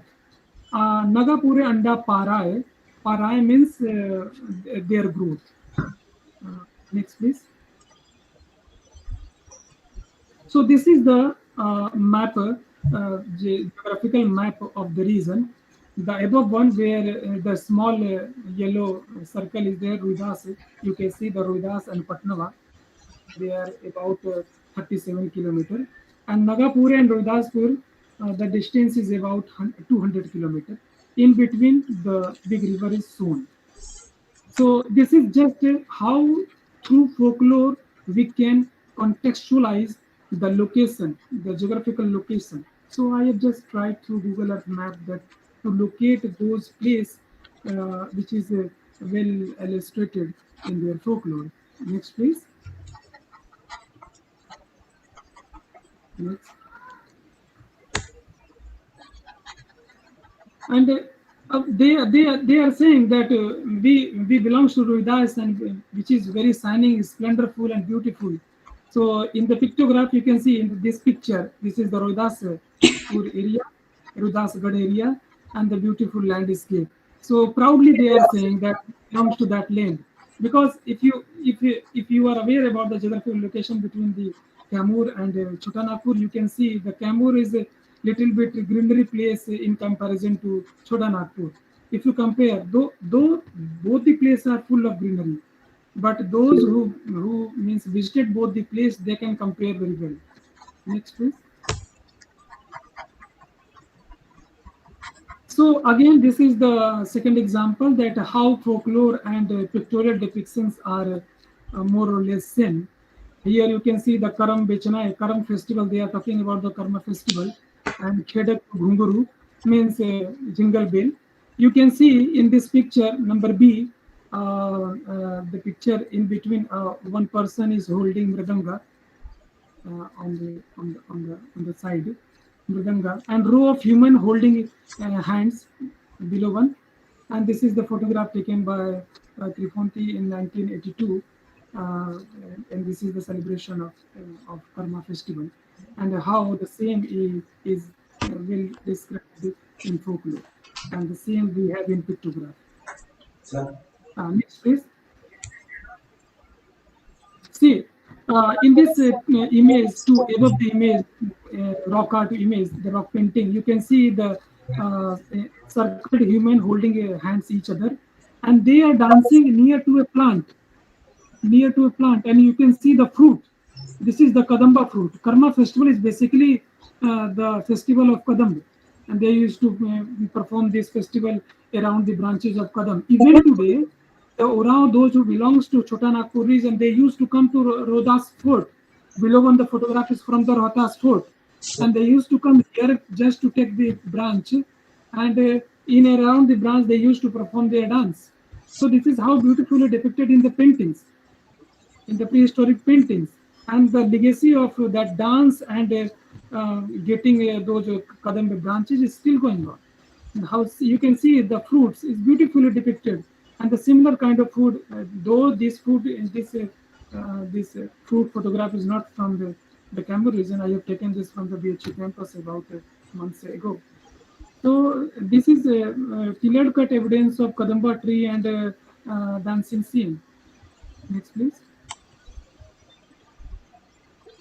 In this odds, you can see that it is about the war between Kherwar and Orao. So Ladayu means you can understand the war. Kherwa tribe. Brindavan, a name of a bamboo grove. Doria Raja Chhatrapati. Doria was the name of the Orao king. And you can see in the pictograph, elephant mounted with a warrior. He has a long spearhead, and just in front of the elephant, you can see the plant. Though it is not accurately look like a bamboo grove, but it is the depiction of flora, because the artists are not means they are not expert artists, but they have depicted that event. And in and around 32 square kilometer of this region, Ratas, even today we have this bamboo group. Even today, and during British period, they have used all this bamboo group to cut from here and transported out of India. Next, please. So how means folklore and the tangible evidences are correlate. Sometimes it is. I usually listen to some of the scholars that they used to say that folklores are mythical. It is just for enjoyment. But I think that no, it has some historical value, and we can prove it. It is our lacuna that we are unable to trace it. So we should come forward to trace it. So in this stanza, you can see the Ruidas Gadinu Telangar Barchar. Barchar means enemy, and you can see that in this picture, the bow and arrow holding person, the shield, and all the weapons, the war weapons they have carried. So it is all about the pictorial depiction of this folklore. Next, please. See how it is already depicted in the folklore that horses are galloping, and horses with the warriors, they are holding barbed spear, elephants with warriors, and they are running. They are running here and there just to prevent the Orao king, Orao land. So these are all depicted in that region only, where from where the folklore I have documented. Next, please. There are so many shelters. I have reported 43 shelters, and all the shelters are means depicted with the domesticated elephants and horses, and these are all from that region. Next, please. See in this, these elephants are not very common elephants. You can see their decoration on their neck. These are all royal elephants, and in the folklore it is well illustrated that the elephants see Ruidas Gadhanta Ghodona, Kasa Lagarana, elephants, horses, they all were wanted to defeat the Kharwar, and all these folklores beautifully depicted in the paintings, and these are all prehistoric paintings. I should not say the prehistoric, but these are all means rock art, and these are not means their surface are not prepared. All the paintings are done over the rough surface, over the natural surface. Next, please. This is my last slide, and this is all about the bravery of the Orao women.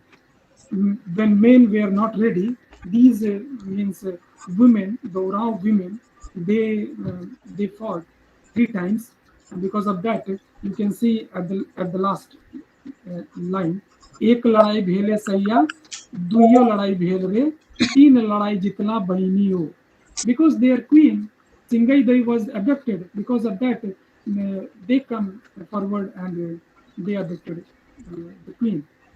And because of that, you can see in this picture a tattoo mark, 3 tattoo mark between the forehead.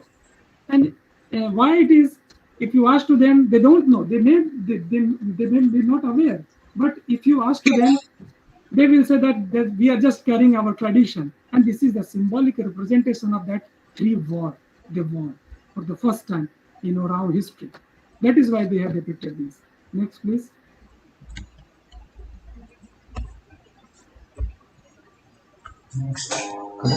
So this is all about these all person who helped me while my exploration and the documentation. Basically, the Sri Jhari Singh, who is the Kharwar tribe, he helped me lots to reach the Oraon tribal villages, and they helped me to explain the folklore because I was not aware about the Kuduc language. Um, so they sung the song and I recorded those folklore, and then according to their description I recorded and translated into English. Last two person, Dr. Panchanand Dalai and Dr. Om Prakash, these two professors are from BHU, German department, English department. They helped me lots to understand its comparative value. So I'm thankful to you, madam, and to share the organizer, and thankful to all the listeners. Thank you very much. That was an excellent presentation, sir. We are extremely that was an excellent presentation, sir. We are extremely sorry for the technical glitch that occurred. Thanks for bearing with us. With passing time, the local flavor and its distinctiveness can be intensely involved in conceptions and representations of the local self at the individual and collective level. Thanks for your illuminating talk. We will ever be grateful to you. Thanks again. Now as we proceed, it is time for paper presentations from the participants. Only selected papers could be only some certain papers were selected for presentations due to limitation of time, and there are 5 participants for paper presentation. I invite Dr. Arunima Das ma'am to chair the session of paper presentations. Welcome, ma'am. The list of paper presenters along with the topics are there with you, I suppose. And so I hand it over to you now. So, Dr. Pallavi, thank you for this, and this is a responsibility, as I can say. And also, I would like to just know how much time we are giving to each presenter. Ma'am, 5 to 7 minutes. Yeah, 5 to 7 minutes would be okay. 5 to 7 minutes. Yeah. Yes, ma'am. So, Madam Pallavi, before starting this session, just I want to thank Dr. Rakesh Bhatt, who sing a song, a nice folklore, a music of the Garhwal. And I also thanks to the esteemed speaker, Professor Dhananjay Singh, Professor Joli Mutuseri from Hyderabad, Professor Hobijam from Arunachal Pradesh, Dr. Arunima Das from Delhi University, and Dr. Sachin Tiwari from BHU, and all other distinguished guests, participants, and research scholars. Thank you all and wish you all the best. Thank you so much, sir. Thanks to you for gracing the event. Over to you, ma'am, Arunima ma'am. Thank you, sir, and thank you, Pallavi, also for giving us the opportunity. And now the session begins, and there are 5 presenters, and they are Dr. Raina Singh, Bhagwat Joshi, Angana Datta, Priyanka Roy, and Sujana Shorea. So, first paper, I would like to request Dr. Raina Singh to present the paper. And Dr. Raina Singh is an associate professor in Graphic Era University, Dehradun. She is going to present a paper, and the title of the paper is Folk and Folkult, Understanding Narrative Formation and Knowledge Production in Folklore from Foucauldian Perspective. So I would like to request Dr. Raina Singh to present the paper, and the total minutes that you are going to get, according to Pallavi, is 5 to 6 minutes. Yes, So ma'am. I would like to, please stick to your time so that we can go ahead. Yeah, all the best, right now. Thank you so much, ma'am. It's Rena Singh, Miss Rena Singh. I'm not doctor. I'll be applying for PhD this year. So, since we have just 5 minutes, 5 to 7 minutes, I'll narrow down the topic. So, there are three subheadings in my paper, but I'll be looking at only one of the subheadings, that is marriage, women, and folklore. Ma'am, are we allowed to share our screen? Uh, Definitely. yes, you can do it by yourself because you didn't send me the slide. So you please carry on. Carry on. You can present by yourself. Yes, ma'am. I'll just share my screen. Is it visible?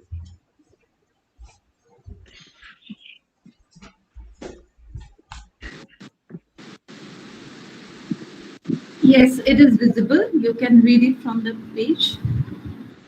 Yes, ma'am. So the title of my presentation is Folk and Foucault, Understanding Narrative Formation and Knowledge Production in Folklore from Foucauldian Perspective. And I'm also looking at postmodern condition that Lyotard addresses.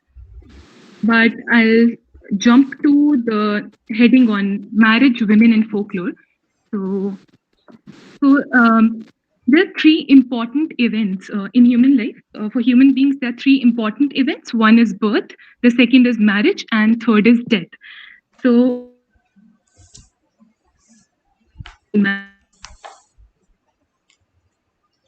is in Pride and Prejudice that it is a truth universally acknowledged that a single man in possession of a good fortune must be in want of a wife. So again, this is not a universal phenomenon, but it is individual experiences presented as a universal phenomenon. So marriage, but at the same time, marriage does hold an important place in the cycle of human life. So I will be looking at certain folklores, folk songs, especially and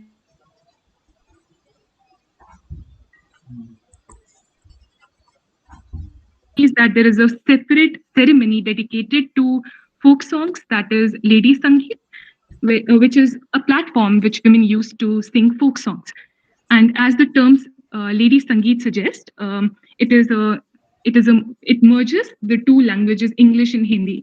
So in the first part of the paper, I would have talked about the language, hegemony of language, as Dr. Arunima talked about. But I think if we have time left, I'll move to that. So yeah, so in Lady Sangeet, women sing explicitly. They sing songs without using any filters, and sometimes they abuse the family of the married couple. And this ceremony is used as an ice-breaking session. And also at the same time, the woman, the bride, is introduced to the concepts of life, concepts of married life. So now let's look at a few songs, Bollywood folk songs. The first one on my list is Genda Fool from Delhi 6. The lyrics goes like this. Saiya chhed deve, nanad chutki leve, sasural genda fool, chora babul ka angna, bhave dera piya ka. So these lyrics, they present a happy life, a happy married life. It presents a bittersweet image of life with in-laws. So there's a husband and a sister-in-law who teases the woman, and there is a mother-in-law, the stereotypical mother-in-law who scolds her, and then the brother-in-law, the devar, he steps in to support her, to stand. He takes a stand for her. So overall, the life is presented as a happy one. So there are other several that reinforce the same idea of a happy married life, even if the actual lives of women after marriage are not the same. So the other song is O मैं तो भूल चली बाबुल का देश पिया का घर प्यारा लगे. Again, the woman is telling her parents that I am leading a happy life. कोई मायके में दे दो संदेश. Someone please tell my parents that I'm happy. And my sister-in-law Nandi, she is like another sister to me. And Sasuji, that is a mother-in-law, she is also very loving. She's very kind. And father-in-law is like another father. So piya ka ghar pyara lage. So again, this song shows, it presents a happy woman was completely forgotten her family and accepted husband's family as her own. So we see how gender roles ask for a woman, call for a woman to leave behind her family, her biological family, and accept not just the title, not just the surname and house, but also the parents of husband. So she's supposed to forget, she's supposed to forego her own family, everything related to her past, and accept the new life that is there in store for her.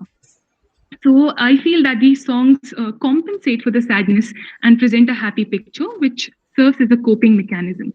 Then there is another song from the movie Razi, Dilbaro. So again, it says that Murke na dekho Dilbaro. She's not supposed to look back. She's not supposed to look back at her family. And then there is this line which goes this way: Fasli jo kaati jaye, ukti nahi, and betiya jo biyai jaye, murti nahi. So a woman is not supposed to look back at her family. When she gets married, her husband's world is her world. Societal norms, they teach women how they're supposed to behave, and a woman is not supposed to look back when she gets married. So, in the form of songs, in the form of such songs, cultural practices are introduced to the bride. So, they create knowledge about the society, and the woman.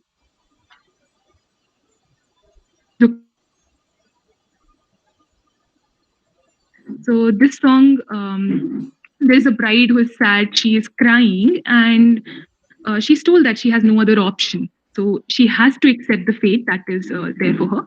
So Banno means bride. So Banno re Banno meri, chali sasural ko, akhiyon mein pani de gayi.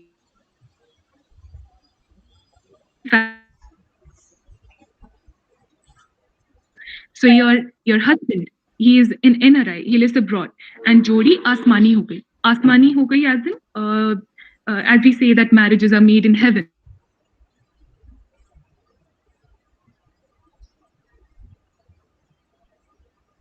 And she has a good future to look up to.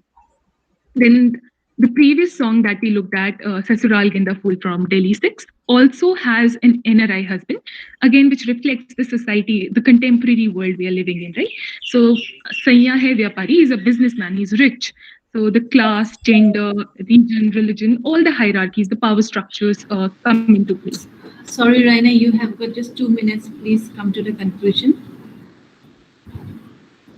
A man who is settled abroad, he is seen as a better marriage partner, suitable marriage partner. Then we see there are certain songs which try to question, which try to challenge the norms, societal norms. So in the wake of feminism, some Bollywood songs.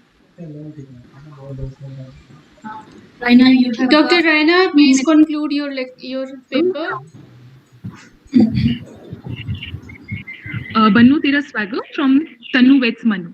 So it says, Garam Havadi Udi Gubari, family de haath nahi aari. She cannot be tamed, she cannot be controlled. And Jugni, she's like a female firefly.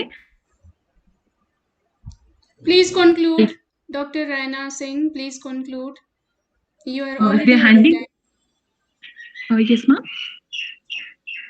Please conclude your presentation. Oh, okay, ma'am. I'll quickly conclude it. So, there is another song, Pataka Gudi. Again, there is a Jugni, a female firefly, who does not give in to the societal norms. So I think there's more to it, but since we don't have much time left, I think I'll end here. Thank you so If you have any questions. Thank you so much. Okay. Yeah, the next paper is now by he is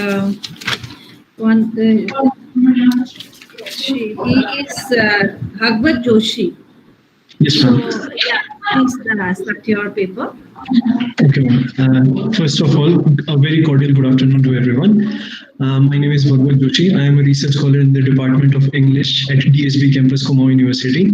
And I'm very thankful and much obliged for this opportunity to present a paper. Can I share my screen now? Yes, yes. Please share on your own. Can you see it? Yes. Is it? Yes, yes. We can see it. Okay. It is visible. Great. So the title of my paper is Jagar, a glimpse into a prominent ritual of Uttarakhand.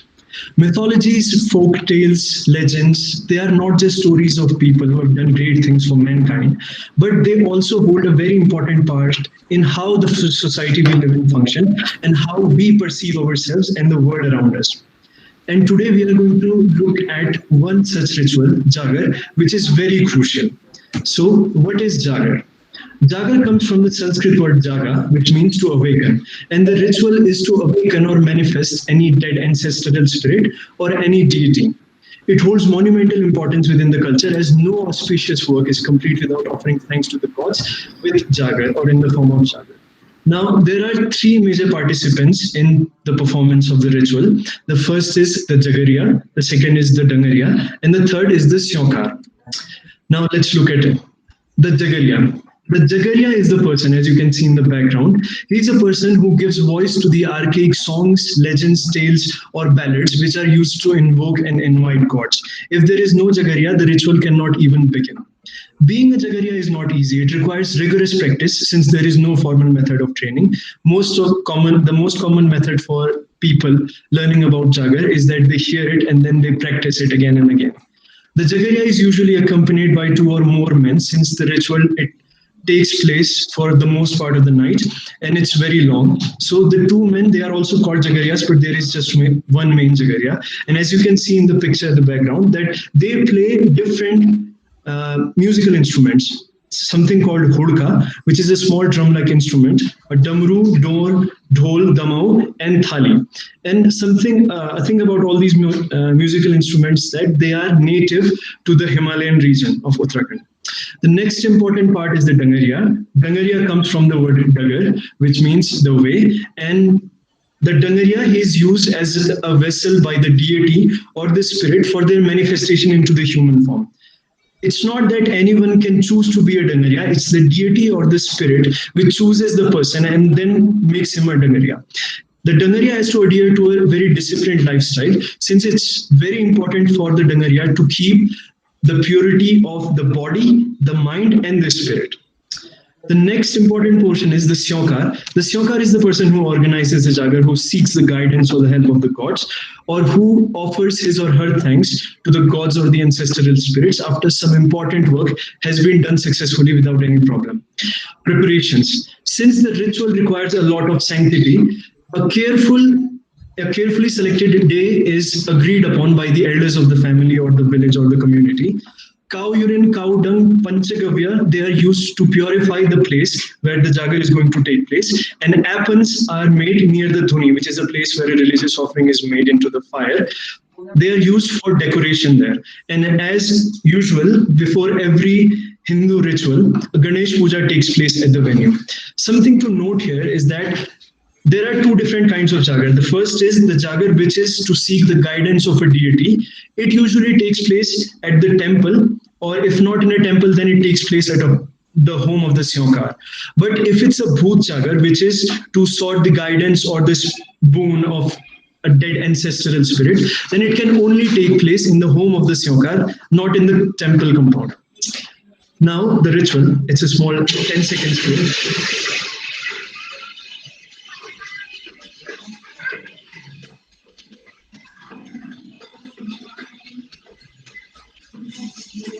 So how the ritual begins, it's by the beating of these musical instruments and then starting with a song called Sanjwali or Sandhyavali. Now this song, Sanjwali or Sandhyavali, it invokes gods, all the local gods and all the gods which are prominent in an area, and repeating their names, seeking their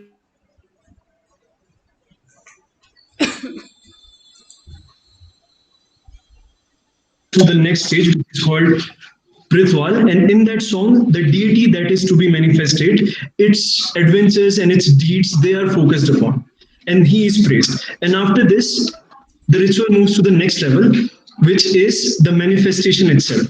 As the beating of the instruments goes higher,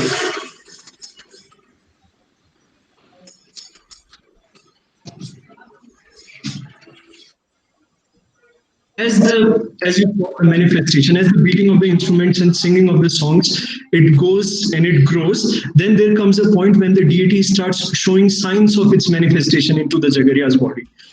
And then the ritual begins. Then this yokar, who sought after the guidance of the ancestral spirit or the deities, then he is able to communicate with the deities and uh, gets whatever he wishes from the deities.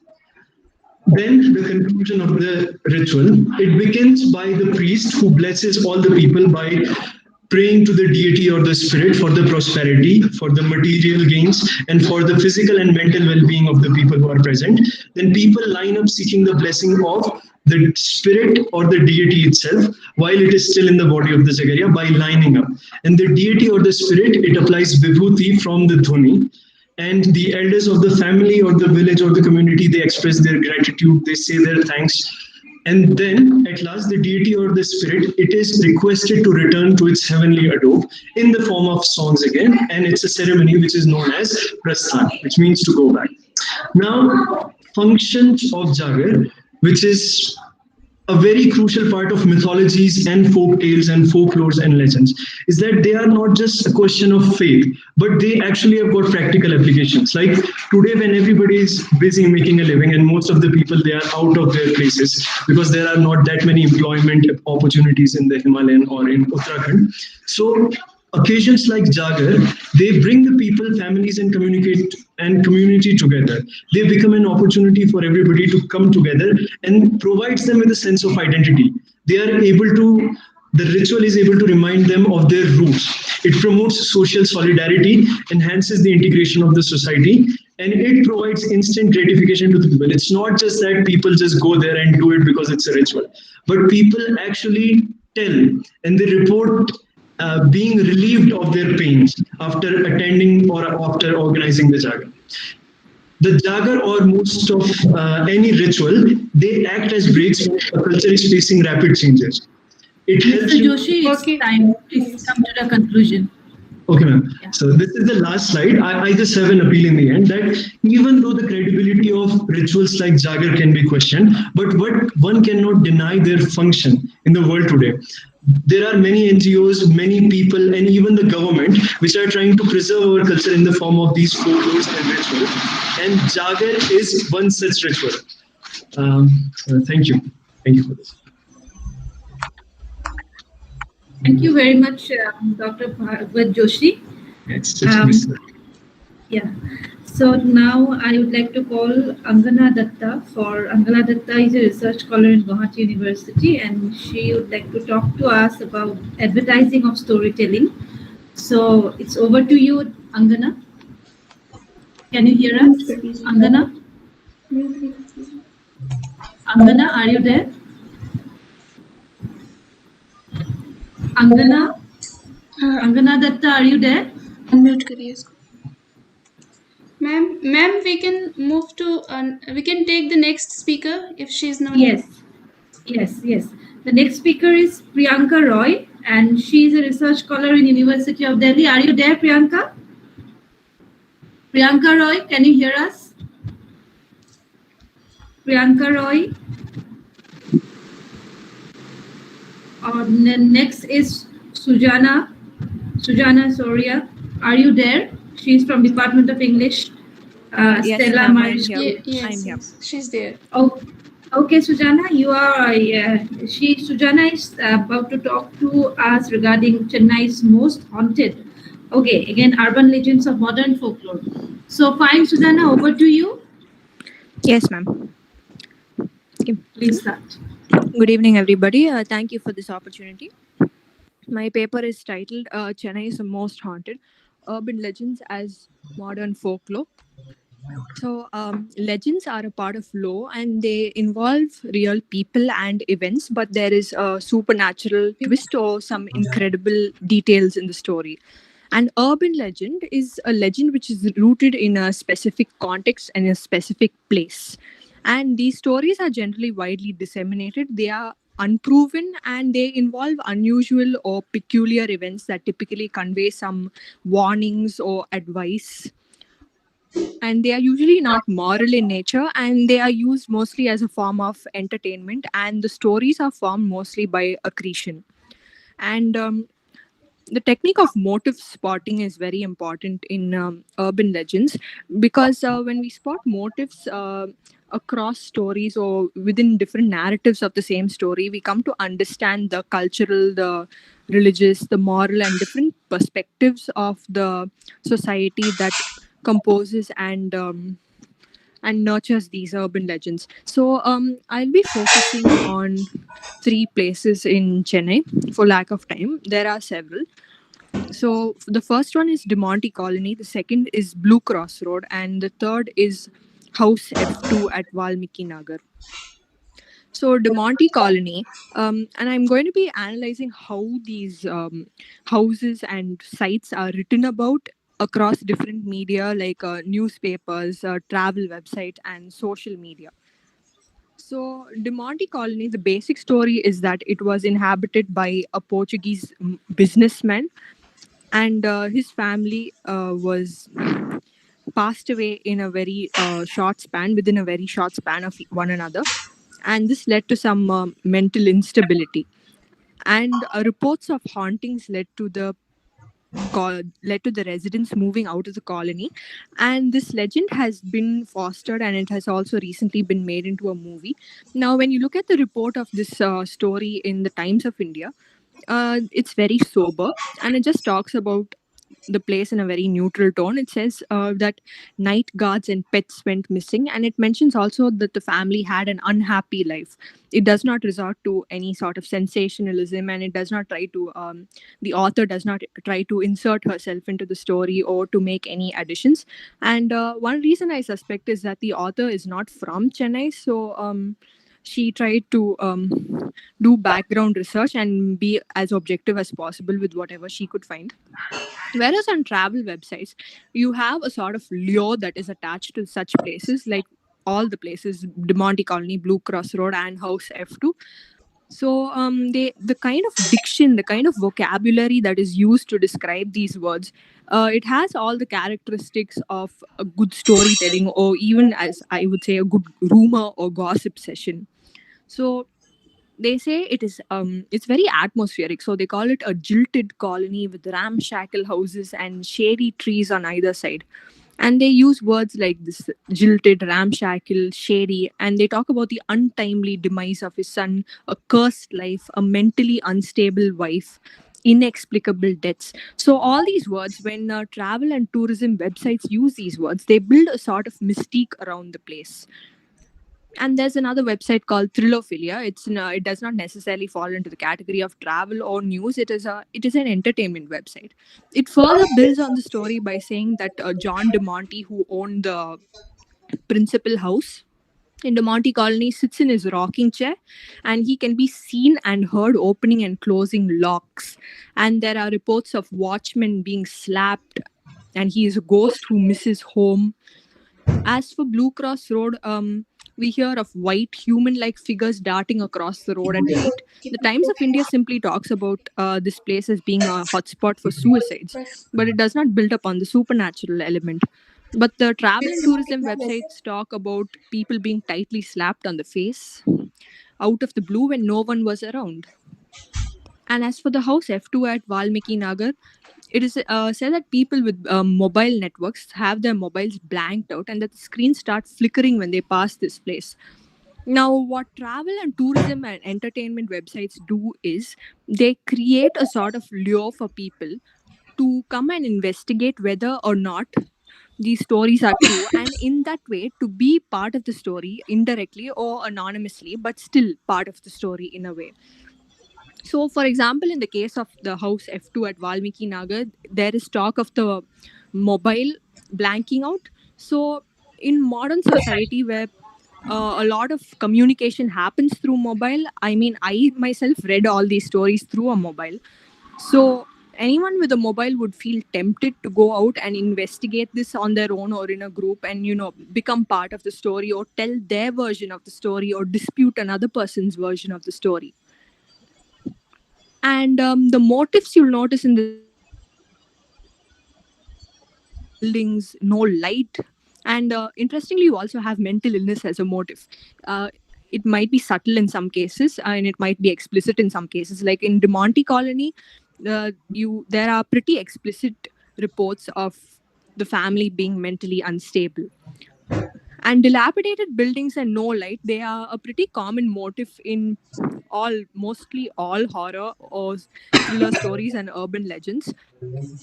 But because all the facts are uncertain, people are prompted to go and possibly replicate these conditions under the same conditions of darkness, and they would like to verify the same for themselves. And as I said, they either add to the existing narrative, which is accretion, or they refute it. And these urban legends, they contribute to something what I would call the legendary city versus the actual city. Now, this leads to the question, are the legendary city and the real city disparate, or are they one and the same thing? And it also allows for common people to write themselves into the social fabric or into the historical fabric. Or Susanna, to write, you have got 1 minute. Please conclude. Yes, ma'am, I will.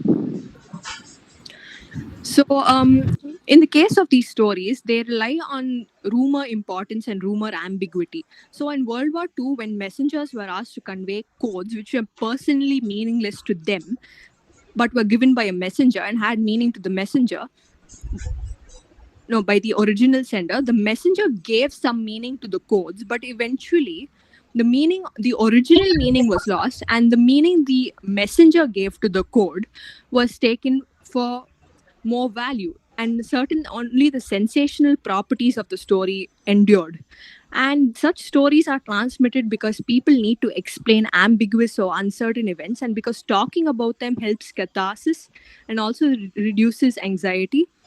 And the factors important for this transmission are outcome relevant for the listener, they increase personal anxiety, they have generalized uncertainty and ambiguity, and must have some credibility. Thank you. Thank you, Suzanne. I really like your paper since it's also one of my interest area. Then I would like to again invite Angana Datta if she's there. Angana Datta, can you hear us, Angana? And Priyanka Roy. I think they can't hear us or they are not here. So, can you hear us, Angana? And Priyanka Roy? Pritha Krishna L, would you like to present? Excuse me, ma'am. Hello. Yes. Ma'am, I'm Mehul Rabat, and I had to present my paper today itself. Okay. So I'm ready with that. Can I go for it? I think Pallavi. What Yes, do you ma'am. Arun, please let him present his. Yeah, Mehul, you can. Yes. Go When ahead. they will come, they will join. Yeah. First of all, good afternoon to all the esteemed guests, and thank you, ma'am, for such a wonderful opportunity to present this paper. The title of my paper is Folklore and Orature as Dynamic Sites of Organic Environmental Protest. Am I audible to all of you? Yes, you are. Yes. Please Then I'll continue. continue. First of all, I would like to discuss the problem. The problem, first of all, is environmental. Most of us are already aware of the environmental degradation that has been going on since a lot of centuries. Several climate scientists declared this epoch, this era, as the Anthropocene. Okay, so Anthropocene is an epoch where human species, have started to have significant impact on the environment, comparable in scale to nature, the forces of nature itself. This kind of degradation happened because of the Industrial Revolution in Europe, which borrowed from the Enlightenment ideals of secularity and scientific endeavor. So that made humans very individualistic, very ambitious. Technology came into the foreground, and human beings, folk, and the culture receded to the background. Okay, so due to this, the colonialism enterprise kick-started, and everywhere in the world, suddenly, people started insisting on development. And development was the direct result of this kind of development was the direct result of the civilization project of European countries. You can say that this was the white man's burden, which yeah, and none of the colonies, including India, have fully decolonized their mind from this kind of development ideas. So today we worship mammon, wealth, and we have abandoned our gods, we have abandoned our culture, we have abandoned a lot of community projects. But who resists such kind of uh, ideas, flawed ideas of development? So the people who resist these kinds of flawed ideas are the people who are impacted the most. And who are the people who are impacted the most? Those would be the forest dwellers, the rural folk, the indigenous folk, the tribes of India. So yeah. So how do the tribes of India and the rural and indigenous folk play a role in resistance, in resisting this Western colonial idea of progress and development? So I'd give you the brief overview first. In India, we have about 2,800 cultural communities, 50 million tribal folks still exist, and they belong to about 600 ethnic communities.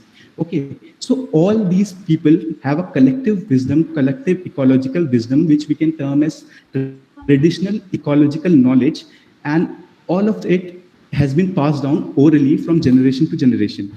So this kind of a mind-boggling treasure trove of ecological knowledge or ecological wisdom that has been passed down from generation to generation could be utilized if we are sensitive to it and if we abandon very cold and scientific kind of policy making, environmental policy making. There have been two scholars, William F. Fisher and O.P. Dwivedi, who argue for the inclusion of spirituality, Hindu spirituality, for eco-conservation. And I extend their thought to include folklore in India, which is already spiritual in character, for its experiential wisdom, for its conservation of environment and nature. So I would argue that folk poets have always been sensitive to rapid changes in society where people lose the core tenets of their culture and beliefs. Okay. I'd give the example of Bhagwan Majhi. He was a folk poet in Odisha.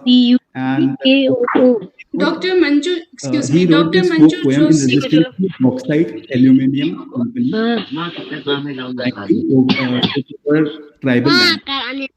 So this company would like Bhagwan Majhi would write बांध बनाए गांव डुबोए कारखाना बनाए जंगल काटे खादान खोदे century बनाए जल जंगल जमीन छोड़ी हम इन कहाँ कहाँ जाएं विकास के भगवान बता हम कैसे जान बचाएं. So this idea of विकास के भगवान, these people who are in at the center making environmental policy and applying scientific principles, but who do not really understand the people on the ground who are being impacted, and Dr. the people Manju who Joshi, really do not please understand mute yourself.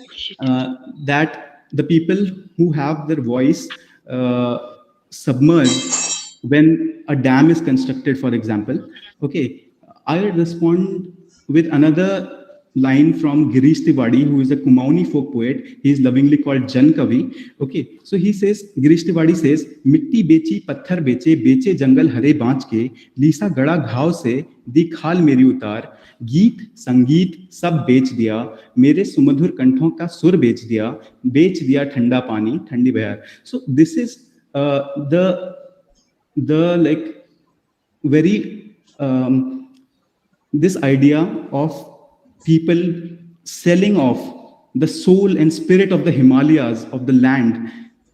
Like, where does this dissent, where does this protest rise from? It rises from the hearts of the people who see this wanton abuse of nature every day in front of them, and to see something that they have preserved for generations and generations. Obviously, it hurts, and then they express it in forms of such folk songs, such satirical songs and parodical songs. Okay, then I'd go on to express that forests in Mehul India are Rawat, not. please conclude now. Okay, ma'am, just I'll take 1 minute. Okay, so forests in India are not considered secular spaces. They are considered as sacred groves where gods reside, where the local deities look over the land, the protectors of the land. Okay, thus we have this idea of divine retribution if something, if the land is abused. Okay, and there are a lot of species like people, Bargad, Bale, Parijat, Oak, etc., which are protected by the locals. There are a lot of animal species like lion, tiger, bull, donkey, etc., snakes, cobras, which are also protected by the people due to their folk value and divine value, due to their presence in myths and folklore. And then I'll come to the fact that a lot of abiotic environment is also protected by the people. Like rivers are considered Mai, Narmada Mai, Ganga Mata, and like mountains are also considered as fathers or like abodes of gods like Shiva. Okay, so the conclusion of all this would be that the policy makers, the people who are very scientific, and today's elite individuals, intellectuals who are secular in nature, they must learn to reciprocate and communicate with the spiritual and religious aspect of folklores of India, because folklores in India cannot be stripped of their spirituality, they cannot be stripped of their divine inclination. And as in conclusion, I would say that if folk people in India learn a thing or two from scientific community, and the scientific community reciprocates and learns a thing or two from the indigenous communities, so there would be no need of a protest at all. There would be harmony, and there would be very judicious use of resources. All the stakeholders would get a voice, and that would lead to an ecological prosperity, and that would be a story that would be worth preserving and orating. So with that comment, I would like to conclude my presentation. Since I had such a short amount of time, I like hurried through it, but okay, that is a good thing anyways. Okay, so thank you, ma'am. Thank you, Pallavi, ma'am, and thank you, ma'am, for this But opportunity. it was very nice. Actually, you have taken to us taken to another direction, and we really appreciate the way you have expressed, and that's actually some kind of our emotions also. Being a folklorist, I always feel that we should do something for our folklore and how to keep it alive, and especially those people actually who represents the folklore. Yes, ma'am. We all are folk, but at the same time there are something like which we need to preserve, and people are the one they will preserve only when they will be getting the benefit of it. And like now what we have seen in this age, that we are actually not giving that kind of an advantage to them, and that's being a scholar, that's our responsibility towards them. It's not only something that we are working on them, but we are working on them, but at the same time we should also respect them so that they preserve and they continue our culture. It is what we have actually, just because of them. So something I really I got emotional, because many things it's related, because it's not only we are emotionally also attached to them. And we have seen, when we go to the field, we find a lot of things, their whole situation. And as it like that is why we should respect them, we should love them, and also we can do whatever we can. So that's what. And also I was really I love the Pallavi, you have chosen, you have got some very important papers, and all the papers are different from each other. It's not that similar papers were taken into consideration. It was That's different very papers. Yeah, and that is why I feel that this session was a very fruitful session. And thank you so much, everyone. And also another thing, Sujana, she's from Chennai. It's a personal request, because we have got a contemporary legend, urban legend. We have organization where we are actually studying the urban legends of India. Because when I I just said that India may we hardly have urban legends we have studied, and that was a collection. My collection was the first collection was, and now because after 20 years, I have seen that many people are doing that. So I have a request to Sujan. Please try to contact me because I also would like to include all the research scholar who is working on that, and I'm taking some initiative on this study. So maybe we can work on that, and always it's you are welcome, and please Pallavi can give my number to you. Please try contact me. We'll be working together in future. Thank you so much, It can be Pallavi. done, ma'am. It can be done. Yes. Thank you so much, ma'am, Arunima, ma'am, for chairing the session. And we invite you. We invite you for tomorrow's session as well. Please be there. Yeah, sure. Tomorrow also. And probably such kind of some more papers you might come up, whom you would be interested in, the participants and the paper. Please join us tomorrow also. Sure. Yes. Sure.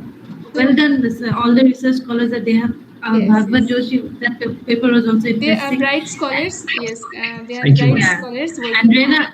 Rena was also like she got very less time, but like whatever she said, that was very like thing would be Rena, Dr. Rena Singh. Thank you so much. So thank you, ma'am. So with this, we come to an end of today's session. We had brilliant speakers who enriched us by their talk. I thank each and every participant for being a part of today's webinar. See you tomorrow again, same time. Please join us at 11 a.m. tomorrow morning. Thanks to you.